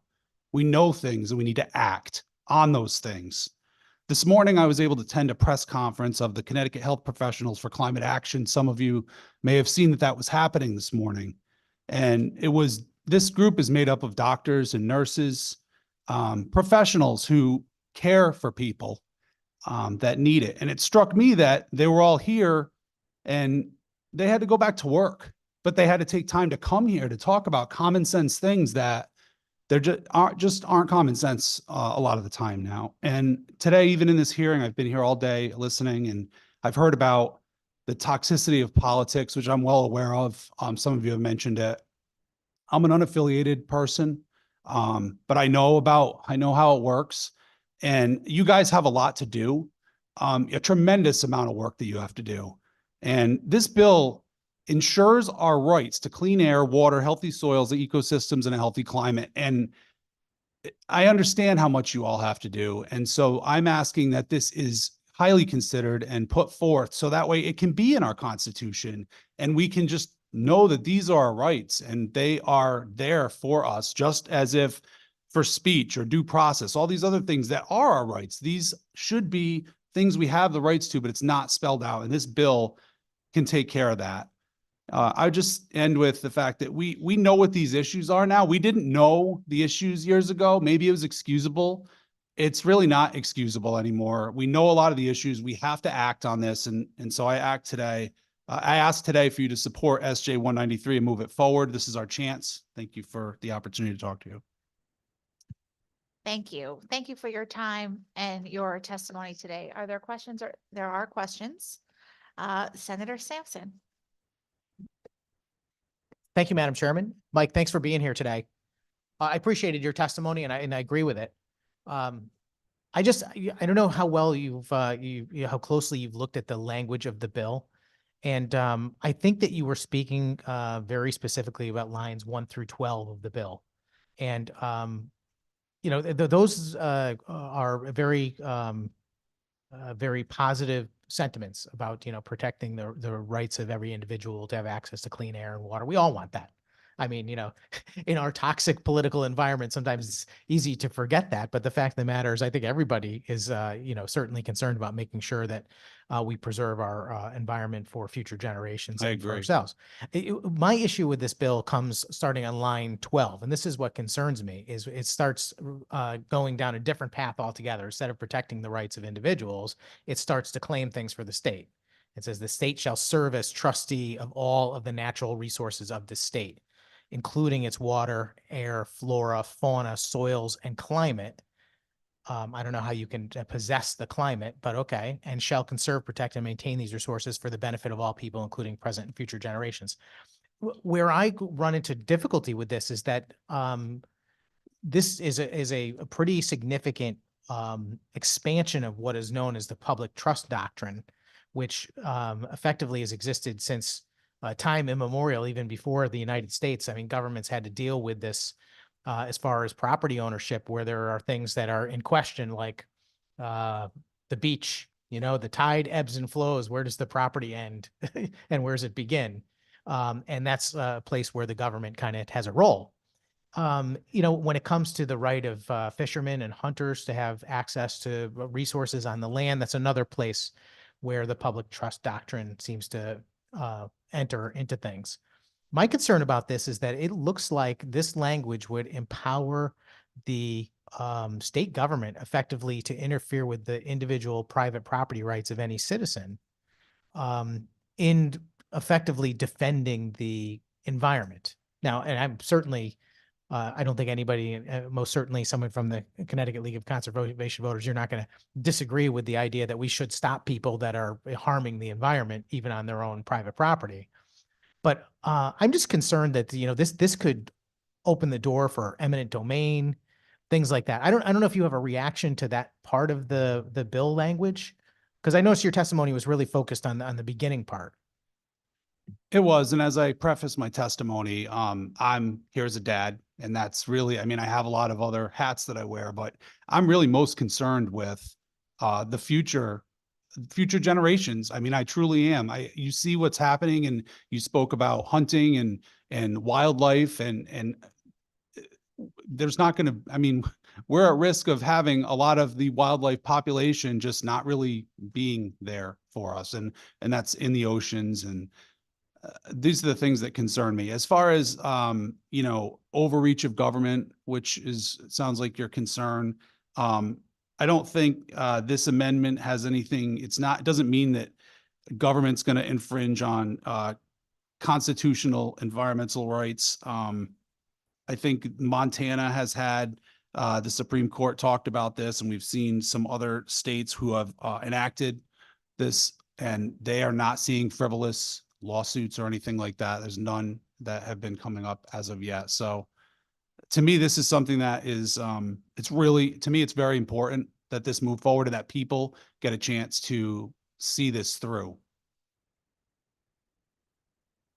Through you, Madam Chairman, thank you. I appreciate that answer. And again, I agree with you on everything you said. I mean, but this is an emotional argument. I'm more focused with the factual argument of what the bill actually empowers the state to do. It goes on to say, the rights stated in this section are equivalent to all other inalienable rights. In fact, I mean, your right to life, liberty, and the pursuit of happiness, we're equating the right of the state to have possession of other people's property effectively.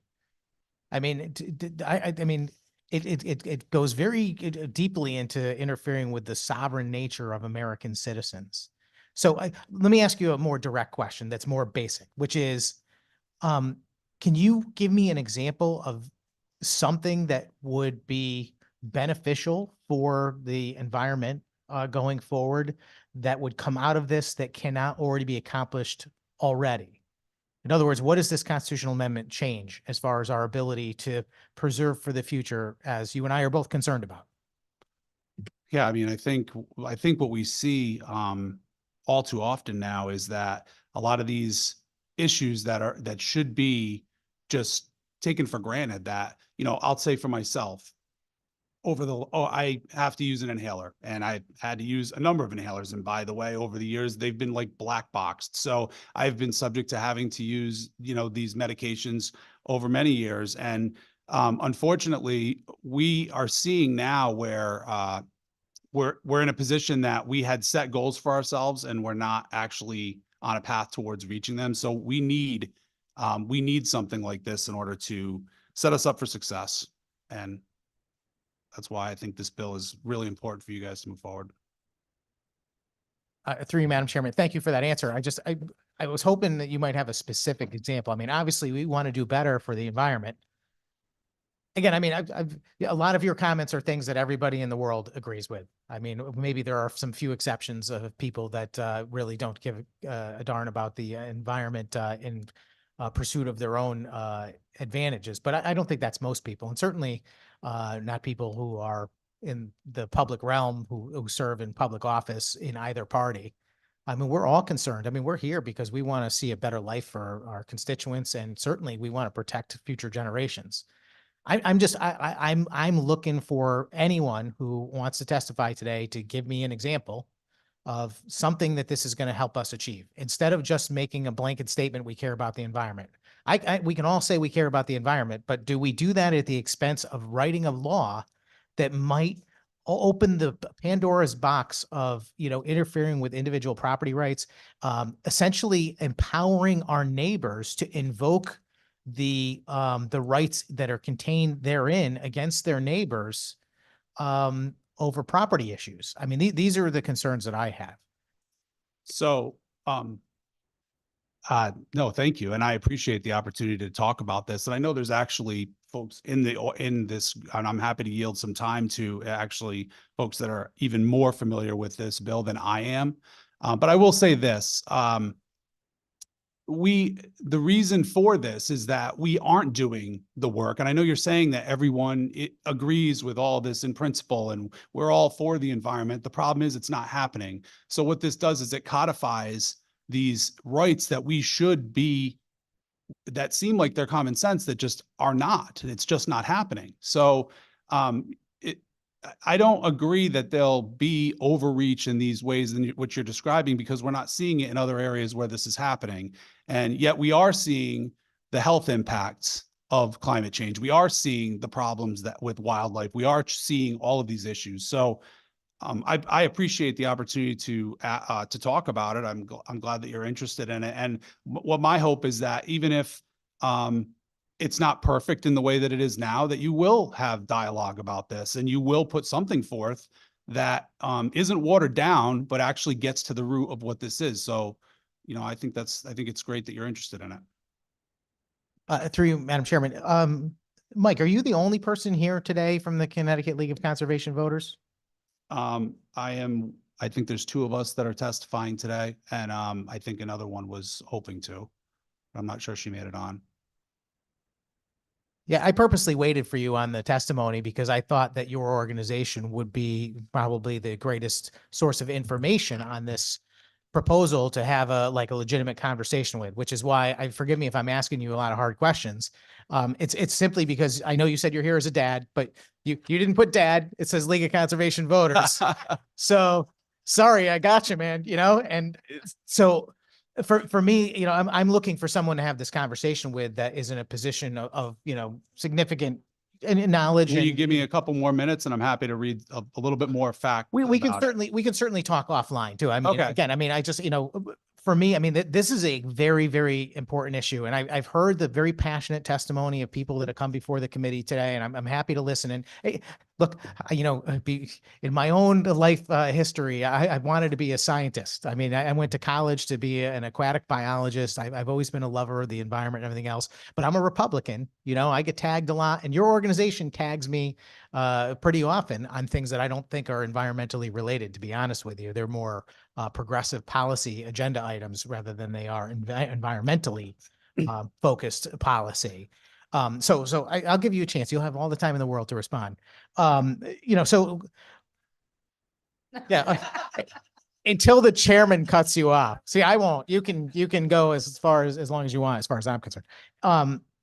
Yeah, so I guess I'll leave it there. What I was hoping for was something concrete to say, well, Senator Sampson, right now there is no way for us to enact a policy in the state of Connecticut to do X. And this constitutional amendment will allow it. And I would really like to know if there is an example of that. And then I would really like to weigh whether that's a really good example. Like, we're discussing, the potential ban of gas powered cars. Now, I know there's some people that believe that, fossil fuels and their use is an existential threat to the planet because of the climate and so forth. And that may be true. But there's other people that might say, well, Connecticut, going down that road on its own probably is not going to change the outcome. And whether it's worth weighing the deprivation of individual choice and rights of the citizens of Connecticut to be able to purchase the type of car that they want is something that we ought to consider as a conversation. So, would this bill, as you see it, allow the state to create similar type of mandates without even having a policy drafted, simply because the legal statements that are contained in here saying that these rights are enumerated in our Constitution, and that residents of the state can invoke and enforce these rights? I mean, that, to me, that reads that you could go to the Attorney General of the state and say, I want the state to impose a requirement that no one burns fossil fuels anywhere in the state because of my right to clean air. And they could do it without legislation. I mean, that's my fear, because I don't want to take away the influence and power of the people through their elected representatives. So just my thoughts. You can just welcome to react to it. And again, you have all the time in the world up until the chairman says otherwise. Thank you.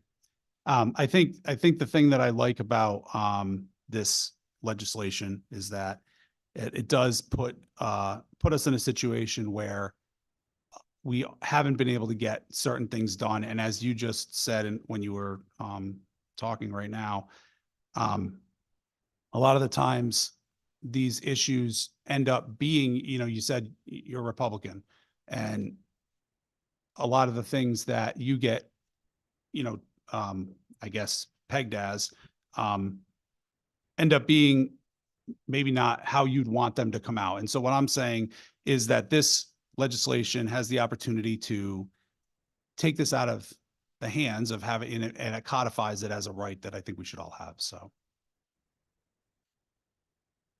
Well, I appreciate the answers to my questions, and hopefully we can, delve into this a little more deeply, Mike. And I would love, if you can work on answers to my questions. Maybe the league can convince me to support the policy. I mean, but I would need to be convinced at this point. I am with you on the certainly the emotional argument, the platitudes. We all care about the environment. I also care about the individual rights of my constituents, and certainly their property rights being preserved. I mean, to me, that's what makes America America, is that we have the right to own and possess our own private property. That makes citizens sovereign. And this, I think, imposes on that individual sovereignty in a big way. So I'll continue to listen to the discussion and debate, and certainly we will hash it out in the weeks to come. Thank you. Thank you. And I know that there'll be others speaking on it that may have even some more detailed answers than I did, but I do appreciate the time. Thank you, Senator. Seeing no other questions or comments from members of the committee, I would just say thank you again for your time and your testimony. And I agree with many of the sentiments you expressed. So thank you. Thank you. Next, we will hear from Jonah Minkoff-Zern, who will be followed by Chase Lindeman, who will be followed by Ann Reed. Jonah, welcome. The floor is yours. Thank you. Good afternoon, Chairs Flexer and Blumenthal, and esteemed members of the Committee on Government Administration and Elections. My name is Jonah Minkoff-Zern. I'm co-chair of Public Citizens Democracy Campaign. First, I want to start by thanking Connecticut for taking leadership in democracy by passing the John Lewis Voting Rights Act there last year, and your leadership on public financing and many other areas. I'm here today to talk about two bills before the committee. The first that we submitted testimony on, HB 5448, to protect election officials, and I would add also to protect voters And then also wanted to add our support for HB 5450 to prevent artificial intelligence deepfakes in elections. I want to refer to our testimony and just want to add a few points based on things that I've heard today, and really have appreciated the robust conversation and hearing that today.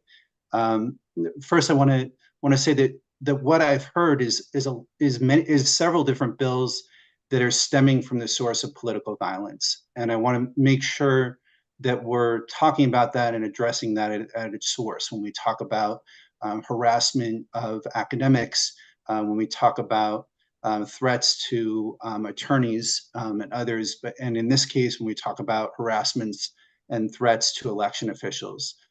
This is an issue that we need to address, that we need to condemn public officials when they make statements calling for political violence. And in this case, we can talk about the threats and abuse and assault that's taking place against election officials that have stemmed from former President Donald Trump and his allies' ongoing false claims of fraud from the 2020 election. And note that fraud, it's unfortunate what happened in Bridgeport. That is a very unusual example that election fraud is not endemic. And we say that as a bipartisan organization who's studied it along with our allies. What is happening is around the country, election officials are feeling under attack. 1 in 3 election officials surveyed in 2022 knew someone who left their job running elections because they didn't feel safe. 1 in 5 election officials plan to leave their job before 2024, and that is happening in some states. More than half of the local election officials have left since 2020. In Arizona, for example, 12 out of the state's 15 county election officials have left. They have a 98% of election officials there are new statewide. Those are not just the chiefs. So they are asking for support. 79% when surveyed believe that government should provide more protection. And election officials are considerably more vulnerable to threats as generally older members of our society who need protection and who didn't get into the job to be public figures. So we need to pass legislation to protect them. And this is an essential bill. I would encourage, as the secretary referred to, it's important to have legislation that addresses retaliation after the election. And would encourage an amendment to add that to this legislation to protect against retaliation. And just want to emphasize that this is happening all over the country, that there are 15 states since 2022 that have enacted similar bills. 26 states are moving them. 3 have already passed them through both legislatures this year. Similarly, with artificial intelligence deepfakes, HB 5450. I'm sorry, your time has elapsed. Can you please summarize? I just would say that this is also happening nationwide. There are 41 bills that have been introduced nationwide, 11 bills that have already passed to prevent artificial intelligence deepfakes in elections, and emphasizing this is a disclosure bill that you have here. So it doesn't prevent anything or use of artificial intelligence. It requires disclosure. Thank you. Great. Thank you very much. Are there comments or questions from members of the committee? Seeing none. Thank you again for your time and your testimony. Next, we will hear from Chase Lindeman, who will be followed by Anne Reed, who will be followed by Aziz Dekhen. Chase, welcome. The floor is yours. Thank you. I think it's still the afternoon, so good afternoon. My name is Chase Lindeman, and I'm here on behalf of Save the Sound to testify in support of Senate Joint Resolution number 193. We've also submitted written testimony, and I think I'm going to read part of it, and then I do want to address some of the comments that Senator Sampson had earlier. Kind of getting right to one of the points you made, I think one of the biggest things that the Green Amendment or the Environmental Rights Amendment would do is preclude the government from infringing upon that right, and in not necessarily enforcing it, an individual enforcing that right against another individual. But this is why we really support the language that precludes kind of the reallocation of funds that have been earmarked for environmental purposes from being distributed elsewhere. So we really support, yeah, that provision, which was inspired by the provisions that were in the Connecticut School Fund and the Connecticut Transportation Fund. So an example would be the government, if they can't infringe upon your right by taking funds from that, the funds set aside for environmental conservation, and that could be considered a violation of the rights that would be created with this amendment. But I think it's similar to other rights in the Bill of Rights that are usually protected from infringement by the government and are not necessarily used against an individual by another individual. If the state agencies wanted to decrease or diminish certain environmental standards, I think this right would have them consider that the citizens do have a right to a clean and healthy environment and could preclude them from decreasing already existing standards. I do want to highlight that we have recognized that there is a public trust in the environment in the Connecticut Environmental Protection Act. And there might be a question as to how this and that would be different. The Connecticut Environmental Protection Act, or CEPA, could ultimately be overridden or modified at any time. There have been a lot of attempts to kind of roll back some of CEPA in this session. By placing the right to a clean and healthy environment into the Constitution, you would ensure that it remains a right of the people and would not be weakened or violated for future generations by overreaching or short-sighted government action. I want to finish by saying times like these call for bold solutions, and the Connecticut Green Amendment is a vital step in the right direction for the state. Thank you for this opportunity to comment. Thank you. Thank you for your time and your testimony. Are there questions or comments from members of the committee? Senator Sampson. Thank you, Madam Chairman. Thank you for being here. And I appreciate your testimony. The only thing I would say is, the language in the constitutional amendment is pretty clear. First off, I'll talk about the first thing you mentioned first, which is the ability for citizens to invoke or enforce these rights. And it is right in the language. It says the rights stated in this section are equivalent to all other inalienable rights and may be directly invoked and enforced by the residents of the state, which tells me that they can be a cause of action in a court. Yeah, I think against the government, not against another person. Can you enforce other inalienable rights as an individual against another individual? Yeah, certainly when somebody infringes upon your right, you can go to court and challenge them.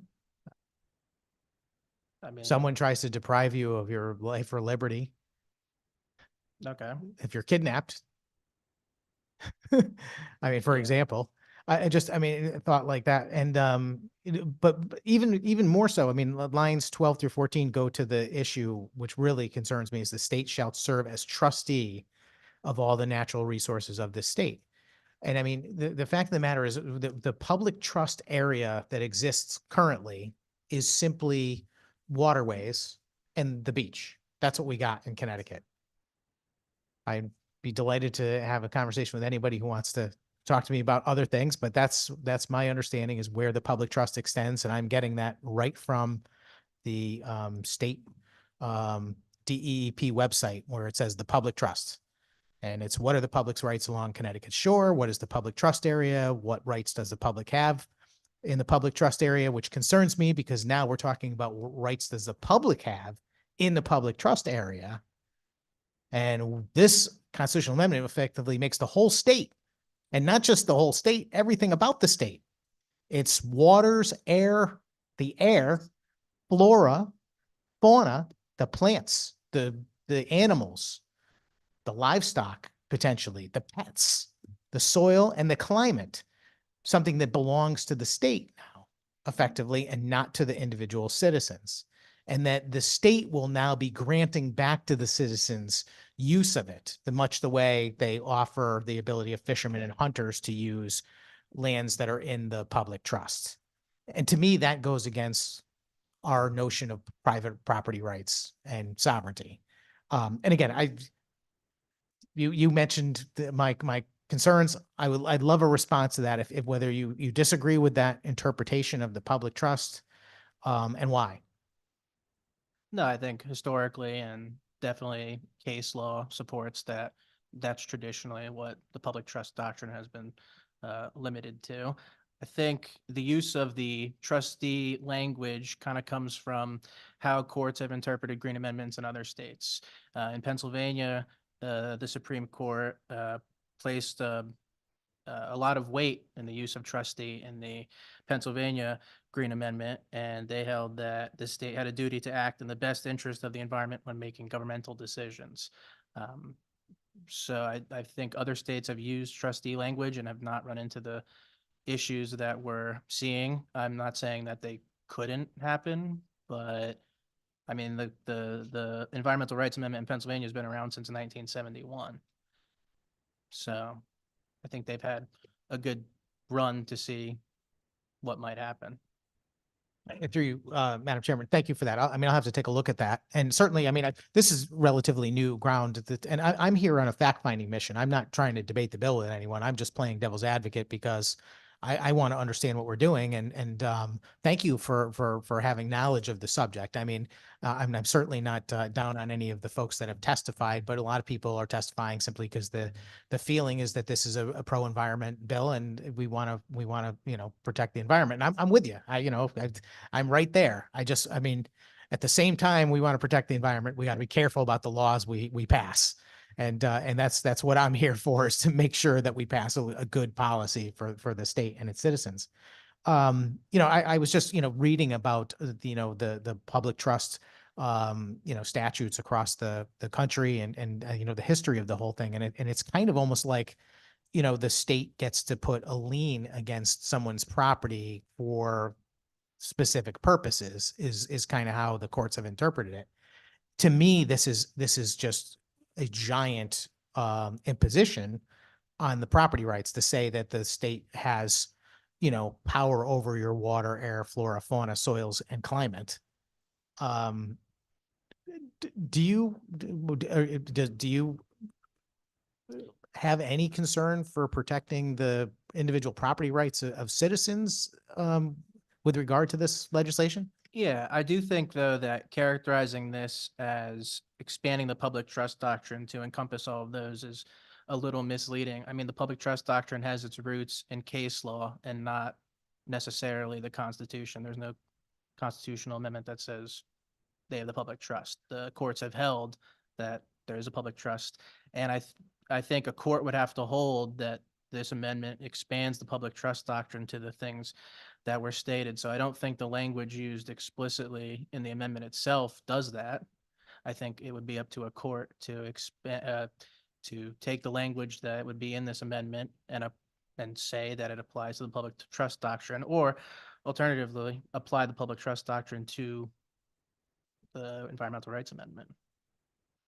I appreciate that answer very much, except isn't the intent of the constitutional amendment to, in fact, try and tell the courts that we want the government to have this authority and expand the public trusts to include people's private property and all their air and climate as well, and their animals? I'm just drawing a distinction between what's traditionally been understood as the public trust doctrine, which, as you said, has the case law has said certain things. And I don't think that the Green Amendment and the Environmental Rights Amendment itself is seeking to hold itself applicable to that public trust case law. That's why there are new cases on the Environmental Rights Amendment, because the public trust doctrine case law doesn't just do away with it. I appreciate that answer. And I might agree with you if it stopped after protecting the rights of individuals, but it goes beyond that. Like I said, we really support the sentiment about the funds. And I think that's part of what you had an issue with beyond line 12. So I think there are some aspects of it beyond line 12 that are very important and do draw on existing provisions elsewhere.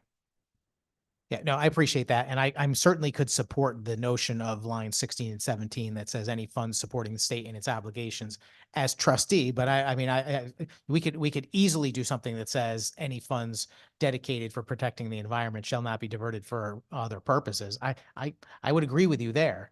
I mean, my only exception to your comments really is just the way I'm reading this is this is purposely intended to expand the public trust area beyond beaches and rivers and the few instances that have already exist out of necessity to everything, to say the government now owns all the property and you're just living on it. And this is why attorneys still have jobs. Yeah. I as an attorney, I have, this is. Yes, We but- can but- have reasonable differences and we can ask the court to dispute them. And I mean, we all have different interpretations of all of the Bill of Rights. So I think ultimately, Yeah, it's just respectfully, I mean, that what confuses me is you're here advocating for this policy. Yeah. You're also an attorney. You're giving me both sides of the situation, and I appreciate that very much. But my interpretation of this is that absolutely this is what's intended to expand that public trust area. And I would just suspect that someone who supports this legislation is going to make that argument also. Are you saying that this, are you suggesting that that's not the argument that you would make? You would say that this is not expanding the state government into the public trust area and all the. I mean, not as explicitly as the public trust doctrine as Understood, yeah. expanded upon in case law. I think if you want to say that they do have, they have a consider that they hold it in public trust. My position would be not necessarily that the prior case law would apply. Understood. Okay. Yeah. I mean, the thing is, I would much rather make sure we get it right before it ends up getting hashed out in a courtroom because of some, atrocious eminent domain situation or something like that. And that's what concerns me. And that's why it's difficult to sit on the side of the dais as well. So thank you very much. I really appreciate you being here today and giving us your feedback. It's invaluable to me to get your perspective. So thank you. Yeah. Thank you, Madam Chairman. Thank you. Thank you, Senator. Any other questions or comments from members of the committee? Seeing none, thank you again for your time and your testimony today. Thank you, guys. Next, we will hear from Ann Reed, who will be followed by Aziz Dekhan, who will be followed by Betsy Gara.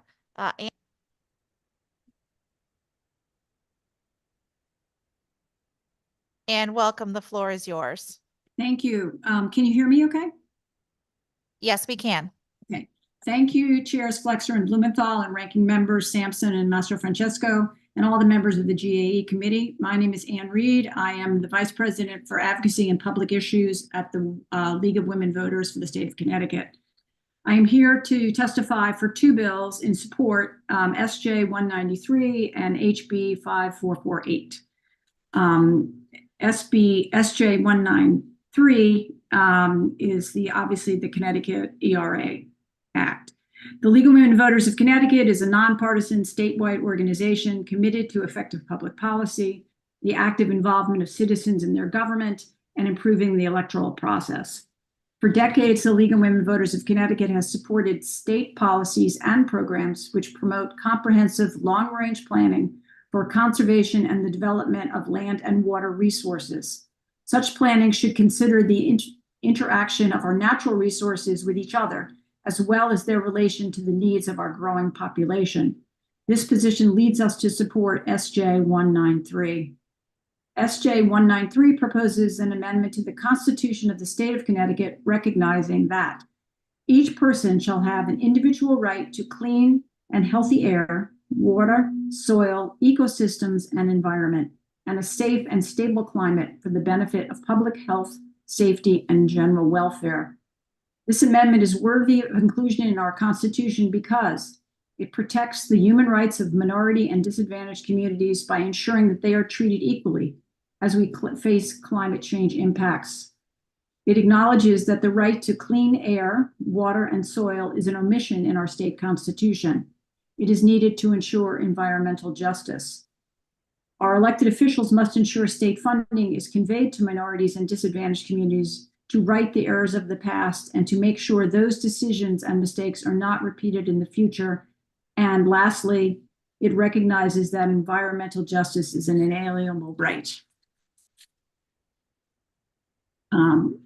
With regard to Bill HB 5448, an act concerning security of certain election workers and election-related locations, the League of Women Voters of Connecticut is involved in all aspects of voting in the state of Connecticut: education, registration, implementation of programs that expand access to voting for all eligible voters. Without election workers, there would be no elections. without the legions of civic-minded peoples willing to spend long hours at polling locations, elections could not happen successfully in Connecticut. Over the past few years, it has become evident that our election workers need to be protected. This is why the League of Women Voters supports HB 5448. This bill, 1, protects identities and addresses of certain election workers, preventing incidents of harassment, threats, or doxing. 2, prohibits the possession of firearms near polling stations, vote counting sites, or other key infrastructure. As polling locations have expanded out of school locations, this prohibition is absolutely essential. 3, establishes serious legal consequences for those who engage in harassment, doxing, and threatening behavior. This bill protects election workers and shows them that the state of Connecticut takes their safety seriously and recognizes their efforts as the front line in the electoral process. Thank you very much for your time. Thank you. Thank you for your time and your testimony today.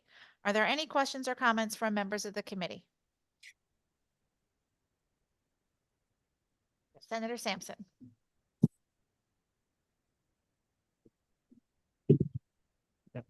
Thank you, Madam Chairman, and thank you very much for being here.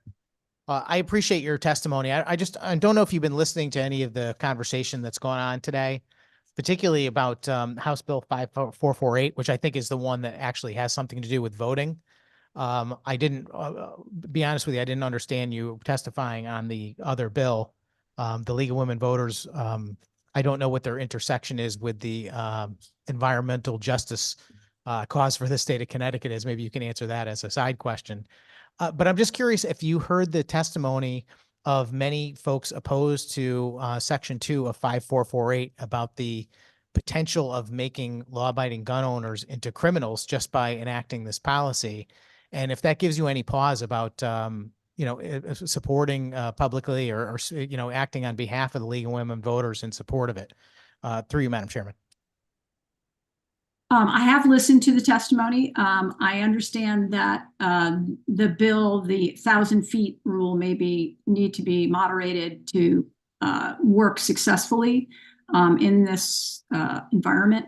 But I will say I'm an election worker myself, and the concept of guns nearby a polling place has always made me extremely nervous. And therefore, I am very strongly in favor of this part of the bill. In terms of your first question about why the League of Women Voters would advocate for or support the Environmental Rights Act, we advocate and support many not related to voting, but related to rights that we think people should have in the state of Connecticut and all over the United States. If you look at what the National League does, they have many, many positions that are on housing and on healthcare and things that are fundamental to the rights of people in the United States. Yeah. Through you, Madam Chairman. Thank you very much for that answer. I appreciate it. I would just point out that, that there's conflicting arguments about, what rights are being protected or advocated for. For example, I've just had several conversations, defending individual property rights, which is a key ingredient of our American society. And to me, that's at stake in, SB 193. And I always wonder when I hear nonpartisan organizations come forward and, testify in favor or in opposition to clearly partisan policy items and want to claim their nonpartisan status. So, and I don't mean to call you out. I just thought it was very interesting that you're clearly from the League of Women Voters, and the environmental bill is quite controversial and quite political and quite partisan. And I thought it was interesting that you would interject on it. And I certainly understand your apprehension. But I mean, do you feel this way about guns in the possession of your fellow citizens or law enforcement, or about all firearms? Through you, Madam Chairman. For the first part of your commentary, I do not feel that the Environmental Rights Act is partisan. For number two, certainly police officers having guns is not something I am concerned about. And we have certainly had police officers come into polling places with guns, and that certainly does not disturb me. I think we've seen enough in our world right now where with shootings that occur all over the place, no matter where you are, church, movies, restaurants, all over the place, that it's a frightening thought when you're in a place where there's a lot of people coming in and out, that there may be someone with a gun. Through you, Madam Chairman, I appreciate that commentary. I'll just assure you that the Senate Bill 193, the environmental bill, is absolutely a partisan bill. I can tell you that as a member of one of the political parties. And as far as your commentary, so it seems to me you're okay with police officers having firearms. And look, I mean, don't get me wrong. I completely understand. We're all on a heightened alert in Connecticut. I think crime is out of control in our state. We've got record numbers of car thefts and juvenile crime and street takeovers and people being attacked at the ATM and things that I think are far more common today than they were in the past. But generally speaking, those crimes are not being committed by law-abiding gun owners exercising their constitutionally protected Second Amendment.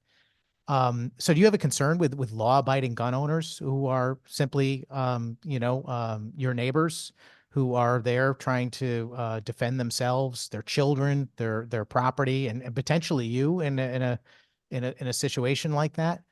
That's what I'm trying to make the distinction. I'm trying to understand this. I mean, the items that you mentioned, of shootings at schools and shootings at movie theaters, those were committed by, criminals that are not, to be equated with people that are merely, facilitating their Second Amendment freedoms.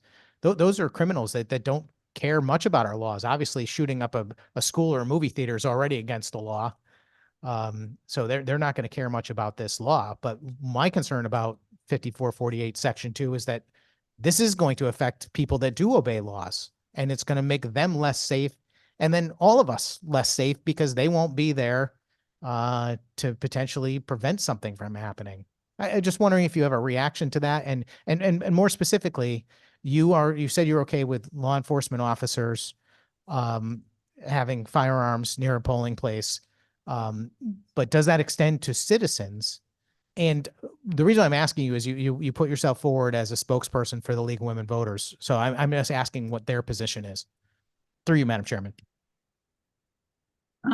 Our position is to make the job of a poll worker as safe as possible, and we think that this bill achieves that.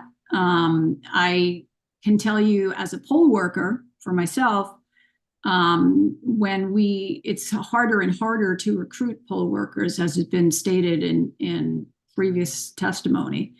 And when I was at the training for the last election that I worked, it came up whether or not guns were allowed in polling places, because as I stated in my testimony, not all polling places are schools where guns are not allowed.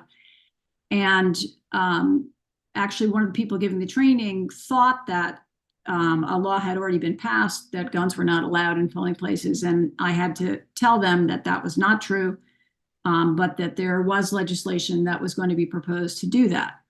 I'm not going to enter into an argument with you about, law-abiding citizens having guns. Certainly, law-abiding citizens can certainly have guns. That's not something that I, have any purview to talk about. Through you, Madam Chairman, thank you for that. And again, I'm not trying to give you a hard time. I'm trying to understand. You've said a few different things that I didn't follow. I mean, one of your first comments is that you want to protect rights, and the League of Women Voters often speaks about different issues that have to do with rights, even if they're not elections. But the Second Amendment is a right, and then, you you said that you're okay with police officers at the polls. And you also said that you have no problem with law-abiding citizens possessing guns. I just apparently not around polls, I guess is what I should take away from that. I don't have any more questions. And forgive me, I know this came across as somewhat confrontational. It wasn't intended to. I was really just trying to find out the position of the League of Women Voters, very specifically about some of these issues, because these are important topics that are going to be voted on in this committee. And I'm very fearful that this particular bill is going to make felons out of a lot of very innocent and very decent people, and maybe me. And I'm not in favor of that for sure. Thank you, Madam Chairman. Thank you, Senator. Are there further comments or questions from members of the committee? Representative Blumenthal. Thank you, Madam Chair. And I just wanted to say hello and thank you for being with us today, as well as all your work on behalf of the League of Women Voters in Darien and across the state. Thank you. Thank you, Representative. Seeing no further comments or questions, thank you again for your time and your testimony today. Next, we will hear from Aziz Dekin, followed by Betsy Guerra, followed by David Parker. Aziz, are you here? Okay. Betsy Guerra? Yes, hi, thank you. My name is Betsy Guerra. I'm the Executive Director of the Connecticut Council of Small Towns, and I'm here to testify on two bills. I have submitted written testimony, so I will just summarize.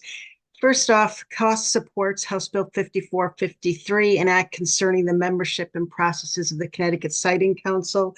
Although we recognize the importance of the Connecticut Siting Council in advancing the state's renewable energy goals, we are concerned that absent any local input from municipalities, that the council doesn't have the opportunity to fully consider the impact of siting such arrays and renewable energy facilities on land areas that may be incompatible with such uses. So we do support provisions in the bill that add ad hoc members from the affected municipality and the neighboring municipality, if applicable, to the Connecticut Siting Council process.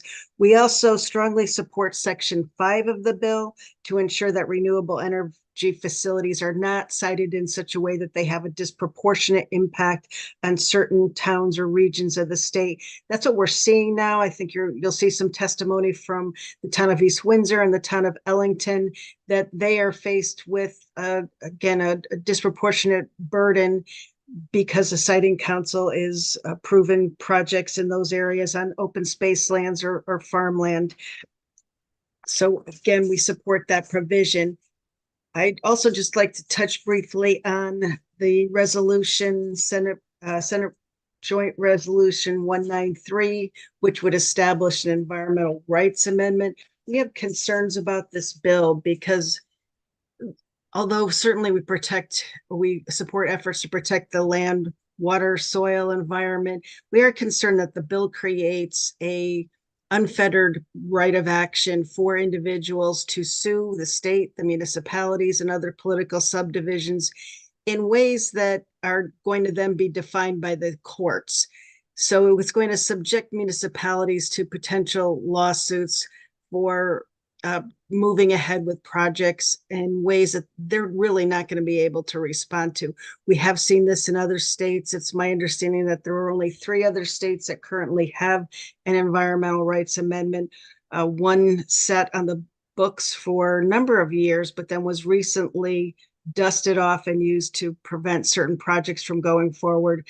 New York, which adopted a similar provision, I believe in 2021, has also resulted in certain litigation that can be a concern. So again, rather than have the courts define environmental standards that municipalities in the state must adhere to, we do believe that these issues should be addressed by the legislature as part of the statutory framework. Connecticut does have robust environmental laws in place to protect the air and water and environment. And so we believe that this is the avenue to pursue to protect environmental rights, not to create an unfettered right of legal standing to pursue litigation against our municipalities and other governmental entities. Thank you.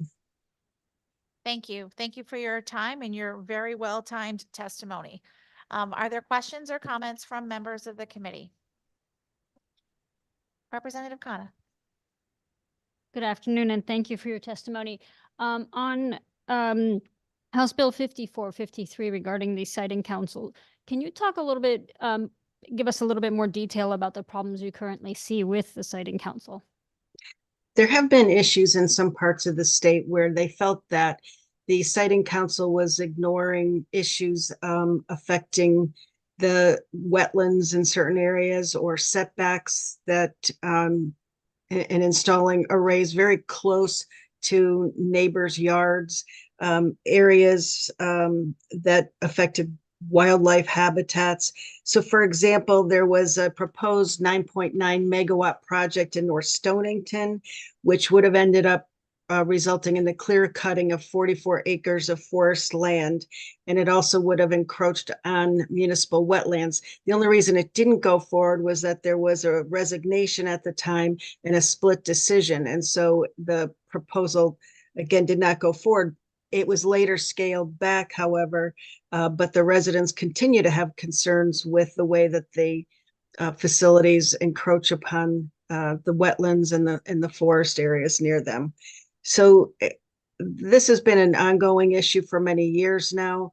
The other issue that the bill addresses is the issue of the disproportionate burden faced in some of the municipalities that seem to be bearing the brunt of these renewable energy facilities. And there is testimony submitted on by the town of East Windsor and the town of Ellington that I think speak to these more directly.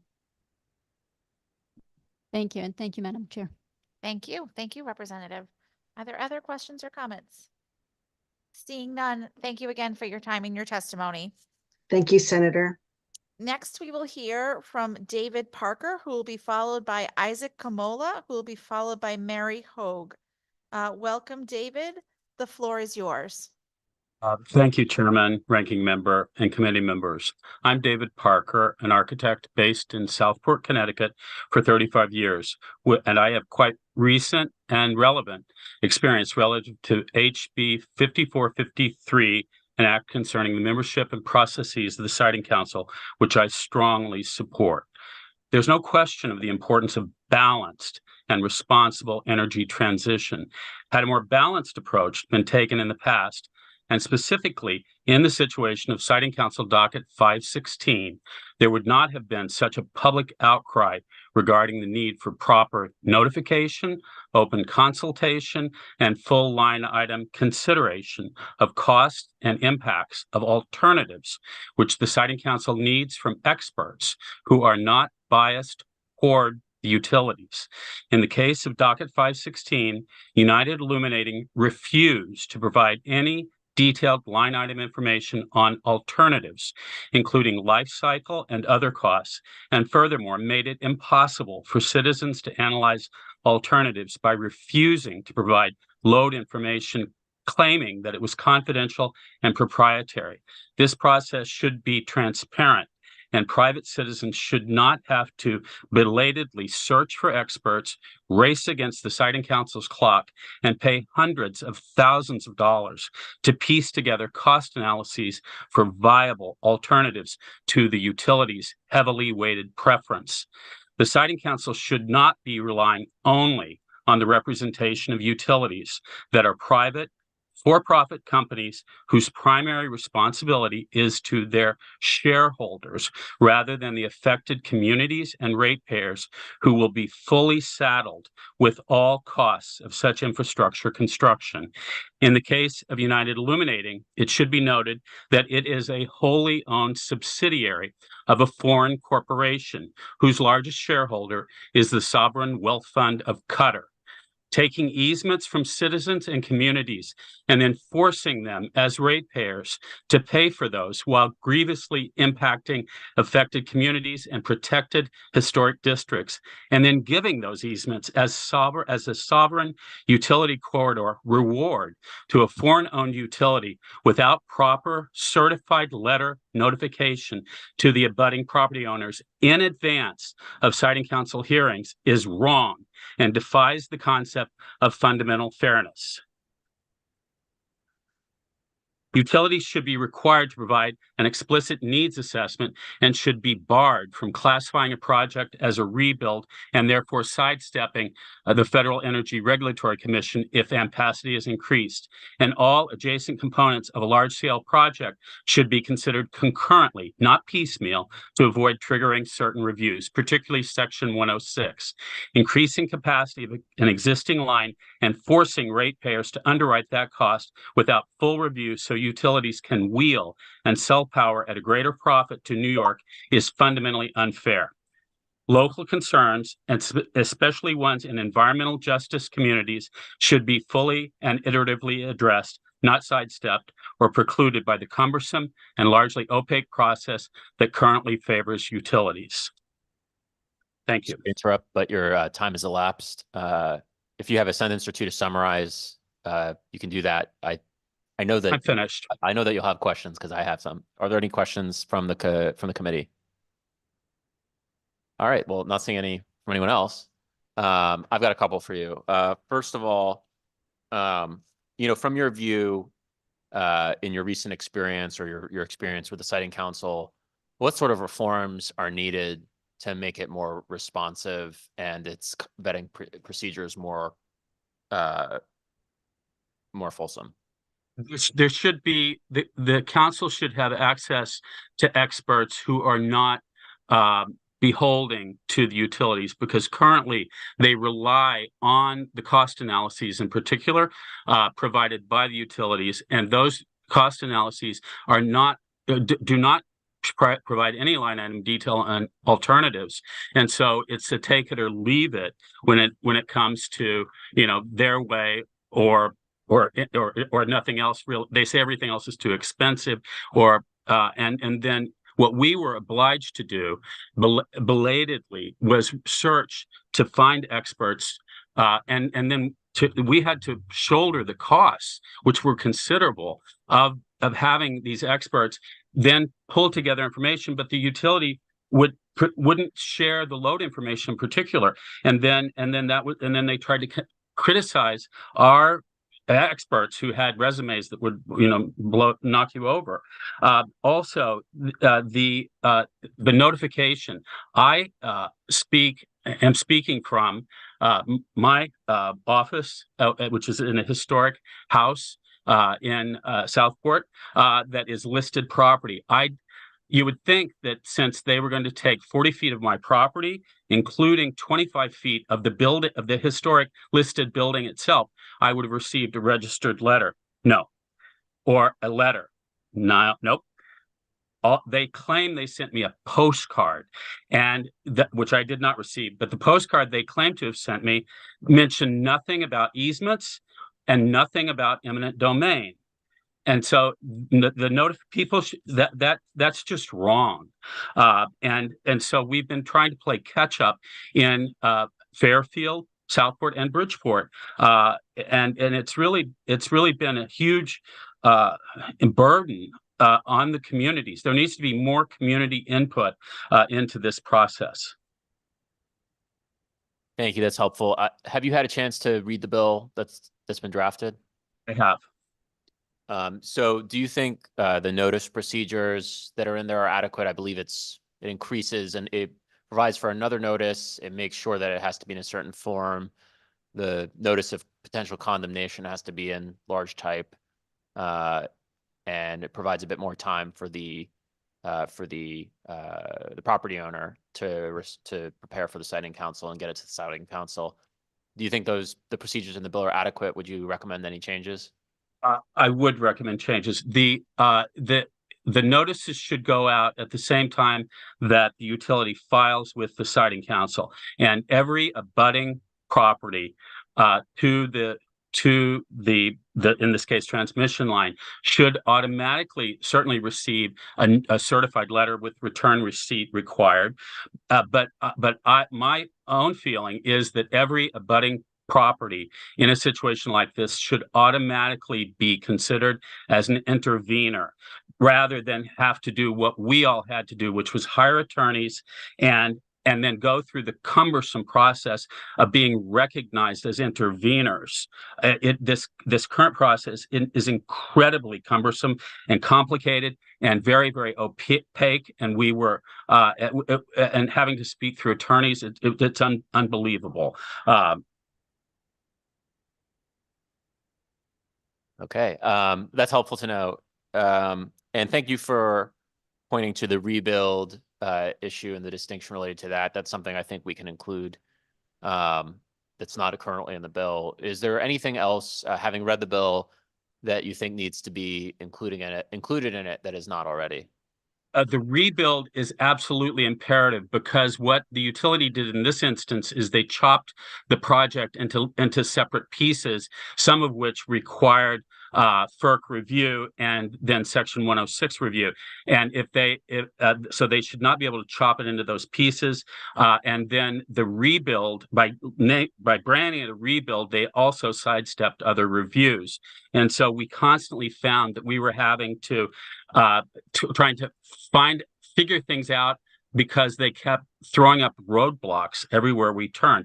The utilities and the communities should not be opponents. They should be doing things in consultation with the communities, not as opponents. The thing, Chairman Blumenthal, the things you mentioned, I think, are extremely important, and the notification, I cannot underscore enough the need for certified letters, and I do feel that that having local support on the representation on the siting council in some fashion, because local communities know what is important, especially in terms of historic resources, in terms of environments, and I would hope that that requirement would not impact the consideration of this entire bill, because there are so many things in this bill are meaningful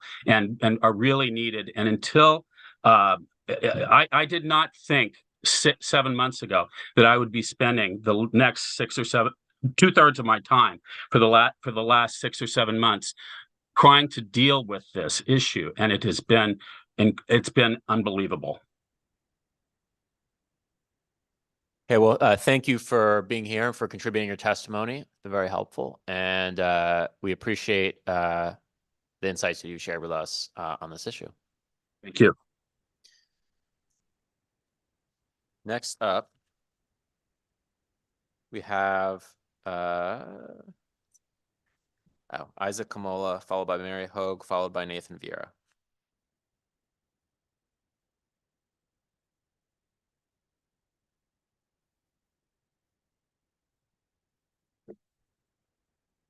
Hello? Hello?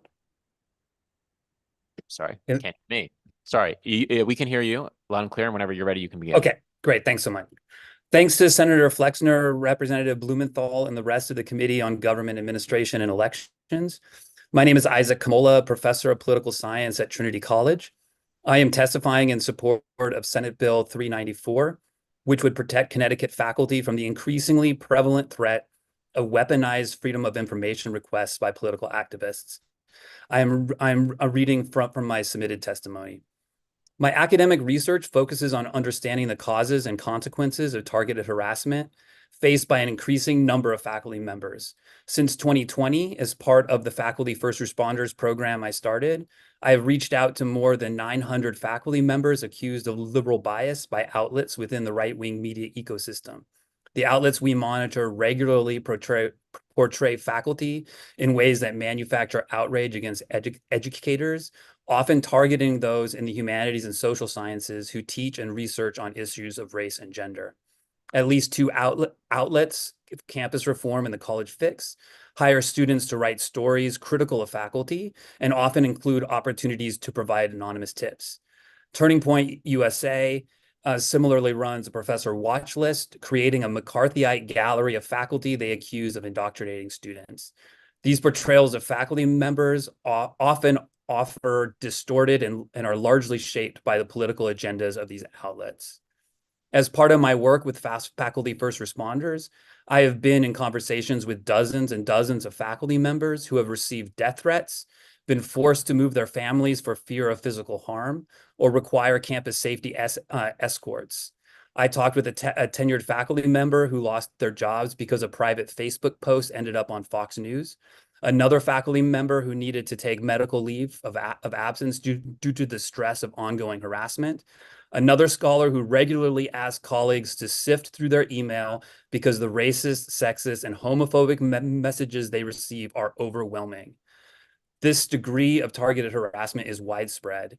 For example, in a 2020 survey fielded by the American Association of University Professors, we found that 40% of the faculty that Campus Reform accused of some sort of liberal bias ended up experiencing threats of harm. In recent months, many of the faculty I've talked with also expressed concerns that, in addition to targeted harassment, they have also growing concern about receiving FOIA requests seeking access to their emails. We know FOIA requests have been used by political activists to discredit academic research, especially in the area of climate science. And a number of people who've testified today have demonstrated this as well. However, this tactic is increasingly being deployed to silence academics who express views that political operatives disagree with on political, not academic grounds. Public higher education can only serve the public good if teachers and scholars are free to follow the evidence and the argument where it takes us, when we are free to vet ideas on their merit and based on our professional expertise. Increasingly, however, many faculty worry that something we say in the classroom, in an email exchange with a student, or in a conversation with a colleague will become weaponized against us. In my experience, those seeking to discredit faculty are not only largely uninterested in the actual content of our research or teaching, they seek to publicly legitimize us for political grounds. Try to interrupt, but your time has elapsed. So if you could please just summarize the remainder of your testimony briefly. Just saying the last paragraph was going to be that SB 394 would go a long way towards ensuring faculty from this, the threat of FOIA, a weaponized FOIA requests. Thank you very much. Are there questions from the committee? Seeing none, we appreciate your testimony and you being here today. Next up is Mary Hogue, followed by Nathan Vieira, followed by Diane Lantakis. Hope I pronounced that right. Ms. Hogue, I see you on the Zoom and you may begin. Hi, thank you. Thank you for letting me speak today. I'm speaking in support of two bills. One is HB 5453. I'm in Fairfield, so I'm very familiar with the issues that people have brought up recently with the Siting Council. And I have written testimony that I've submitted, but one thing that a prior speaker said was that the utilities in this case and in other cases also with the water company put things in piecemeal. So it's very hard to follow what's going on. And in fact, in a prior issue wasn't with the Siting Council, but this issue of a very large project that only will work together if all the pieces are completed. They put them in separately, and then you weren't allowed to talk to anyone at the whole project. You were only allowed to talk about the one piece that was happening at the time. So it really is very confusing, and it doesn't allow for full understanding or appreciation for the project. So I thought that was an important point that he made. The other bill that I wanted to speak to is SJ 193, and I just lost my notes. Sorry. Oh, well, I guess I have to do it from memory. I feel that this is such an important thing for us to try to pass. I think it's important to understand, and I don't think it's always something everyone realizes, that ultimately the citizens are going to decide this. All we're asking the legislature to do is to allow us to put it on a ballot. So the people will be deciding this. This won't be something that I don't quite see it as political. I see it as something that people will speak to when they go to the voting booth. I work with a lot of students from elementary through high school. They are terribly concerned about what's happening with the climate. And I think that that's important for us to take some action in order to show them that we understand their concerns and we're willing to make good on protecting the environment for them and for generations that aren't even born yet. So I appreciate your listening. If you have any questions. Thank you very much for your testimony. Are there any questions from the committee? Seeing none, thank you very much for being with us today and for sharing your testimony with the committee. Thank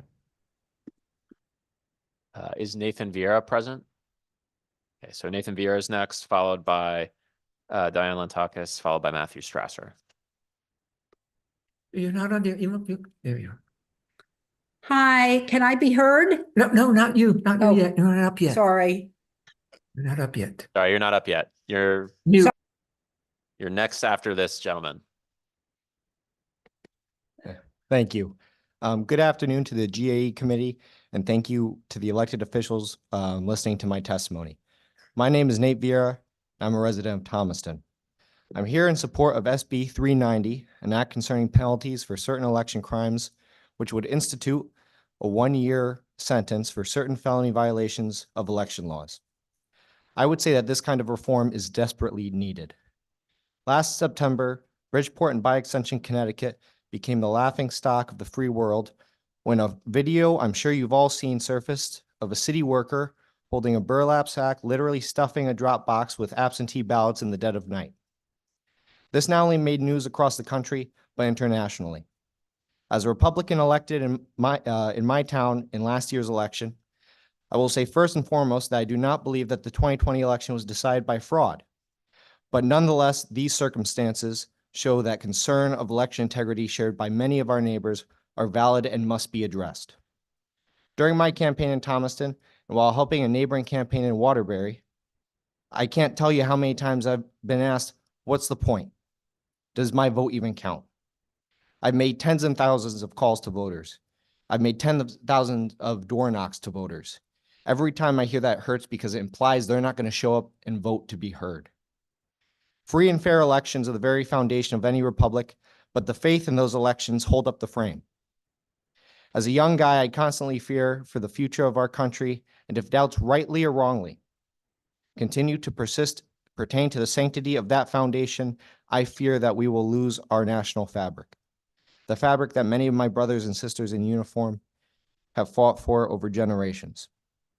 Elections are the most direct way for any people to address their grievances to their government. And with the national rise of polarization, paired with rising doubts in our elections, I fear that a day may come where a rising tide of disenfranchised Americans, believing that there is no redress at law, will think that their only remedy will be to take to the street. We must safeguard the rights of every citizen upheld by our elections from any assault, whether it be from the left, the right, or from an outside source. It is my belief that this bill is a great, moderate, and common sense first step in reinforcing that safeguard. And if you don't think so, then there's an election in Bridgeport I'd like to sell you. Thank you for your testimony. Are there any questions from the committee? Senator Sampson. Thank you very much, Mr. Chairman. Nate, good to see you. Excellent, provocative testimony. Thank you for that. Yeah, I think that, this is one of the bills that I think that we're going to have a lot of people get behind. I'm just wondering, I mean, do you feel like, you said this is a moderate first step, which implies to me that you believe there's other things that should be done. Maybe you could speak to other things that might improve our election process in the state. Through you, Mr. Chairman. No, but thank you, Senator. I definitely think that this is a good first step. I mean, and I think more importantly, I always like to talk about things that we can all get behind, and I think it's very common sense. I mean, there's definitely other ways that we may all differ, but I mean, now with the institution of early voting, we now have 2-week early voting and then 7-day early voting for primaries. I mean, in my opinion, I don't see the point of the ballot boxes being outside. I mean, when this incident happened in Bridgeport, the first thing that was brought up wasn't even the contents of the video itself. It was how did they get this video? How did this video get out? How did it get leaked? Which is definitely a great concern of mine, because obviously what's way bigger is what happened in the video. And it happened at 5 a.m. in the dead of night. And I think it's a big issue that now that we're going to have 2-week early voting, which I'm all for. I actually don't have a problem with it personally, in my opinion. But the fact that we're going to have these absentee boxes outside when we're already giving everyone 2 weeks to vote, I just find silly in my opinion. I mean, of course, in my opinion, even just with these reforms, the most important thing is not just the sanctity of the election, but the faith in that election. Just like the backing of the dollar, propped up by faith. These elections mean nothing if the people don't believe in them. That's what props up the republic. If people, and it doesn't have to be a majority, I fear the day where there is a good portion of Americans that no longer believe that they will be heard. Because this is by far, in this republic, the best way to make your grievances heard in a peaceful manner, which is what I want to see keep happening by everyone. I want everyone to be heard in the state and in the country. Through you, Mr. Chairman, thank you for that comment, Nate. And I totally agree with you that I was never in favor of the drop boxes to begin with, just because there are other avenues. You know, you can deliver your absentee ballot to the town hall, and most of the drop boxes are just outside of town hall, or you can put them in a U.S. postal box. I just never saw the justification for the expense, but of course it was, federal money, spend it, so of course the state found a way to spend it. And I'm not going to say it didn't, add to some level of convenience for some people, but when you add levels of convenience, you also have to maintain integrity. And I think that's what you're speaking to. And I appreciate that very, very much. So just following up on that, yeah, I guess your opinion is that, the drop boxes are something that ought to be significantly limited in exchange for the fact that we have early voting. Is that correct? Senator, what I would most definitely say is I would say that the convenience brought by the ballot boxes, in my opinion, is greatly overshadowed by the risk that they entail, as shown in Bridgeport. And on top of that, I'm someone, I voted absentee myself just because of the campaign work I do the past few cycles. I'm fine with it. I don't have any issue with absentee, but the drop boxes, I always go straight to the town clerk and they just take it right there. They show me where they're taking it. And that way I know and I trust that my vote's going to be counted. With the boxes, I mean, everyone saw the video. I don't really have to go too much into detail, but thank you, Senator.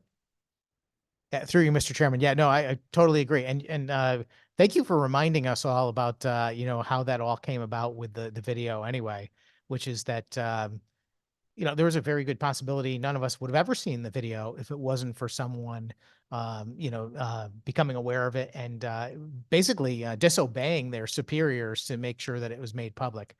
And since then, some communities have decided to proactively, begin to put surveillance cameras on those boxes and so forth, but plenty of others have not. So that's very, very interesting. And I guess there was one other thing I wanted to mention to you. I take very seriously your commentary about rising feeling among the public about the concern over the validity of our elections. I hear it all the time too. I mean, as an elected official, I get a great deal, especially on this committee. I get tons and tons of mail from people that are sharing their own experiences during the pandemic when the Secretary of State mailed out the absentee ballot applications.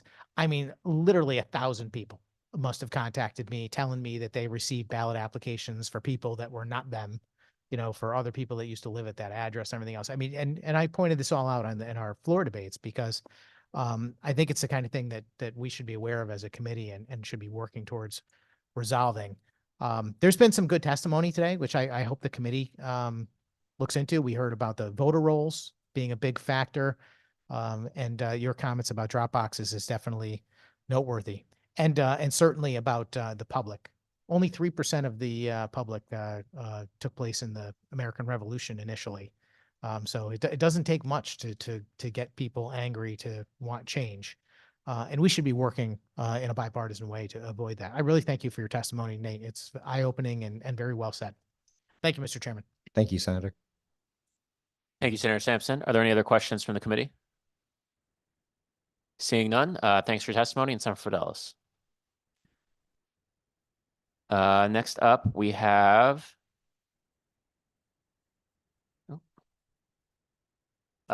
Ms. Lintakis, and hopefully I pronounced your name right. You are up now. Oh, Hi, can I be Start video. heard? Yes. Hi, can I be heard? Okay, my name is hear you. Diane. There you are.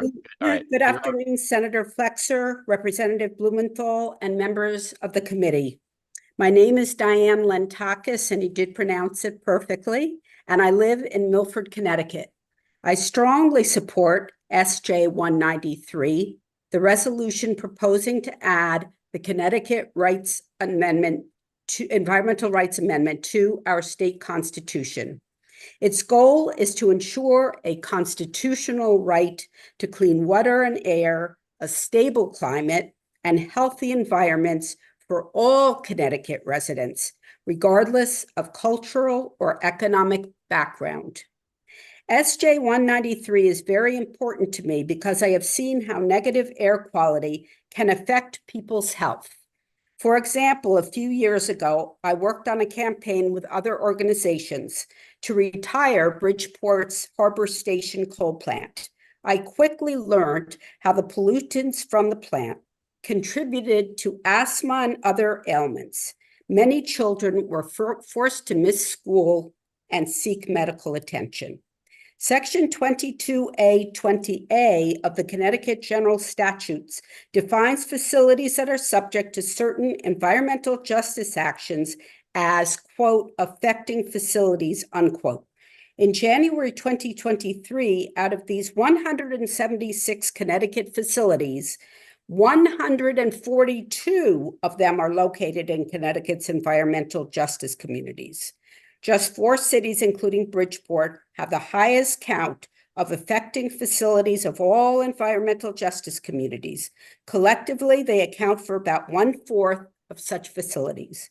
According to State Representative Joe Zullo, for far too long, communities across the state have been required or asked to bear a disproportionate burden of the environmental costs and the quality of life costs of certain facilities that generate these types of hazards.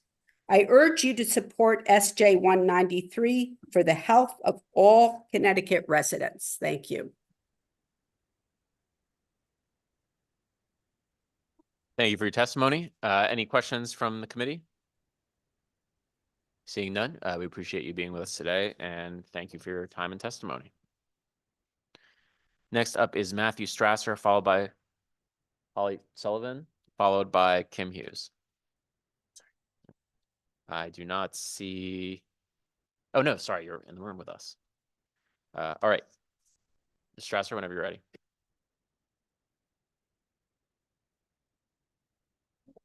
Good evening. Hear me okay? Yeah. Good evening, co-chairs Blumenthal and Flexer, ranking member Sampson, and the rest of the committee. I'm here to oppose House Bill 5448, an act concerning security of certain election workers and election-related locations. My name is Matthew Strasser, and I'm the legislative coordinator for the ever-expanding grassroots gun rights organization, the Connecticut Citizens Defense League. We are a bipartisan group from all walks of life who share one particular interest: defending and advocating for the unalienable right to keep and bear arms.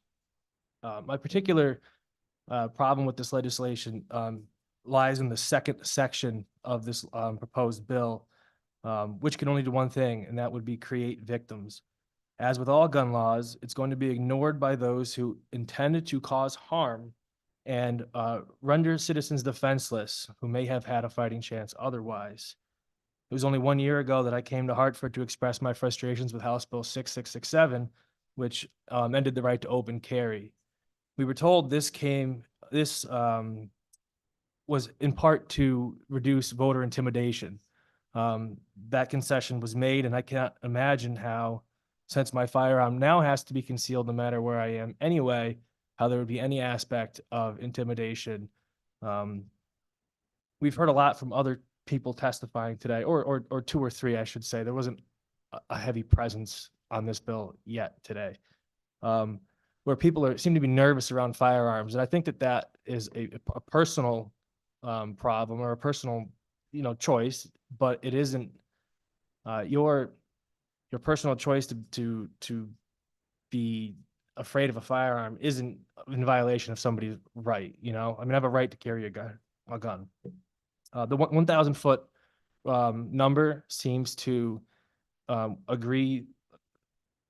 The Secretary of State even agreed that that number should probably be looked at. It seems to be a little egregious. So we should step back from that.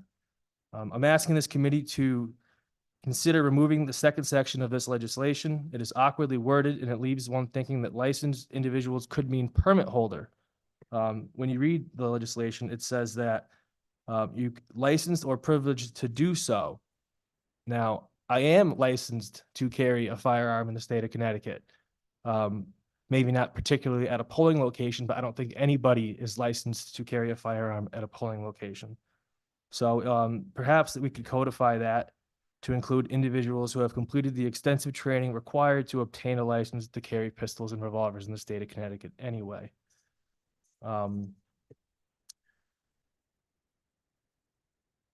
Yeah, I apologize here. I've got personal notes from throughout the day, and they all seem to tie back to the Secretary of State's testimony that was, I think, over an hour. And I'm glad we got to go through that, truthfully. But you know, she mentioned the unwilling people who break the law in reference to absentee voting.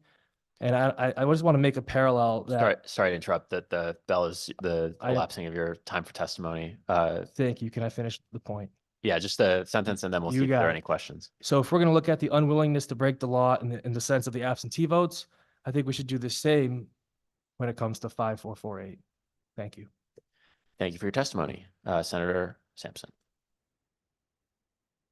Thank you very much, Mr. Chairman. Matt, thank you for being here on behalf of CCDL. Thank you.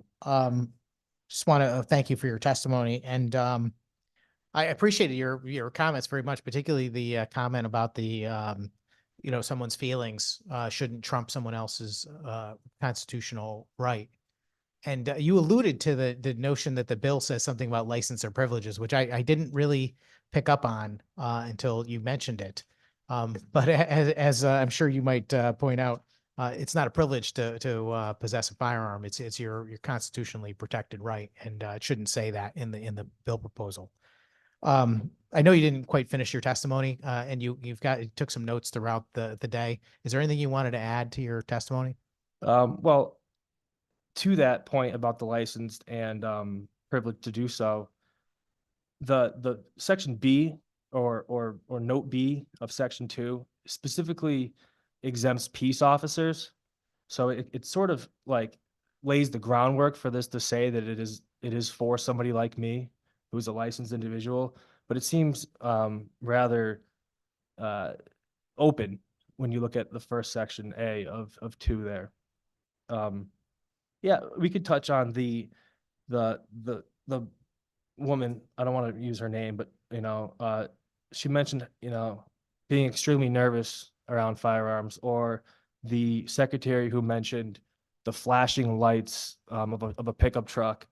I don't know if that's really akin to firearm violence. You know, I mean, as a gun rights organization, we take gun safety and carrying your gun is a responsibility that we take seriously, and that isn't even remotely. There's no parallel there, is what I want to say. Yeah, thank you very much. I agree with you on that. And I don't really have any questions. I think that we've hashed this issue out quite a bit today. And Yes. but I do thank you for your testimony and you know, for being here, and as well as other folks that immediately responded seeing section 2 of this bill. And I think it's great that your organization's out there as a watchdog looking out for the rights of your fellow citizens, including mine. And I appreciate that very much. Thank you much, Mr. Chairman. Thank you, Senator. Thank you, Senator. Any further questions? Seeing none, thank you for being with us today. Thank you very much. Next up is Holly Sullivan, followed by Kim Hughes, followed by Melinda Hughes. Ms. Sullivan, whenever you're ready, you can begin.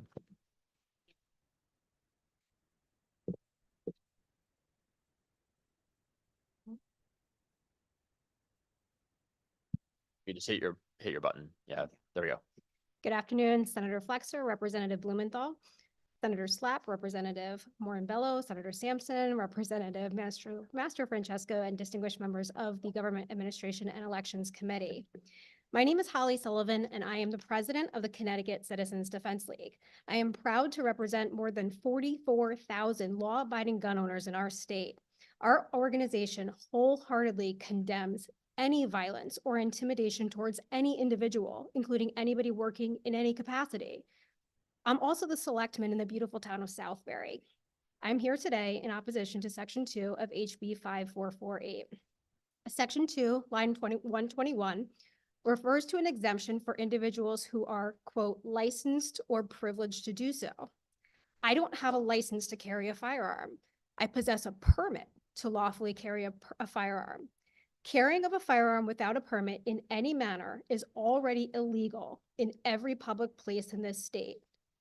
Again, so carrying of a firearm without a permit in any manner is already illegal in every public place in this state. As a selectman, I am expected to frequent town hall in my official duties. However, this bill as written puts a halt to public servants like me being able to perform these responsibilities. There is a ballot box at town hall. The firehouse, where I vote, is 653 feet from town hall. The community center, another voting location, is 393 feet from town hall. With the language that exists today, I and members of my community would be prohibited from utilizing municipal services and participating in civic responsibilities. Further, I am deeply concerned about members of the public who are unaware of locations of ballot drop boxes. In Southbury at Town Hall, our box is outside at the rear top level of the building. It is not at all visible to an individual who utilizes the main parking lot or front entrance. A gun owner who has been background checked by Connecticut State Police and issued a lawful permit in the state may unknowingly be committing a Class D felony. It is simply unjust. It also leads me to mention that the average person is not always aware of how often voting activities occur.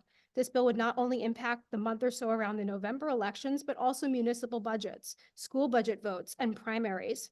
A notable amount of the year would result in huge territories and services completely off-limited to permitted gun owners. I'm here today to ask this committee to completely remove Section 2 of HB 5448, or alternatively, to explicitly recognize the permit issued by the state and created in statute by this legislature. Thank you for your time, and I welcome any questions. Thank you for your testimony. Are there any questions from the committee? Senator Sampson. Thank you very much, Mr. Chairman. Madam President, welcome. Glad to see you up there. Thank you for having me. I enjoyed your testimony, and I especially like that you started by mentioning that the Connecticut Citizens Defense League condemns violence of any kind. And I think that's so important. I mean, certainly the rest of your testimony was on point, but we've been talking about it all day. I think everybody gets the point. The 1,000 feet is absurd, and you're going to end up making criminals out of perfectly decent people who've done nothing. Exactly, including you and me, apparently. Exactly. We'll be in that category. But what I think is lost on a lot of folks that are in support of that legislation is the distinction between someone who is a law-abiding citizen who happens to be exercising their Second Amendment right and someone who is a criminal bent on doing harm. So I thank you for being here as you in your capacity as president. And I never do this. I never bring up people's race or gender or anything, but you're a woman, you're a mother. I don't think you're what people think of usually, when they think of gun owner or, somebody who's going to be actively fighting for gun rights. So I think it's so important that you break that mold and teach people that our rights are for everyone. It doesn't matter about anything else. Can you expand on that? Because I know that is very near and dear to your heart to make sure that gun ownership is something that people accept as part of our society. Through you, Mr. Chairman. Yeah, absolutely. So for those of you who haven't met me before, but many of the legislators have heard from me in the past, I am a single mother. It's been just my daughter and I since she was 1 year old. I am very proud to serve my community as elected municipal selectmen, and that requires a lot of late nights, and you all know that as well. I've been here at the Capitol building until 3 a.m, particularly in Judiciary Committee, and I have to go home and I have to get my daughter from wherever she's been at daycare. You know, there are a lot of individuals out there who volunteer their time and volunteer their efforts, and we shouldn't be prohibited from going to the library or going to the town hall to pay our taxes or going to the firehouse because there's a dinner or a banquet celebrating other volunteers in our communities. Particularly as a woman who goes home to, I live on the Southbury-Roxbury line.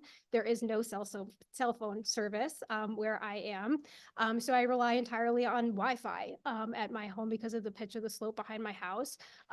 There are real realities for why people choose to carry a firearm, particularly for women. It was extremely disappointing for me to hear from the League of Women Voters that they took such a position, because I really don't think that, you know, they speak for women voters like me. And that's really hard. And particularly, I also serve on the board of Women for Gun Rights, which is a national organization of women. And many of these women are survivors, and many of them are individuals who have chosen to get involved in public policy because they want other women to have opportunities that maybe they didn't. So really, this is very near and dear to my heart, and I appreciate you asking about that. Thank you, Mr. Chairman, and Holly, thank you so much for your comments. You inspire me every time I get to talk to you and hear your story, and I know it affects a lot of other people too. And you're a tremendous ambassador for the Second Amendment and gun owners in general. And I can't stress enough that people need to really come to terms with the fact that, you know, there are, you know, I don't know, maybe you know the statistic. How many gun owners are there in the state? Yeah, actually, I believe we have our most recent FOIA request out on that. But speaking of FOIA requests, but I can certainly get that for you, what the 2024 numbers are. But the fastest growing demographic of gun owners across the nation and in Connecticut are women. And the reality is that we are responsible. We are our own first responders. I mean, I'm a big supporter, particularly of my local police department in Southbury. I think they do an amazing job, but they can only be there after I call. And we don't always have that kind of time, particularly as I was mentioning in Southbury where I am, I don't even have cell phone service. For the last 9 years, I have solely been responsible not only for my safety, but my daughter's safety. I've testified in this building many times about different unintended consequences of various bills, whether it's body armor or other things that I use in my child's backpack to ensure that she has a fighting chance. Please don't take away my ability to go home with a firearm. Look, my selectmen meetings are scheduled, right? It's on Thursday night, every other Thursday. If somebody knows that I can't carry a firearm in town hall, or I'm committing a felony, well, they sure as heck know that when I pull into my driveway that night, I don't have a firearm on me. And I also don't want to be in the position that I'm expected to leave my firearm in my vehicle right now, because what's going on in our state with vehicle break-ins is unexcusable. So I don't think we should be asking law-abiding gun owners to leave their firearms in their car where they're unsupervised when we have such a rampant issue with car break-ins and youth thefts of vehicles. So please don't put women who simply want to protect themselves. You know, and another comment that has come up so much today is intimidation. I hope for one moment nobody thinks that like members of organizations like mine don't also get intimidating messages. I've gotten handwritten letters to my house. It's hard. People out there are really horrible to other human beings. And that's not what CCDL stands for. We are there for your individual right to protect yourself and your family. We don't condone violence. We don't want anybody to be intimidated at the polls, but we also don't want to be put into a position where we are scheduled to be disarmed. It is just unjust. And then further, people won't even have the capacity to know the rules of this when we're talking about a 1/4 mile radius that happens multiple times throughout the year. It's just not feasible for people to abide by. And quite frankly, even if you made the building a gun-free zone, that is not acceptable to somebody like me. They can plan that I am not armed the second and fourth Thursday of every month. It's just not acceptable. Women should not be put in that position, and particularly women like me should not be dissuaded from performing civic duties or volunteering to be in these elected positions because they will be disarmed. Amen. Thank you. Through you, Mr. Chairman. Yeah, no, I appreciate that very much. thank you for expanding on your testimony significantly. There's nothing that you said that I would disagree with at all. And I mean, there's so many things I'd like to add to what you said. Except my role here is to be a questioner instead of adding my 2 cents. But I'm glad that you were here to be able to kind of be a spokesperson for the organization and for gun owners that people would not expect, and effectively disarm them. But you're absolutely right. I think there's increasing research that shows that a lot of the most heinous gun crimes that we've witnessed in the last couple of decades across America were committed by people who were purposely targeting gun-free zones and places where they knew that they would have victims that couldn't fight back. And this bill is about creating yet another gun-free zone, and what a place to do it, at a place where we're going to be exercising maybe our most sacred right, which is to choose the people that represent us. So very important and very powerful testimony. And thank you to you and your organization for all your hard work. Thank you. Thank you, Mr. Chairman. Thank you, Senator. Any further question or question from the committee? Seeing none, thank you for being with us today. Thank you. Kim Hughes is next, followed by Melinda Tuhus. Hopefully I got that right. Followed by Richard Velke. It looks like Ms. Hughes is on Zoom. Whenever you're ready, you can begin. Hi, thank you. Good afternoon, Senator Flexer, Representative Blumenthal, and members of the committee. Thank you for your time today. My name is Kim Hughes. I live in West Hartford, where I teach environmental education classes for grades K through 8. I serve on the Sustainable West Hartford Commission, and I lead a working group for that commission around sustainable land care. I'm a co-director of a nonprofit called Root to Rise, and we focus on offering meaningful education, outdoor education to all children. Another local organization that I'm a part of has led efforts to reduce the use of lawn pesticides and fertilizers in our public spaces. I've had the privilege of participating in a lot of similar efforts to limit environmental harm and to protect our air, soil, and water. So I'm totally dedicated to this work and to the work of helping people remember their connection to the living world. It's deeply personal and I love it. And I'm here today to ask for your support of SJ 193, a resolution to put the Connecticut Environmental Rights Amendment on the ballot. So I wasn't always in this place. I was a kid growing up in the West on a farm in the middle of nowhere. And my goal was to get far away from dirt. I wanted to spend my life in an office building, dressed in business casual. I think this lived experience totally formed who I am today. I grew up in the 70s and 80s, and I got to see in that short window, even in that short window, a mini revolution in the way farming was done, more reliance upon things like harmful chemicals and pesticides and fertilizers that would save on costly labor. But I can see now that a lot of farmers did not understand the trade-offs at the time, and maybe we still don't.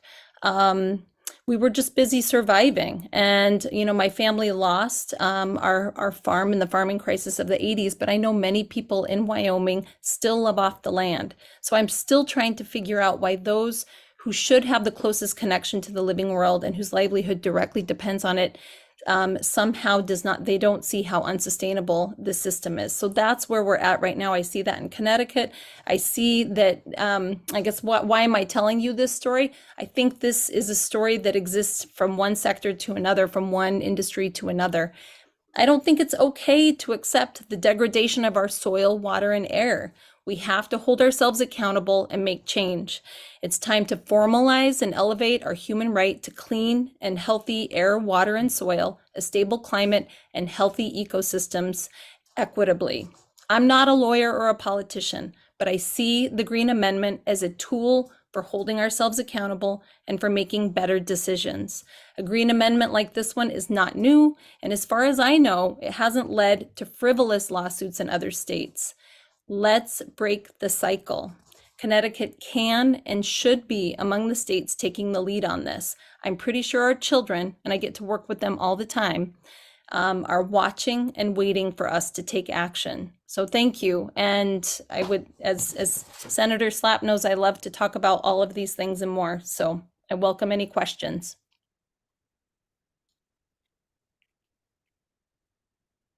Thank you for your testimony. Are there any questions from the committee? Seeing none, thank you for being with us today and for sharing your testimony. Next up, we have Melinda Tehus, whom I do not see either in person or on the Zoom. So I will never find out whether I've been pronouncing her name wrong. Followed by Tehus? Okay, that was close. Followed by Richard Velke. So Richard, if you're ready, you're up. I don't see, he's not here. Okay. Tom Maloney is here on Zoom, followed by Bryant Mercado, followed by Dennis Robb. So Mr. Maloney, whenever you're ready, you can begin. All right. Good afternoon, Senator Flexer, Representative Blumenthal, and esteemed members of the Government Administration and Elections Committee. I'm Tom Maloney. I'm from North Stonington. I'm also the research coordinator for CCDL, and I'm here to speak in opposition to HB 5448. Excuse me. As I read Section 2 of the bill, there are 6 different categories of activities that would generate what essentially amount to pop-up gun-free zones.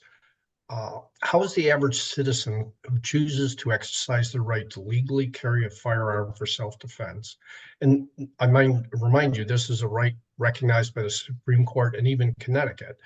How are we expected to go about our daily business while keeping tabs on all the many gun-free zones? I know we've already discussed earlier, that the 1,000-foot radius is probably unmanageable. Pretty much anything more than a few yards means, as I go about my daily business, I have to maintain for about 31 days before any of those elections that Holly Sullivan mentioned, whether I'm good to go or not. And I might be able to learn my own town, but what happens when I'm running errands in neighboring towns? If I stop in for a coffee, a restaurant, pick up something as an errand, I have to know whether there's a drop box near me somewhere. It's just untenable, and it serves no purpose other than to make law-abiding people suddenly in violation of a law that we all try and obey. Through the course of the day, we've heard that poll workers want to feel safe, and that, of course, is a reasonable expectation. What I can't reconcile is the thinking that somehow someone with intent on a violent crime would somehow be dissuaded by what really amounts to a possessory law. While it's a felony and it's serious, anybody that was going there with the intent to do violence isn't going to be stopped by a simple possessory law. We've also heard claims that the carrying of defensive firearms somehow creates an air of intimidation. As Matt Strasser pointed out earlier, we can no longer open carry firearms, so they're concealed. Nobody knows you have one. So I don't understand how this would convey an air of intimidation. Finally, I've looked at a map of just my downtown North Stonington. I'm not even clear where I can walk during these election periods, and I'd have to keep a calendar to keep track of all of that. Now, I just think, once again, we're trying to solve a problem that doesn't exist. If we really feel that those areas pose a risk to poll workers, we have law enforcement. We should probably be upping their presence if that's an actual concern, rather than disarming law-abiding people like myself that are just trying to go about our daily business. That's really all I have, and I thank you for the opportunity to testify today. Thank you. Thank you, sir, and well timed. Are there any questions from the committee? Seeing none, we thank you for joining us today. Thank you very much. Next up is Bryant Mercado, followed by Dennis Robb, followed by John Garcia.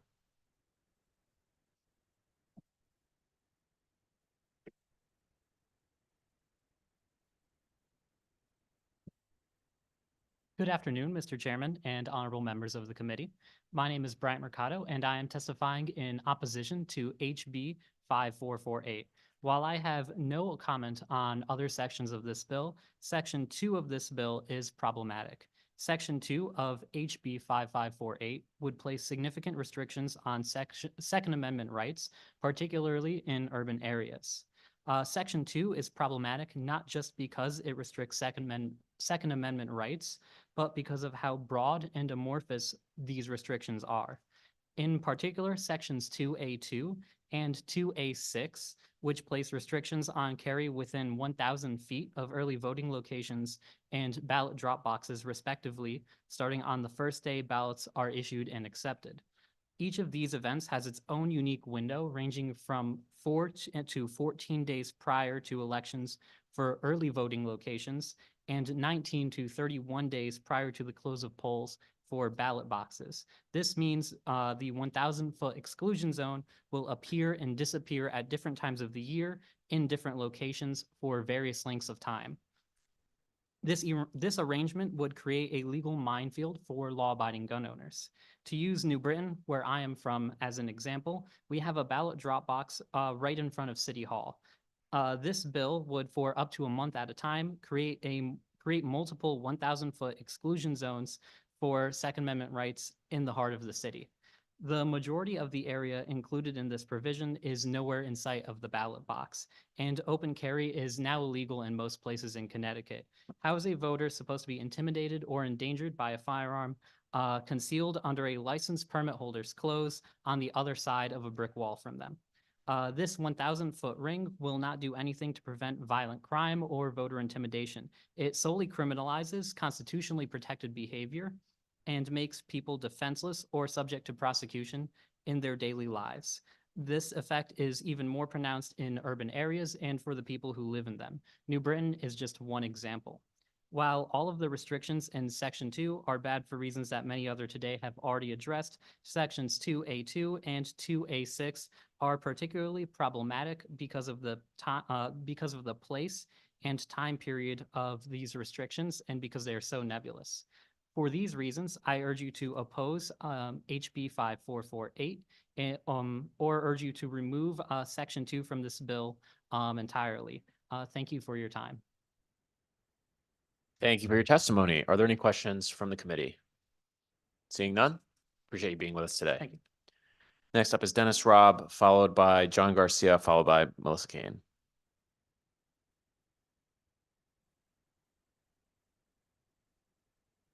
Mr. Robb with us? Not see him on the Zoom. So that brings us to John Garcia.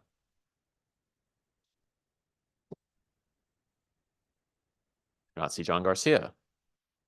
That brings us to Melissa Kane.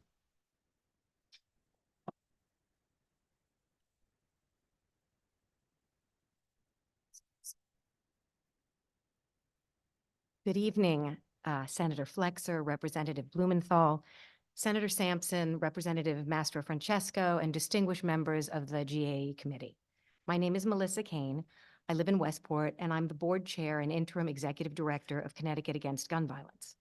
I'm testifying today in favor of HB 5448, an act concerning security of certain election workers and elections-related locations, specifically to the portion of the bill relating to the prohibition of possession of firearms within the vicinity of any polling location.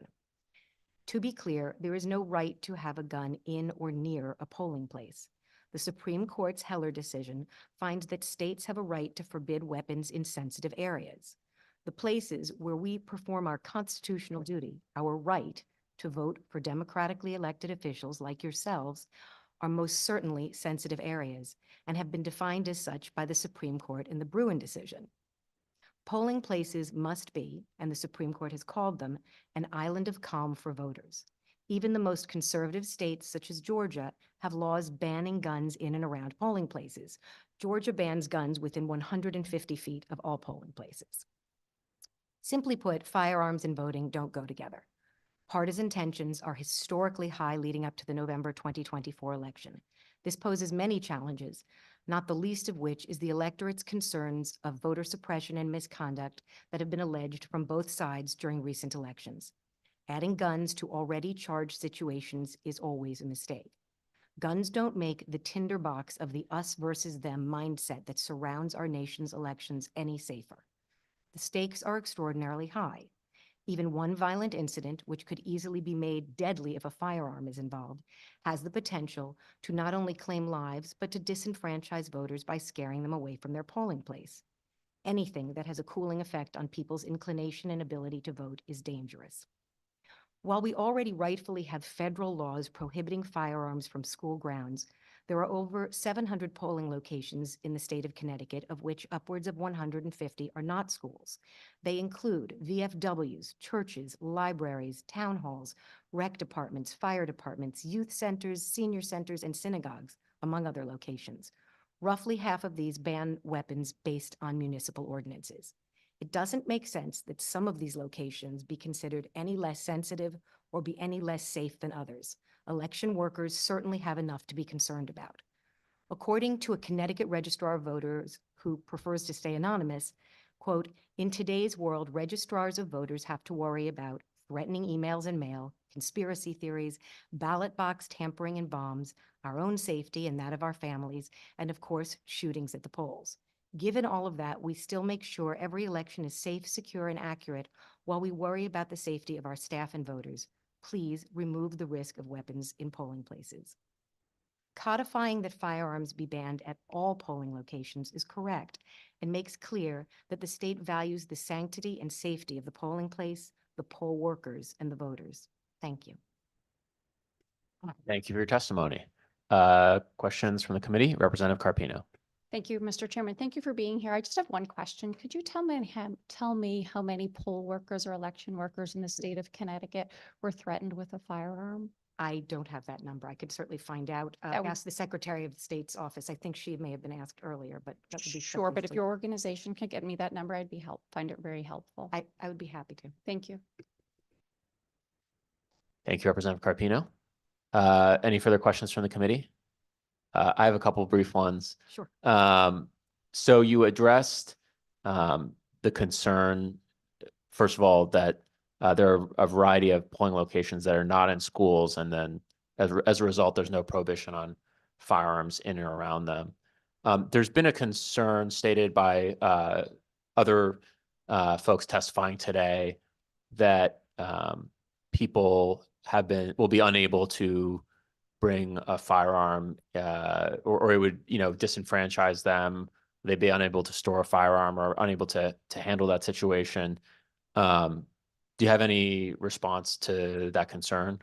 Sure. Well, I very much respect that concern that some people feel that where they work and in their lives, it's very important for them to, and they have permitted to carry a firearm.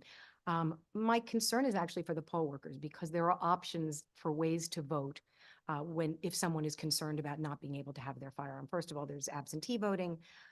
They are free to store their weapons safely and securely in their cars, which they have to do at over 600 polling locations currently, right? So there is a ban against any weapons on school property. I think you're well aware of that ban. So anyone who votes at a school currently must store their firearm if they carry typically. But again, I respect that someone cares about carrying their firearm, and if they feel unsafe, they can go directly to the registrar of voters. They could vote absentee, but poll workers don't have that option.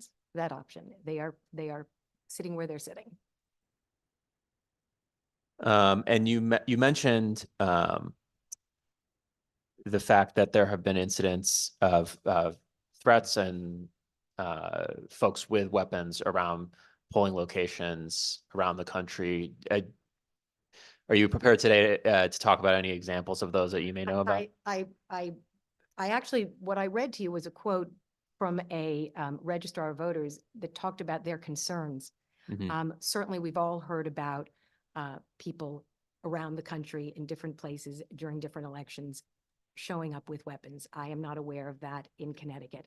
But I do think that, you know, the statement that guns make people safer is probably a statement that I would disagree with. I think, again, as I said in my testimony, anytime you add guns to an already charged situation, it can make the situation more dangerous. So that would Yeah. be my testimony. I appreciate that. And I think the data agree with you on that one. And I guess the other question I would have is, you mentioned other states having a lesser distance from the polling location. I think you mentioned Georgia. Yeah. Would you be amenable, or would you have any objection in this bill to provisions either reducing that distance or carving out certain manners of possession, whether it's on people's private property or incidental or de minimis contact with the location, that might carve out and exempt liability under these provisions? Absolutely. You know, CAGV does not take a position on how far from a polling place the ban should extend. And I believe there are carve-outs in the federal provision that certainly make a lot of sense. And I are completely open to that. Again, Georgia's ban is within 150 feet from polling locations, and we find that acceptable. We leave it, you know, up to the legislature, probably with input from the Secretary of the State's office, to find an appropriate distance. Well, thanks very much. Appreciate your testimony today and your answering my questions. I certainly agree with you. I think it's, in this current environment, not only about people actually being safe in the polling locations, but also the perception that they're safe in those polling locations. And certainly the last thing that poll workers should have to deal with is wondering whether somebody who they may see has a firearm, you know, whether it's through an imprint or through incidental viewing it, is appropriately carrying it or has it properly in that area, or whether there's some sort of menacing or intimidating effect. So I appreciate your testimony today, and thanks for being with us. It's my pleasure. Thank you.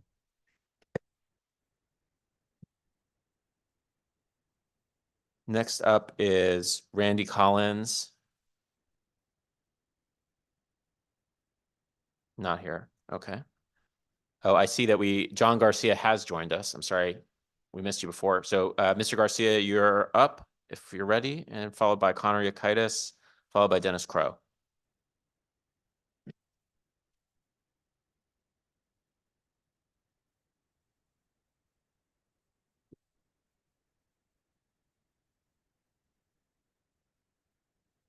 Somehow we lost Mr. Garcia. Oh, he's back. Whenever you're ready.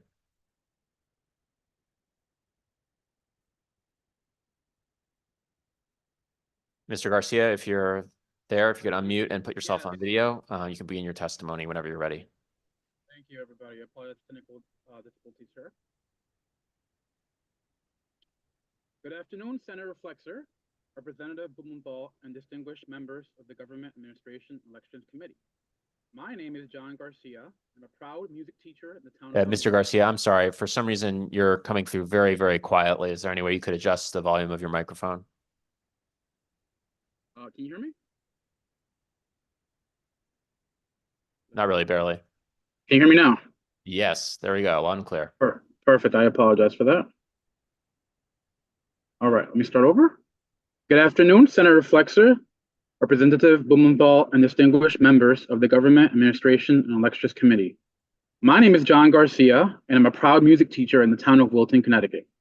I'm also the co-chair of our DEI committee, and I come here before you to testify in support of HB 5451, an act concerning immigrant and multilingual learner access to state and local government.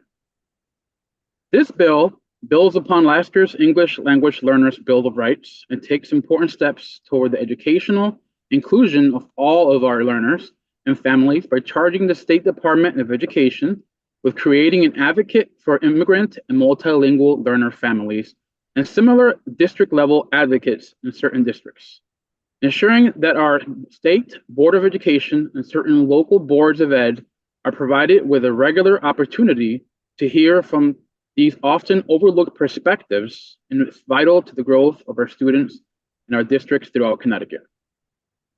In the Connecticut Mirror article, Representative Antonio Felipe once said, and I quote, "We stand here today because it is critically important that people can learn in their own languages so that people can be involved in outcomes of students and their children for years to come.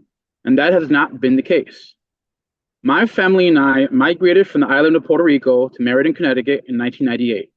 And I can still vividly remember how emotionally scared I was to start my first day of school. You see, my first language from birth was Spanish, and now I was going to attend a school that primarily spoke English.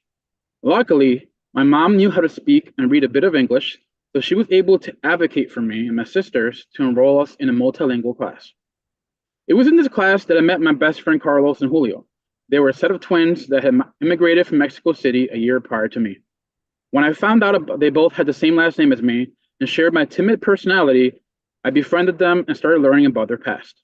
You see, Carlos and Julio were not as fortunate as I was. Their mother stayed back in Mexico and they lived with their dad. As a result, their dad had to work 2 jobs to provide for the family. Neither parent spoke English. As a result, they had no communication with the school and were not able to be the support system at home that Carlos and Julio needed to succeed. Ultimately, they were forced to fend for themselves. Fast forward 7 years later, because of my support system, I was able to enroll in AP classes in high school and apply for financial aid at UConn, leading me to successful career education. Meanwhile, Carlos and Julio were taking remedial classes and were not able to take AP classes. In addition, due to their immigration status, they were not able to apply for financial aid at the time and attend college right away like I did. They both eventually paid for their own community college education and took 8 years to graduate, twice as long as I did. When I speak about this bill, I think of my friends Carlos and Julio and all of their struggles and lack of access to a support system that will allow them to the same opportunity to succeed as I was given. You see, the issue at hand is the immigrant students, especially Spanish-speaking students, are not getting the necessary services to succeed in our school systems because there are not enough bilingual teachers available. This teacher shortage has impacted many retirees, including my mother, who was asked to come back, unretire, and teach in the East Hartford school system. According to my mother and similar Spanish teachers, another obstacle facing multilingual learners is the lack of cultural connection. You see, teachers not just need to only know the language, but they also need to know the culture in order to immerse students to get into the classroom and be able to succeed with their co-partners. We need teachers that are not only fluent, but also, again, in the culture. For example, one Bridgeport mother, it took 3 weeks Mr. to learn. Garcia? Yes. Sorry to interrupt, but your time has elapsed. If you could just summarize the remainder of your testimony in a sentence or two, and then we'll see if there are any questions from the committee. Sure. Well, first of all, if we want our multilingual learners to be successful and educated, contributing members of our society, we need to have somebody advocating for them in the state level. We need you to support Bill HD 5451 and task the State Department of Education with creating a position of advocate for immigrant and multilingual learners, as well as BOE districts with 2% multilingual learners to create a district level advocate for immigrant and multilingual learning families. Please help support this bill. Thank you for your time and consideration. Thank you very much, sir. Any questions from the committee? Seeing none, thank you for being with us here today and sharing your testimony on this bill. My pleasure. Thank you. Next up is Connor Yakaitis, followed by Dennis Crow, followed by Mark Ali. Thank you very much, honorable members of the committee. My name is Connor Yakaitis, and I'm a resident of Rocky Hill. I'm here today to urge you to support SJR 193, the Connecticut Environmental Rights Amendment. All too often, the communities who face the largest racial, social, and economic inequalities are the same communities that suffer the most severe consequences of climate change and environmental devastation. These are the same communities where all too often affecting facilities, as we call them, such as power plants, sewage treatment facilities, trash incinerators, landfills, and more, are placed in their communities, and they are left alone to deal with the negative impacts such as pollution, and especially on public health. In 2015, I had the privilege of spending several weeks out at Standing Rock. As you may or should hopefully recall, Standing Rock gained international attention for the resistance put up by the Lakota and Dakota tribes to lay an oil pipeline through their land in North Dakota. They protested this pipeline because it would not only destroy their sacred ancestral heritage sites, but they also feared the environmental and public health impacts of the project. Much to the disappointment of the global community, the pipeline was inevitably laid down. But I would like to note that a previous plan for the pipeline would have run upriver of Bismarck, a predominantly white city. The citizens there resisted these plans, citing the exact same environmental and public health concerns, and the route was changed. This negligence of environmental justice, which is kind of my fancy term for blatant racism, is what this bill seeks to prevent, and I urge this committee to pass this resolution and give a voice to the individual people of our state to add this to our Constitution as an individual right. Connecticut has no shortage of its own standing rocks. If you don't believe me, I would encourage you to learn about New Haven's annex community and the negative health and environmental impacts they face. In fact, you could go outside the Capitol, walk a few blocks up to the nearby Capital District Energy Center, and ask the residents there how they enjoy having a polluting facility at their doorstep. Just because you may not see it does not mean it's not there, and this bill will give legal and constitutional foothold for these communities to have a voice. The most powerful thing I witnessed at Standing Rock occurred whenever a new tribe would arrive from somewhere in the world. These individuals were greeted by a ceremony where they presented their tribal flag to add to the hundreds of flags from around the world surrounding a camp of thousands of individuals. Individuals with a shared concern and a shared right to our natural resources and our environment. I am not here to speak for any individual community, but rather with every individual community as an individual. Connecticut, as the Constitution state, has an opportunity to be a leader in ensuring all individuals have a right to, and I quote from our own Constitution, define, secure, and perpetuate the liberties, rights, and privileges which they have derived from their ancestors. We can take an important step in being the ancestors for our future. I encourage you to support this resolution to help ensure a better, healthier, and cleaner future for our individual descendants. Thank you for your time. Thank you. Thank you for your time and your testimony. Are there questions or comments from members of the committee? Seeing none. Connor, I just have one question. Did you submit written testimony as well? I did, yes. Great. Thank you very much. Thank you again. Thank you so for much. your testimony. Take care. Next is Dennis Crow, followed by Marka Lee, followed by Peter Deloisio. Dennis, are you here? Welcome. Thank you. The floor is yours. Okay. Close.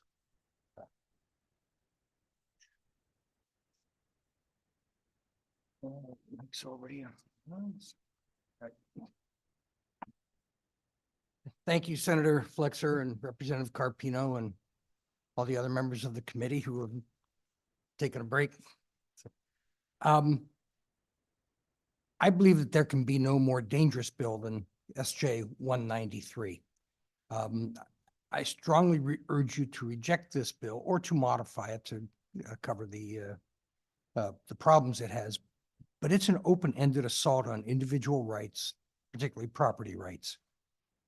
While the bill is well-intended, we all want accessible and clean air and water for all people. I agree with the previous speaker about cleaning up those areas that people are subjected to. But it opens the door to both random and schemed barrages of litigation against any person or people.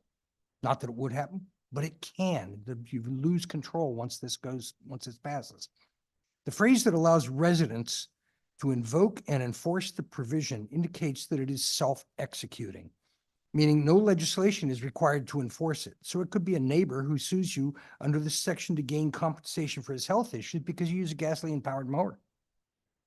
There's nothing that says that can't happen. It's in the Constitution. It could mean that a town that has outgrown its water supply could sue another town to force the latter to provide free water. Could mean a resident could sue another for farming, claiming it disrupts the soil. There's a lot. Let me skip some of these. How would these cases end? We don't know.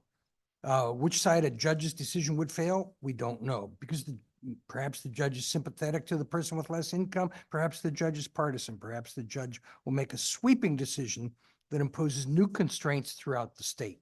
All of this would manifest itself without benefit of representative government.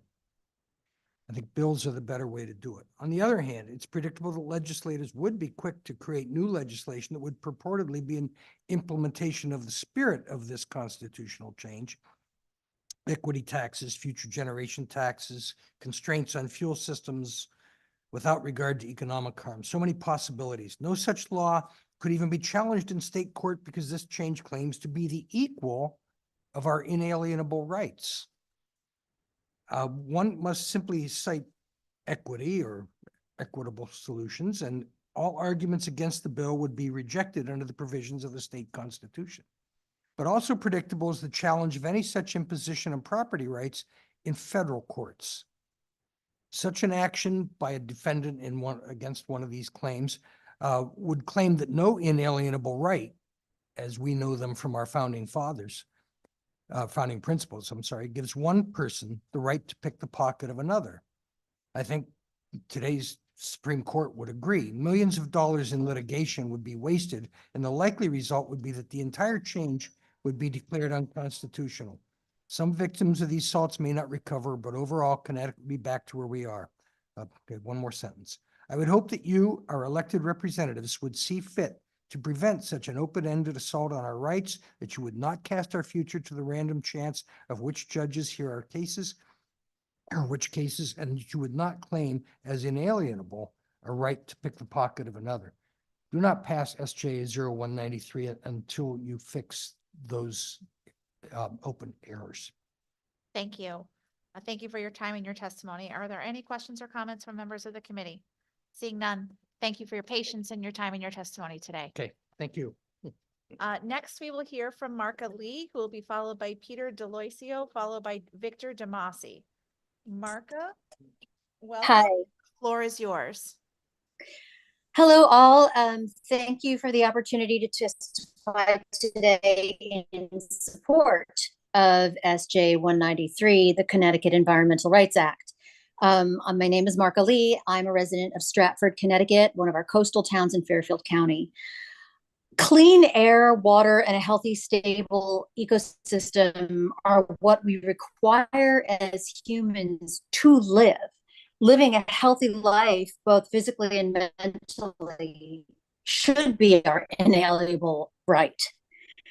I bring up 3 specific points right now. Poisons, the loss of our habitat and biodiversity. These are just 3 things. They're so life. Pesticides and rodenticides not only kill our beneficial insects, birds, natural Marka, predators. I'm sorry to interrupt you. I'm just going to ask you to turn your camera off because your connection is not particularly strong and your voice is getting jumbled. Thank you. Oh no. Oh no. Can you hear me better now? Yes. Okay, great. Pesticides and rodenticides, the use of them kills our beneficial insects, birds, natural predators, native plants, not to mention they make us sick. And that means our neighbors using them would also make us sick. I have a pollinator garden. I work very hard to support nature in a very lawn deserty kind of street. And last April, I had a yard full of bumblebees, and then one day I had none. And I did a walk, and I found at least about 20 bees dead in my yard with their tongues sticking out. A classic sign of poisoning. And after walking my block, I found pesticide flags 4 houses down. They had sprayed, and the drift killed my bees half a block away. So that means also that my family and I breathed in that poison. We should also be actively preserving our last natural places, no matter what town, no matter how small. Here in Stratford, we as residents are fighting 2 housing developments that would decimate both woods and nearby wetlands. Why aren't these places protected? Why is it legal to clear cut pristine land once you purchase it? And this affects everyone and everyone around you. Plus, it's home to fox, bobcat, all kinds of birds. I can go on and on, protected box turtles, trees that clean our air, native plants that feed our pollinators. To chop and raise and pave over these places would be a tragedy for them and for us. And that also causes huge flooding issues, which is a growing problem in coastal towns like ours. We just lost a monarch butterfly habitat to a development 2 years ago. It means stop clear cutting down our mature trees and replacing them with little saplings. They're nice, but it's not an even exchange. I've been monitoring our air quality ever since this last summer when the Canadian wildfire smoke blanketed the Northeast. Are you aware that the air quality is consistently and significantly worse in areas close to highways and in areas devoid of trees? I live near the I-95. The other side of town in Stratford is always 10 points lower in air quality, which means better than mine. We don't have a lot of nature left in Fairfield County, and it's contributing to a worsening air quality. And we know it's hotter in cities because of the lack of nature. We need to protect the last of our green places to stay green. And I'm hoping that the bill will cover these things. One of the proposed developments in Stratford is part of Remington Woods, also known as Fairfield's last lung. we're not against housing, but we are against the destruction of nature. I think that developers should be required to revitalize existing structures instead of raising nature. I've been told by other politicians in a neighboring town that it's literally because it's cheaper to cut down trees than to revitalize old buildings, but it's what we need. It would help our infrastructure. We were told by the lawyers of a development that we're fighting right now in town. I'm trying to speak quickly. By the lawyers of a Elapsed, so if you could summarize, sorry to interrupt you. yeah. Is there any questions? Because I would love to tell them what these lawyers told us, which is insane. No, there aren't any questions, but you can make a summarizing statement if you like, but that's it. Okay. There are no protections for when these developers come in. There is no benign development. We were told by lawyers that the new residents would be responsible for filtering the filtration system that would protect the wetlands and our clean water. So that's one of a million different points I have. I'm sorry, there's not more time, but thank you. No, thank you. Thank you for your time and your testimony and your patience today. Okay. Next, we will hear from Peter, followed by Victor DeMasi, followed by Kara O'Sullivan. Peter, are you here? I don't see Peter online as they're supposed to be. So moving on to Victor DeMasi, I don't see Victor either. So Kara, it is your turn, Kara. Welcome, Kara O'Sullivan. The floor is yours.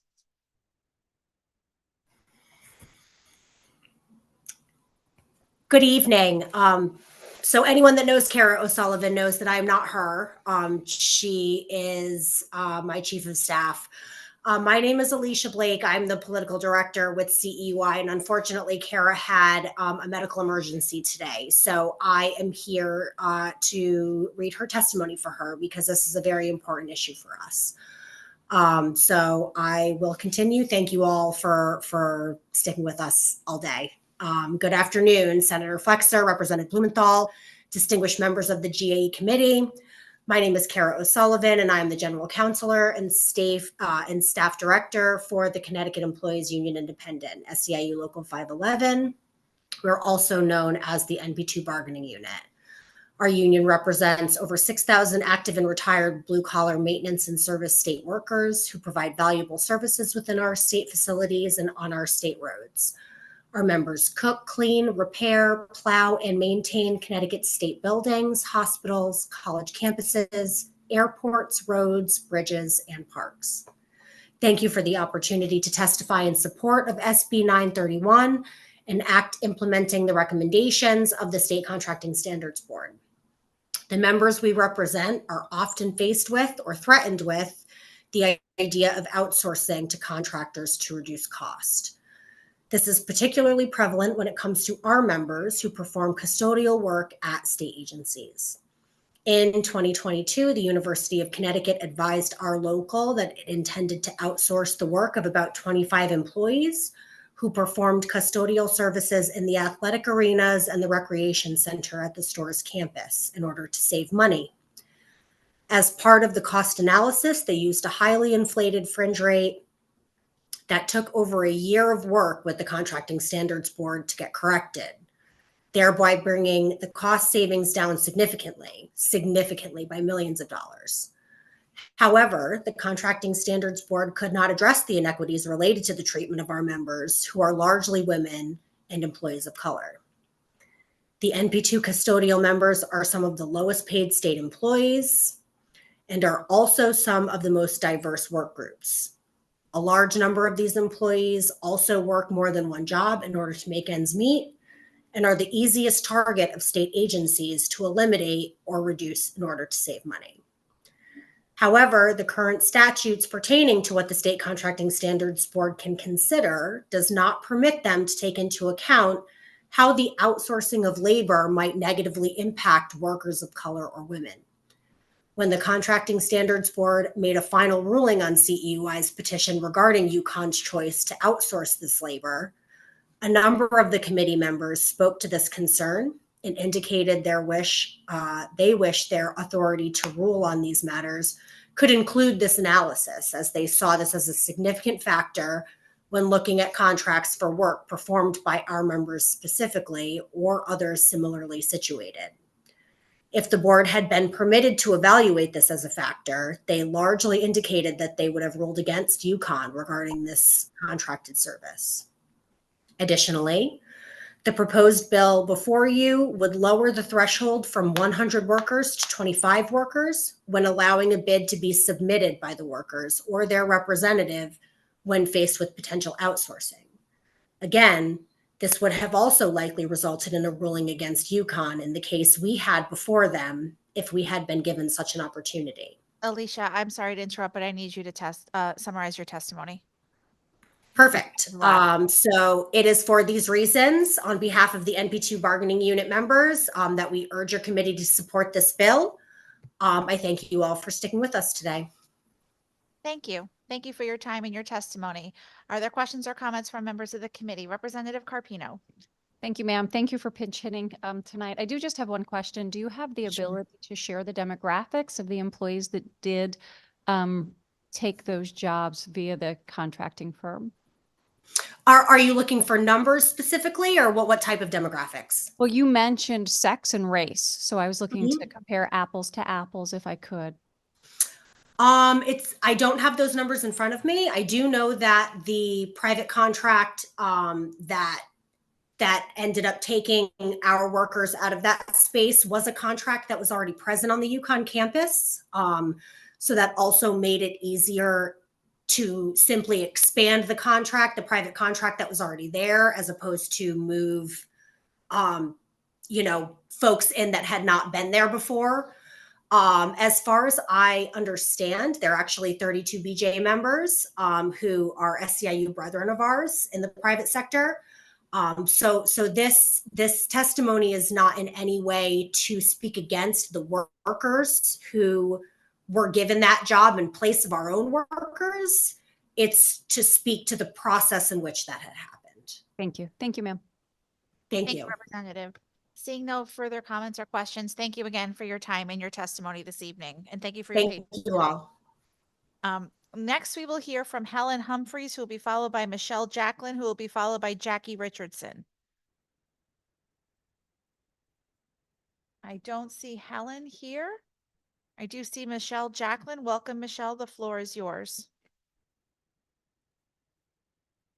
Thank you. Good evening, Senator Flexer and any other distinguished member of the GAE committee who has managed to endure 7 hours of testimony. My name is Michelle Jacklin, and I'm legislative co-chair of the Connecticut Council on Freedom of Information. I'm here this evening to testify on SB 394, which CCFOI strongly opposes. I've submitted written testimony, but this evening I'm going to deviate from that for your edification. As you may be aware, I was the political columnist for the Hartford Courant for 8 years, when the Courant was a must-read for citizens of Connecticut. I wrote approximately 800 columns, often on controversial subjects. Obviously, there were readers who disagreed with my opinions. Often, I would receive emails and telephone calls that were hateful, ugly, and threatening. There were days that I was so frightened that I would have a security guard walk me to my car. Fast forward to 2024, when the climate in this country is so much worse. As a result of the proliferation of social media and the coarsening of discourse by certain leaders, whose language can be bigoted, racist, anti-Semitic, and homophobic, harassment, bullying, and threatening language has become commonplace. It's aimed at librarians, school board members, physicians, judges, journalists, elected officials such as yourself, and even your neighbors. In considering SB 394, you have chosen to protect a unique group of individuals, those who teach and do research at Connecticut's public institutions of higher learning.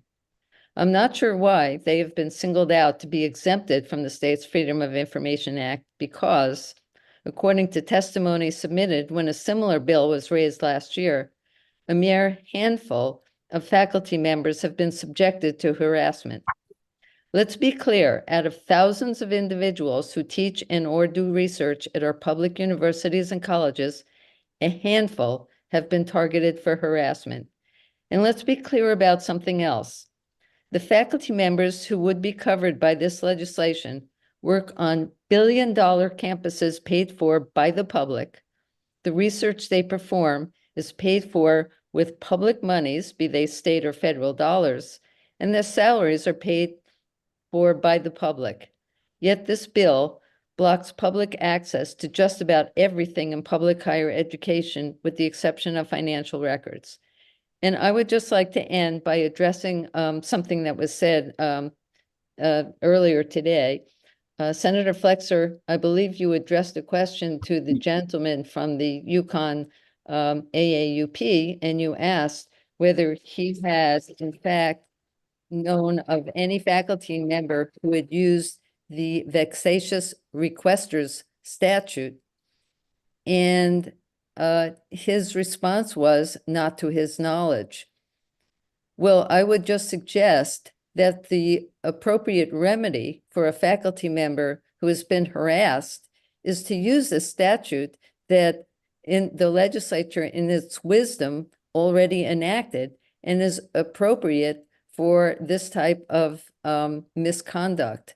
And so I would again suggest that that statute, which is section 1-206 subsection 6, the vexatious requesters statute. Your time has ought to be lapsed. Could tried. you please summarize your testimony? Yes, I'm sorry to I am interrupt finished. you. Ought to be tried before a blanket exemption such as this bill is granted.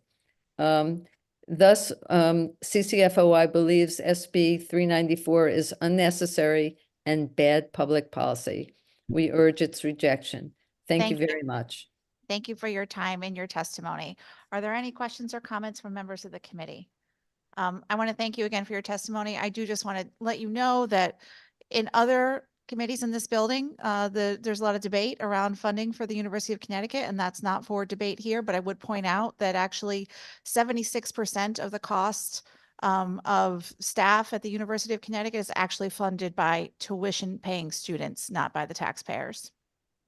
Thank you again for your time and your testimony. Next, we will hear from Jackie Richardson, who will be followed by Sue Larson, who will be followed by E. Jonathan Hardy. Good evening. Can you see me? Yes, welcome. The floor is yours. Okay. All right. Good evening, distinguished members of the GAE. I'm so grateful to have the opportunity to provide testimony for you today on the HB 5453, and I'm wholeheartedly support the proposed changes that you're bringing forward. I address you as a most recent participant in the Citing Council docket 516 hearings. My 95-year-old mother's historic residence of 45 years was seriously adversely affected by UI's proposal to the council in the areas of eminent domain, property easements, and deforestation of her land. The attached photos I gave in my written testimony, which anyone can view, and they're really quite startling. Of the many issues that came to light in the numerous hearings that we attended was the lack of expertise on the Citing Council in the areas of local community concern, whether it was environmental, historical, or alternative proposals such as undergrounding. The lack of any electoral representation or oversight left each individual intervener at impossible odds to fend for themselves, without serious capital reserves and certainly no access to experts themselves. As to the overall process, it was woefully inadequate. In my mother's case, which was just heartbreaking, she was completely unaware that UI, in its docket number 516 proposal, was taking action to seize a significant portion of her property, really 1/3 of her historic home, cutting right through it without any proper notification. Again, you can see the attached photos that I put into the written testimony. Her notification came from a neighbor 45 days after the deadline for applying for intervener status had closed, thereby leaving her no easy avenue to defend herself. The overall process before the Citing Council proved to be complex, difficult, and not transparent, leaving most all of the interveners at the mercy of the utilities' never-ending aggressive moves and the Siting Council closed-door proposed solutions. Citizens of Connecticut, as well as environmental and cultural resources, cannot be an afterthought sacrificed at will to benefit foreign-owned utilities, which in this case, UI's parent company is Iberdrola, a Spanish company, who, as we've now mentioned before, is largest single shareholder is the sovereign wealth of Qatar. But we as ratepayers, property owners, and citizens also deserve a very fair voice and total transparency from the Siting Council and utilities such as UI. Just one example as to how this was not the case from docket 516 was a requested complete line item comparison of at least 2 alternatives, one of which was undergrounding. No such comparison was granted to us, and worse, any detailed outbreak as to the numbers was declared proprietary information by UI, which the Siting Council fully condoned. I so applaud this committee for examining at the very least what can be done to help and assist lifelong taxpaying citizens such as my mother to defend the rights of their properties, and at the most, please try to level the playing field. Paramount to accomplishing this is requiring certified or registered mail notification to all property owners that might be affected by any applications before the Siting Council, and further changes to the composition of the Siting Council accommodating any community representation. And transparency in the Siting Council's decisions is very much needed. More consideration given to local citizens and affected parties is critical to making this process fair and impartial. Again, thank you so much for addressing this issue and really coming to the floor. I can't say thank you enough. Thank you. Thank you for your time and your testimony. Are there questions or comments from members of the committee? Seeing none, thank you again for your time and your patience in your testimony today. Thank you. Next, we will hear from Sue Larson, who will be followed by E. Jonathan Hardy, who will be followed by Alon Cohen. Sue, welcome. The floor is yours. Thank you very much, Senator Flexer, Representative Blumenthal. I'm Sue Larson. I'm the current ROVAC chairman of the Legislative Committee. I'm also the registrar here in South Windsor, and I am here in opposition to Bill SB 386. You have my written testimony. I'm not going to read it over, but I just want to kind of talk about the issue a little bit in terms of you've got 3 basic groups that are going to be influential in making a decision here according to the way the bill is written: the public, the legislative body of the municipality, and the registrar of voters. Now, the public has the interest of making sure that the polling locations are mostly, they're convenient for them. They, especially like times when we're redistricting, we're getting phone calls all the time saying, you just moved my polling location that used to be able to walk to it, and now I've got to drive, or, you know, we have to drive an extra mile or 2 to get to our polling location. They want convenience, and that's paramount to them. The legislative body has other considerations, some being very political, others being very budgetary. So they're looking at this totally different than the way the registrars have to look at this. We've got statutes, we've got, you know, all kinds of regulations that we have to find in order to make the place workable for everybody. So we're considering the size of the location, the parking spaces, you know, all different facets in order to come up with a polling location. So to open this up to having the public trying to decide where we're going, the legislative body deciding where we're going, is going to make it much more difficult, because there's no way we're going to make everybody happy, even though we really try our very best, using every opportunity we have to check locations out to ensure that, you know, every voter feels like they've got as much access as they possibly can. So I am opposed to this the way it's been written. The other issue I think I put into the testimony was, you know, a better definition of what you're trying to do in terms of, you know, is this a decision that's only a temporary decision? Because we have situations all the time, especially like South Windsor, where we just had 5 brand new schools open up. So those schools we had to pull out of our polling locations for a very temporary reason. And so, we followed our emergency plan, which, was approved by the our legislative body. And therefore, the legislative body does know what's going on when we're selecting polling locations.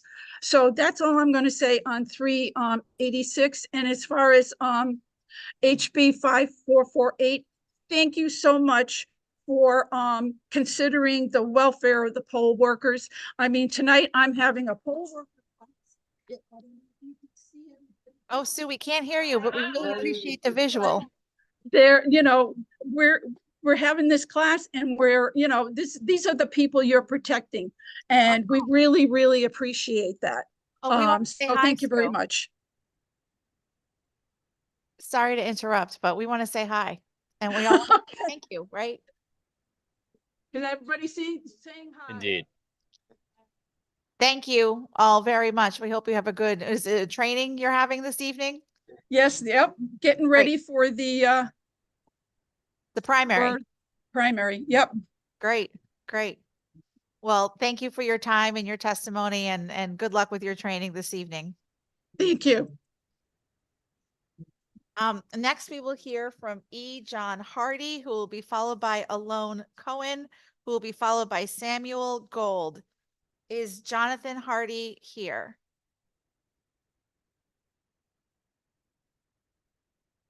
I don't see E. Jonathan. I am here. Okay, welcome. The floor is yours. All right, thank you. Thank you, members of the Government Administration and Elections Committee. Senator Flexer, Representative Blumenthal, if you're still there, I can't see. My name is Jonathan Hardy. I'm a resident of New Britain, Connecticut. I am also an executive at CCDL, Connecticut Citizens Defense League. I am the permit specialist. Jonathan, I'm sorry to interrupt you. If you are willing and able to turn your camera on, that would be wonderful, but I understand if you can't. There's no control in the app. I'm staring right at it. There's nothing here. Okay. Unless that might That's work. okay. There you go. There you go. Yeah. All right. Thank you. Now, regarding, I oppose 5448, and there's a few reasons why. Sadly, the biggest reason because of this is, as a former poll worker myself in Meriden, their protections are already there, and I've really questioned whether or not this is just not needed. It's redundant. If a crime is going to be committed, a crime is going to be committed. So banning those of us that don't break laws, that have to go through so many background checks and everything for our permits is absolutely ridiculous. Election integrity, obviously, I would support wholeheartedly, but we must put an end to the shenanigans of using election law and similar items to violate gun owners' rights. Nothing here makes election workers safer from law-abiding citizens. We're the ones that did the background checks and everything else that qualifies this. So my biggest concern here is in the very beginning of the portion that talks about firearms owners and stuff is the whole permit. It doesn't mention pistol permit as being an exemption, of course. Other parts of this bill talk about threatening, assault, and etc. Whether a firearms is possessed or not has zero bearing on the issue. Assault and battery is assault and battery, period. So again, directing this towards those of us that follow the law is like saying sober people can't drive because there may be a drunk person on the road. The tool doesn't matter.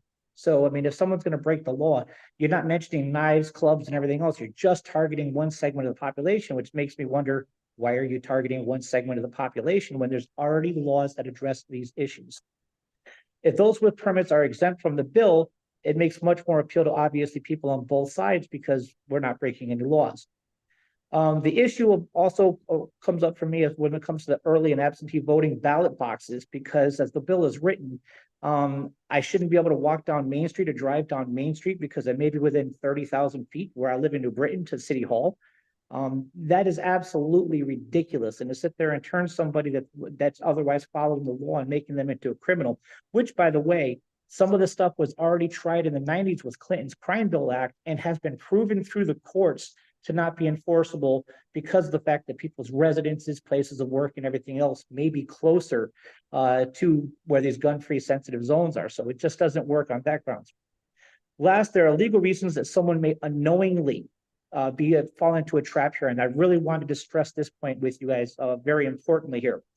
There are some exemptions where you do not need a permit to possess a firearm. And those people, in my day-to-day life, I do work for a licensed firearms dealer. And these are the people I'm worried about as well, because if, for instance, if somebody is bequeathed firearms by intestate succession or anything like that through a will and a trust, they can actually transport that firearm to a dealer. I'm sorry to interrupt, but yeah, your time has elapsed. If you could please summarize the remainder. Of your- I'm on my last point right now. My concern is for those people very, very much because of the simple fact that there's no way they're ever going to know that there's a polling place here, that there's a law that could be broken here when they don't have a pistol permit to begin with, and they can fall into this trap as well. So I definitely would like to say that if the gun component was removed, it would alleviate a lot of these fears. Thank you. Thank you for your testimony. Are there any questions from the committee? Seeing none, we appreciate your testimony. I did just want to note one thing because you did bring it up, and I wanted to double check the language to make sure that I was right about this, and I was. We include not only firearms, but also other deadly weapons in the language. So it's not focused wholly on firearms, but I appreciate your testimony and thank you for being with us here today.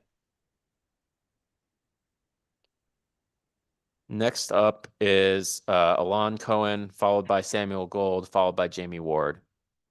Alon, whenever you're ready, you can begin. Good evening, committee members. I'm Alon Cohen of Portland, here to voice opposition to HB 5448, specifically focusing on the ban of carrying a firearm 1,000 feet radius around the polling locations. It is ridiculous that this goes beyond the boundaries of the town's property and into people's private property, violating their private property rights. It also affects people who are around those areas in terms of driving through any side streets that are or may be affected. The idea that a car accident, such as a fender bender or a traffic ticket, could accelerate to a felony based on distance to one of these locations, even if you're several streets over, is just terrible. This proposed law is too far and unnecessary. If you want to ban carry around these locations, just do so on the property they're on and not a foot further. Thank you.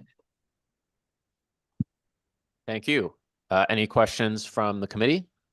Seeing none, we appreciate you being here for your testimony. Next up is Samuel Gold, followed by Jamie Ward, followed by Lauren Lewis. I see Samuel Gold. Whenever you're ready, you may begin. All right. Good evening, co-chairs Flexer and Blumenthal and members of the GAE committee. My name is Samuel Gold, and I'm the executive director of the Lower Connecticut River Valley Council of Governments, also known as RiverCog. It's been a year since I was last before you. In March of 2023, I testified in favor of that year's Senate Bill 1190, an act that updated the COG's Regional Election Advisor statute and restored state funding for this important position. The state's COGs are very grateful that this language was included in the bills passed into law last June. Unfortunately, RiverCog and the other 8 COGs will not be able to access the $25,000 promised for regional election advisors this year. The COGs will not be able to provide the expanded support for municipal election officials that is needed to prepare for early voting. According to statute, the Secretary of State is required to enter into an MOU with each COG for the Regional Election Advisor Program by March 1st in order for OPM to release the funding. The COGs were reminded of this requirement in February by OPM, and I contacted the Secretary of the State. Unfortunately, the Secretary did not provide us with the required MOU before the deadline. Therefore, I submitted testimony to Senate Bill 386, an act concerning designation of polling places and implementation of early voting at primaries and elections, respectfully asking the GAE committee to consider adding to this bill or some other bill a modification to Connecticut Jail Statute Section 9-122B, subsection C, to remove the March 1st deadline for the MOU. We know of no reason why OPM would not be able to provide us the funding for a regional election advisor past March 1st. In fact, the solution was suggested by OPM as the only option at this point to receive this funding for this important election year. Last month, the chief elected officials of the Lower Connecticut River Valley region sent a letter via RiverCog asking the Secretary and our legislators for more funding to prepare for early voting. Our smallest towns have the greatest lift and need. We understand that there may not be any additional funding for municipalities beyond what has already been provided. However, at the very least, it should be possible for the funding that already exists in the state's Regional Performance Incentive Account for municipal election support be available to the COGS so their regional election advisors can help municipalities with the implementation of early voting. So in summary, our cities and towns need as much support that we can provide to make sure we are successfully pulling off early voting in a historic election year. Please consider adding language to repeal the seemingly arbitrary March 1st deadline in order to allow the promised funding for the COG regional election advisors this year. I understand that there may be opposition to Senate Bill 386. This is why I submitted testimony neither in support or opposition. But I hope this committee will be able to get our regional election advisors out and on the ground for this election. Thank you very much, and I'm happy to take any questions. Thank you, Mr. Gold. Are there any questions from the committee? I had a brief question, which was, did you submit written testimony? Yes, I did. Okay, great, because I had not heard about this issue previously, and certainly want to make sure that everyone gets the funding they're supposed to get to effectuate early voting. Yeah, this was an issue that came up in the last 2 weeks with the end of February. Could you send me and Senator Flexer an email as well? Is that possible? Yes. I'd just like to be in touch so that we can drill down on this issue. And in my testimony I submitted, it does have the proposed change to the existing statute that would delete the March 1st deadline. Great. Thank you very much. No, thank you. Any further questions from the committee? Seeing none, thank you very much for being with us today. Next up, we have Jamie Ward, followed by Lauren Lewis, followed by Christopher Patel.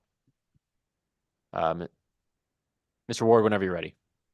Good afternoon, or good evening, members of the committee. I'm here to submit opposition to 5448. 1,000 feet is ridiculous. Basically making gun-free zones a big deal all over the place. Drop boxes are throughout the cities and towns. I can't really think of any time that a sign has stopped the bad guy from, or bad person from doing something. It's just a piece of paper. I mean, unless the state's going to take up responsibility for your safety while you're there, I don't see a reason why it would be doable. Let's see. I took some notes while we were going. So.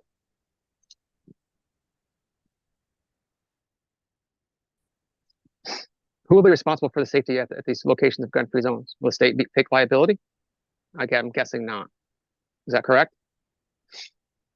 There was a few people who expressed their concern about firearms being around them in general.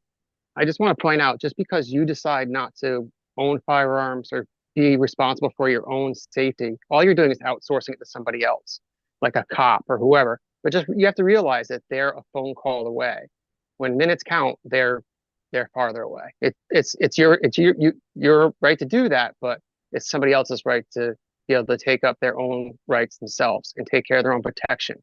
I want to touch on, in 2013, the assault weapons ban, they added it so hunters, you had to have a permit to buy ammo. I can tell you for a fact, firsthand, from people I know who didn't know that they had to get a permit to buy ammo for years. This bill will make people felons because the drop boxes are throughout the cities and towns. 1,000 feet, that's a couple blocks in the city, correct? People live in those blocks, making stuff more complicated.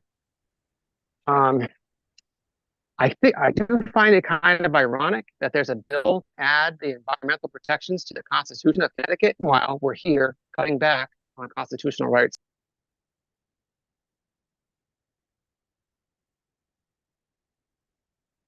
Thank you very much, sir, for your testimony. Are there any questions from the committee? Seeing none, we appreciate you being with us this evening. Next up is Lauren Lewis, followed by Christopher Patel, followed by Diane Loricella.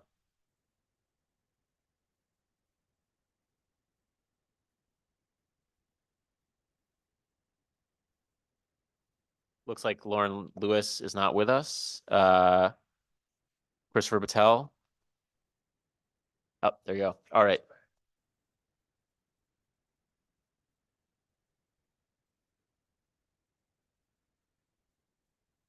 Yeah, just make sure your microphone is on. All right, Microphone's on. good to go whenever you're ready. Alrighty.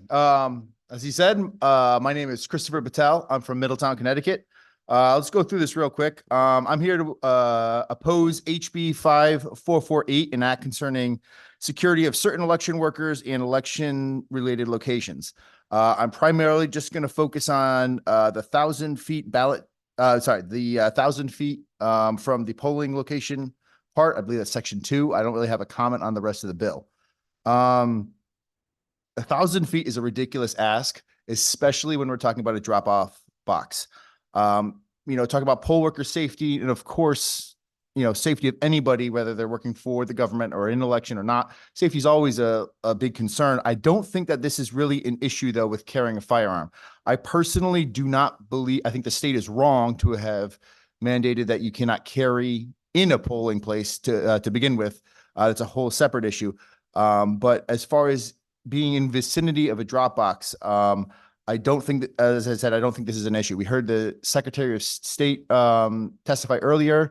We heard other activists who were supporting this measure. I still am waiting to hear of an actual situation of a poll worker, specifically at a drop-off box, being threatened with a firearm. As I understand, it doesn't exist.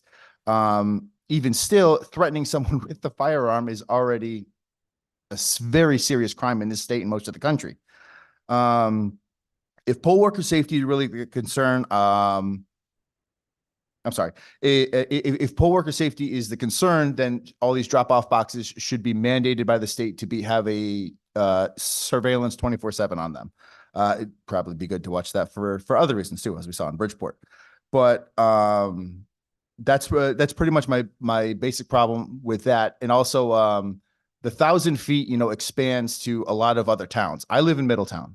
If you're on Main Street, Middletown, you're talking banks, you're talking restaurants, you're talking bars, you're talking walking around, just anywhere on the, and private property and public property, this includes. Saying that anywhere outside of the municipality where the box is completely unreasonable. I also ask, how many times are we going to do this? It seems we have legislative bodies just like this, and you guys here. You're sitting here and you dictate an area of people that are going to be in what's called now a gun-free zone. And then a tragedy happens like we had in Uvalde. And the only people that were in that building were people who were unarmed, law-abiding, because people like the people sitting here in this legislative body said, you're going to be disarmed. So they went along with it. And a madman came in with a gun. They called the police, and the police failed to act. This wasn't just Uvalde. This was Parkland. This is all over. At what point do we stop taking away people's right to defend themselves? I've always thought that, and I'm going to tell you on a personal note, my personal perspective on this has changed. I now have a 6-month-old son. When I go out with him and my wife, it's very different. I don't carry to be a tough guy. I don't carry to be a vigilante. Okay, I'm not Liam Neeson and Taken. This is just for if there's a life-threatening situation, I have the right to defend my life and my family's life. I don't go looking for trouble, and I feel there's a lot of us of all creeds and colors and backgrounds who feel the same way. I ask you oppose this bill, specifically this measure in there, and that's all I have. Thank you. Thank you very much, sir, for your testimony. Do we have any questions from the committee? I'm not seeing anyone on the Zoom or in person. Thank you very much for your testimony Thank today. you. Next up is Diane Lorcella, followed by Stefan Liska, followed by Patrick Hires. Hope I got that right. Diane. Yes, Ready. good early evening. It might be a little noisy. I'm on the streets of New Canaan, having my dinner. However, I first of all wanted to thank co-chairs Senator Flexer and Representative Blumenthal, and ranking members and esteemed members of this committee. My name is Diane Lorcella. I live in Norwalk. I'm an environmental professional, former state investigator with the DEP, and a former League of Women Voters leader. That will give you a hint about what I'm about to talk about, of course. I first wanted to quickly say that I'm in support of Senate Bill 388, which is designating Indigenous Peoples Day as a state holiday. I'm an Italian, and I never knew as a young Italian about what had happened with Columbus and the way our indigenous friends were treated in New England and in Connecticut. So I ask that we do the right thing and pass an Indigenous Peoples Day. House Bill 5453. I agree with everyone, including Betsy Gara and Mary Hogue, and I do support changing the membership pattern of the Siting Council. But I want to make sure that we have environmental justice communities when that particular siting is in an area designated currently by the state DEEP, especially as a former League of Women Voters leader. I want to concentrate with my remaining seconds or minutes on Senate Joint SJ 193. I'm very much in favor of just allowing this proposed amendment to go to the voters. I know that some folks have actually accused the League of Women Voters of having really nothing that they shouldn't have anything to do with this bill as nonpartisans. Well, I want to tell you, this bill is nonpartisan. Everyone deserves the right to breathe free, clean air and drink clean water, be they Republican, Democrat, unaffiliated, or any other party that we have in our life. I do believe that it is a fair-minded way to make sure that that the public has a chance to weigh in and the discussions continue. I want to finally say that I do believe, let's see, Senate Bill 388. No, that's not it. Okay. 5453. I'm sorry. House Bill 5448. I do believe that with some massaging of the words in section 2, that this entire bill should be supported. As a former League and current League leader and longtime member, I have been at the polling stations. I have also helped people learn how to register, and also at the polling station at times when I was one of the people doing intake, not as a League member, but as a citizen with the registrar of voters. I took people's names and checked their IDs. And at times people can get very belligerent. So I don't want my friends that are all in support of allowing guns in polling places to think that everybody with a license are good citizens. Unfortunately, they are not. So please support this. If there is a need in section 2 to massage the language or wordsmith it, let's do so. I do, as a woman, I understand that women more than ever have a right to bear arms as well for protection. But in polling places, with all that's going on nationally, allowed by some of the people here and some of your members that have said that this is should be voted down, we all need to learn how to get along at polling stations, and people should not feel scared when they are voting. And I, as a registrar of voters person that was taking people in with their licenses, some people were belligerent and I felt scared. So I do believe this is a minor adjustment, and I don't think people need guns in a voting booth. Thank you very much. There we go. I'm sorry. I was just going to tell you your time had elapsed. See if there are any questions from the committee.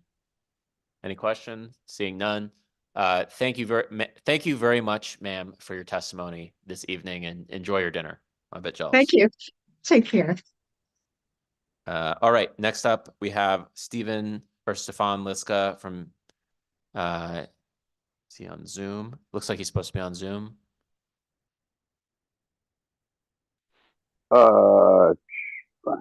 Yep, there you are. If you can just turn on your camera, you can begin your testimony whenever you're ready. After Mr. Liska, we'll have Patrick Hires and Peter Estrada. Mr. Liska? Can you unmute yourself and turn on your video and begin your testimony whenever you're ready? Seems like we're having some technical difficulties. Mr. Liska, we're going to move on, but we'll come back to you whenever you're ready. Oh, okay. Wait a second. Wait.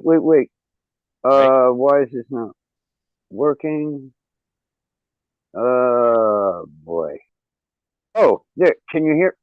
Yes, we can hear you. So why don't you just begin your testimony? Okay, great. Okay. I'm in opposition of HB 5448. I tuned in at the very early start of your hearing here, and I was listening carefully to Secretary Stephanie Thomas, and I didn't hear any hard, concrete evidence of threats to voting workers or polling places or anything like that. These appear to be imagined because they occurred in another state.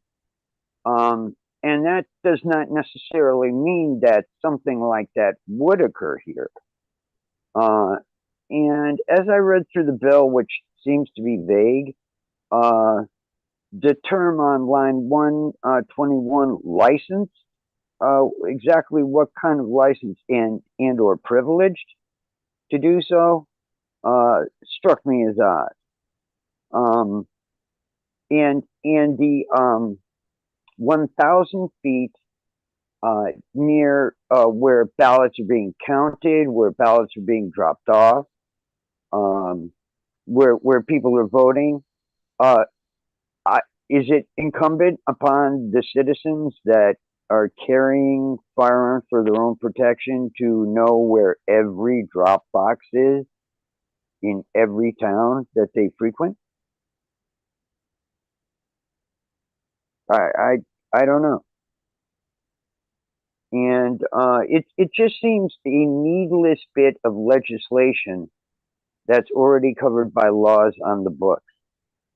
And if people are intent on doing malfeasance at a voting station, at a drop box, wherever in the election process, people will do malfeasance. Last I checked, criminals do not obey the law. So you can make any laws you want.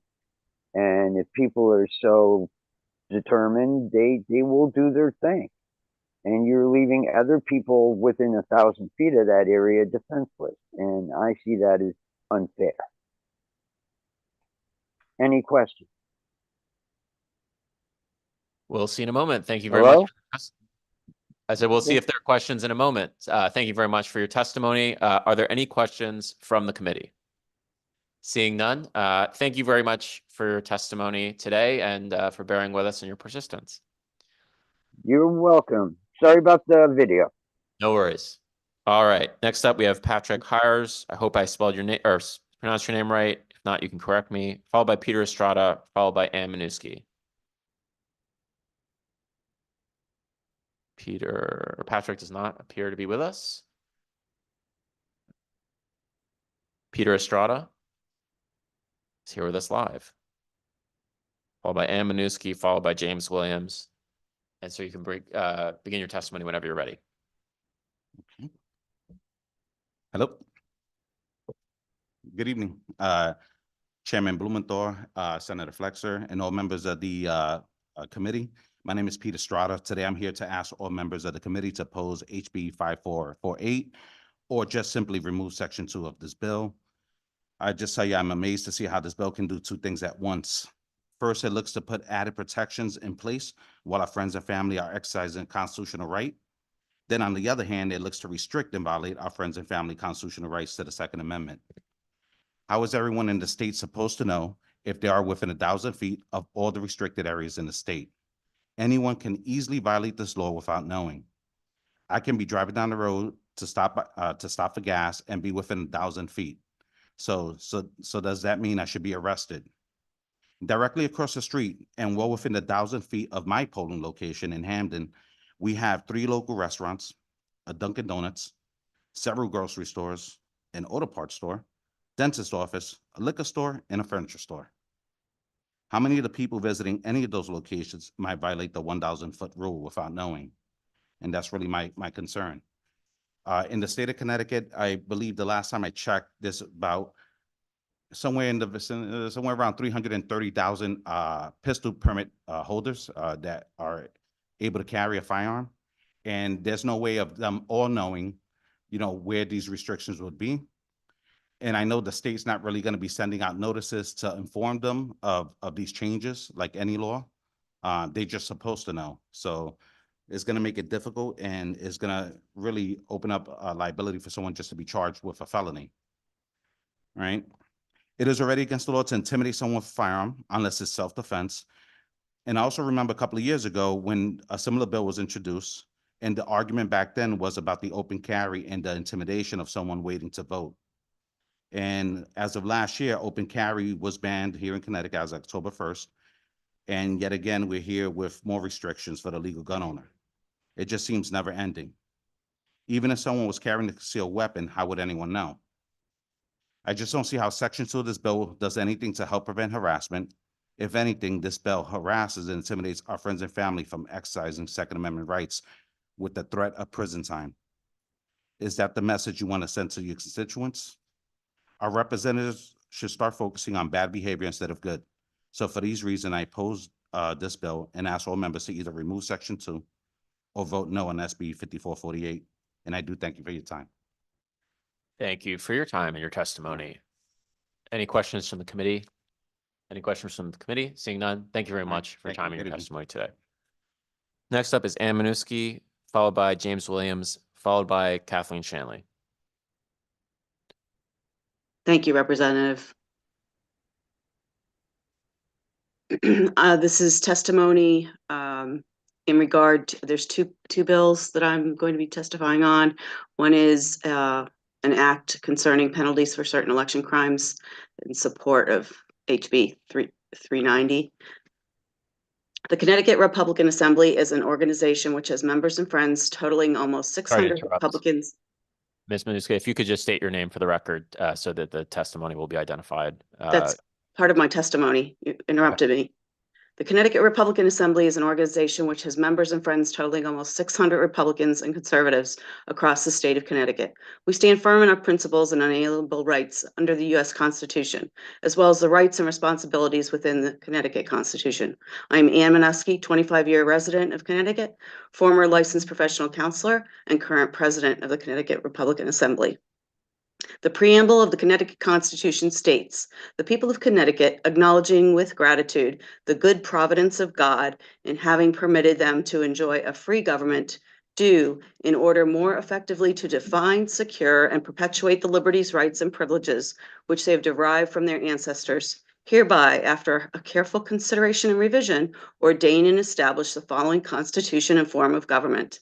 The people of Connecticut have been concerned and angered by cases of voter fraud for years, data compiled since 1988 by the Heritage Foundation.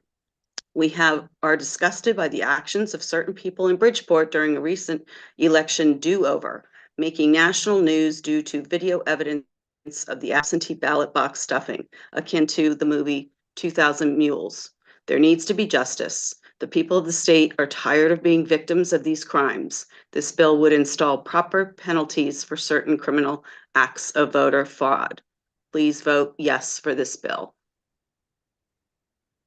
And in regard to the other bill, which is in opposition to HB 5448, an act concerning security of certain election workers and election-related locations, this bill is an attempt of the usurpation of our rights to be secure in our persons and not to be infringed. Vote no on this bill. Thank you. Thank you for your testimony. Any questions from the committee? Seeing none, thank you for your time and your testimony this evening. Thank you. Good evening. Next up, we have James Williams, followed by Kathleen Shanley, followed by Ben Shaken. Mr. Williams, I see you on Zoom. Hey, thank you. You're ready. You can hear me? Yep. All right. Thank you, committee, for staying so late. My name is James Williams. I'm a proud member of the Republican Town Committee of West Haven, Connecticut. I want to show my strong support for Senate Bill 390, penalties for election crimes. My reason is as follows. A vote is a way the working and non-working poor can incentivize a political figure to represent them in their best interest, even if they do not have the ability to make a large campaign donation. Because of the thirst for power, And not to be a leader, you got some political figures referring to the situation in Bridgeport, Connecticut, who was going as far as cheating and obstructing Connecticut residents' rights to choose who they want to represent them at the state capitol. And also, it also costs the state a lot of money to rectify this situation. I feel if this bill does not pass, cheating is going to run rampantly in our elections without consequences. And the working non and working poor vote won't mean nothing no more. So there'll be no incentive to represent them. In China, if you're not rich, you cannot vote. So people who are not wealthy get treated very poorly by political figures. I don't want that to happen here. The government we elect is the government we deserve, but please let us, the people, elect our government. An election is a government process and have to have consequences if a election law is broken.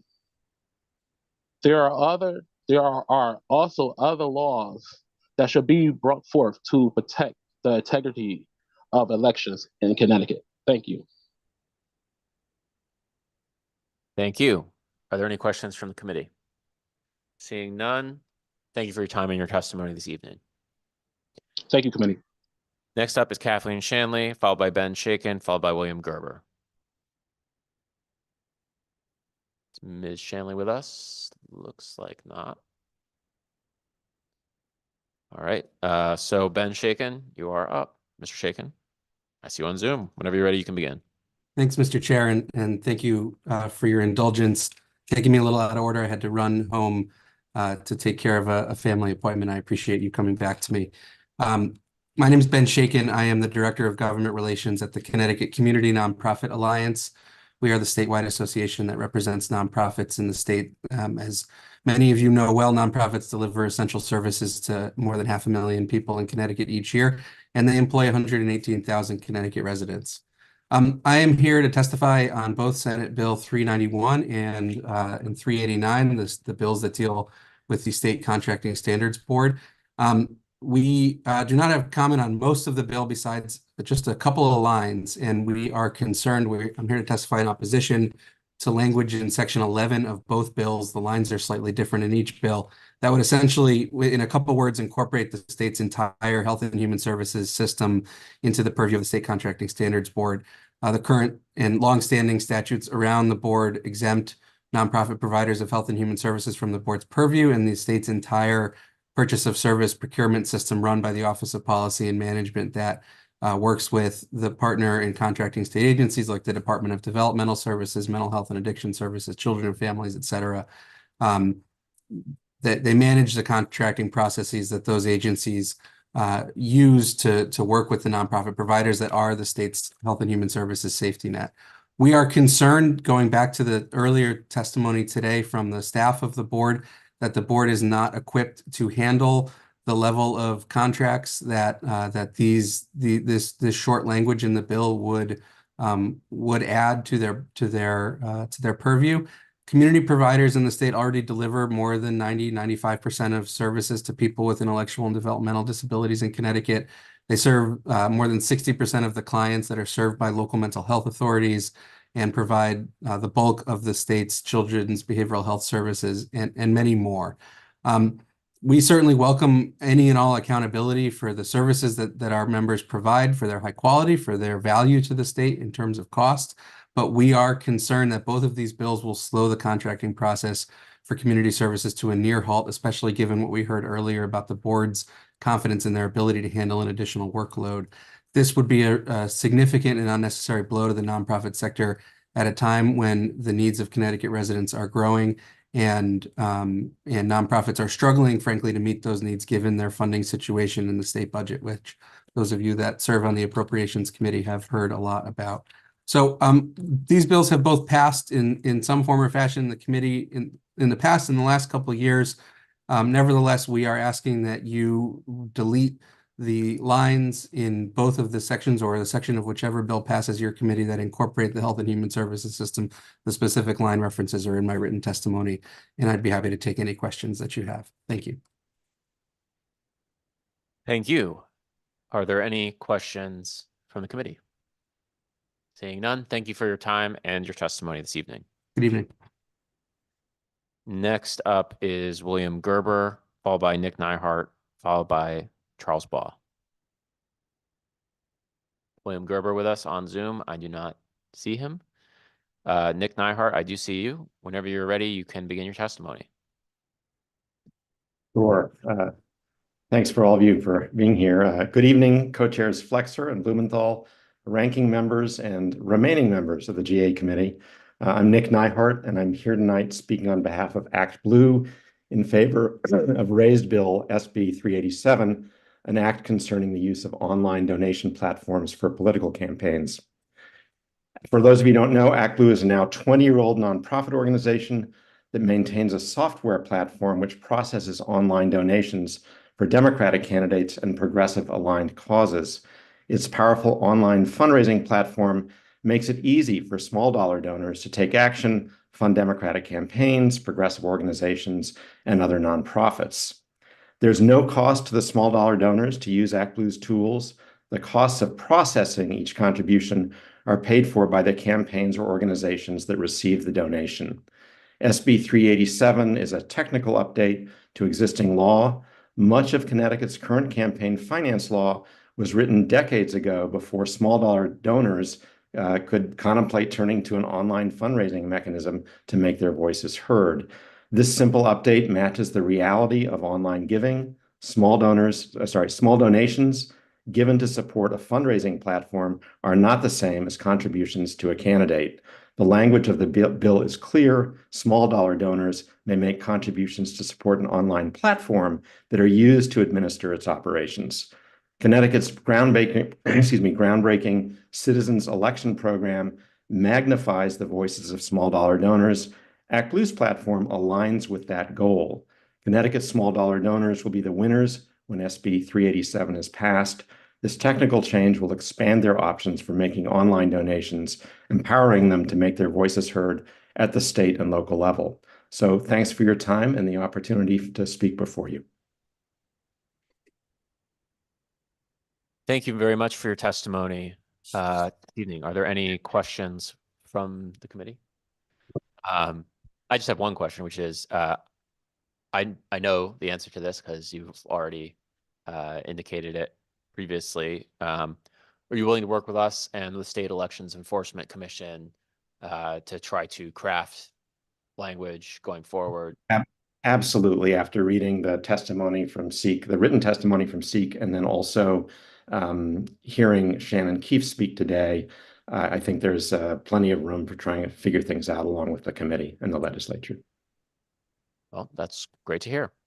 Thank you very much, Mr. Nyhart. Are there any additional questions from the committee? Seeing none, we appreciate you being here this evening and submitting your testimony. Next up is Charles Baugh. I do see we got William Gerber in. Actually, why don't we go with Mr. Gerber first? I don't see Charles Baugh. So, Mr. Gerber, whenever you're ready, you can begin your testimony. Yes, thank you. Can you hear me? Yep. My name's Bill Gerber. I'm the first selectman for the town of Fairfield, and I am in strong support of HB 5453. Fairfield is an intervener in the Connecticut Siting Council's docket number 516, United Illuminating's application for the Fairfield to Congress Railroad Transmission Line Rebuild Project. Throughout the months-long hearing, I've found the council to be derelict in its duty to consider perspectives of the town and its citizens rather than just those of the utility. Although its statutory responsibility is to balance the need for public utility services with the need to protect the environment and ecology of the state, they've relinquished that responsibility by approving the so-called Hannon-Morissette alternative, moving the proposed overhead monopoles from the south side of the railroad tracks to the north side without requiring UI to provide any design for this new location. It is inappropriate and unlawful for the Siting Council to grant a certificate for an entirely new location without requiring the utility to meet its statutory burden as to the new site. Incredibly, the council just granted a certificate without knowing, 1, the height and location of the poles, 2, whether easements over private and town-owned property would be required, and 3, what the environmental effects of overhead monopoles in the new location would be. The council appears to view itself as having a mandate to do the bidding of the utilities, rather than acting as an independent arbiter. This must change. The proposed changes to the Siting Council that are of particular importance include that at least 2 members must be experienced in ecology and 3 in engineering. It is our experience that both ecology and engineering knowledge was lacking. As a result, rather than challenging UI's assertions and evaluating alternative options, the council took the utilities' profit-driven pronouncements as gospel. And I've heard testimony that engineers were consulted, but it is not transparent to the people watching those hearings that they were actually consulted in a way that we would agree with their results. And one second, I'm sorry.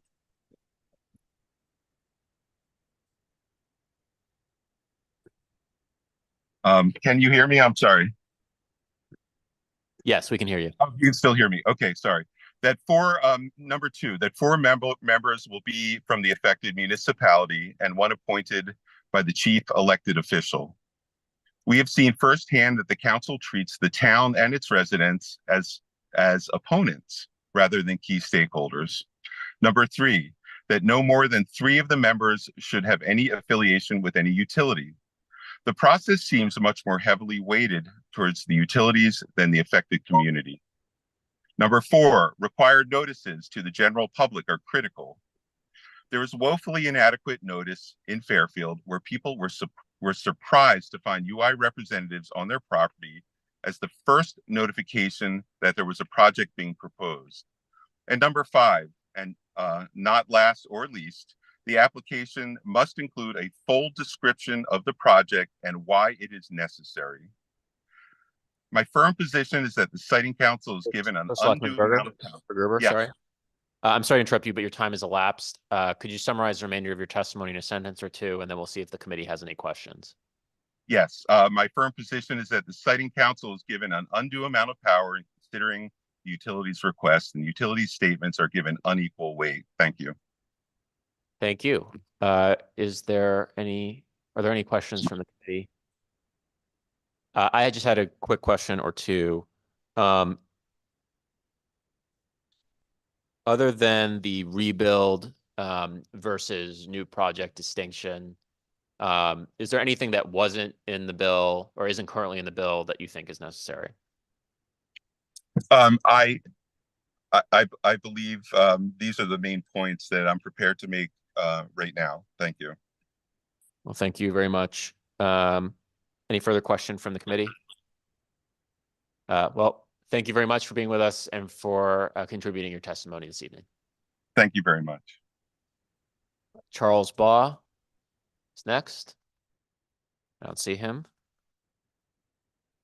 Alex Heinen. And lastly, Representative Tom Delnicki. Valentina, is there anyone in the waiting room that we've missed? No, Mr. Chair. All right. Well, thank you very much, Valentina. Seeing no further witnesses signed up to testify, I will declare this hearing of the Government Administration and Elections Committee closed.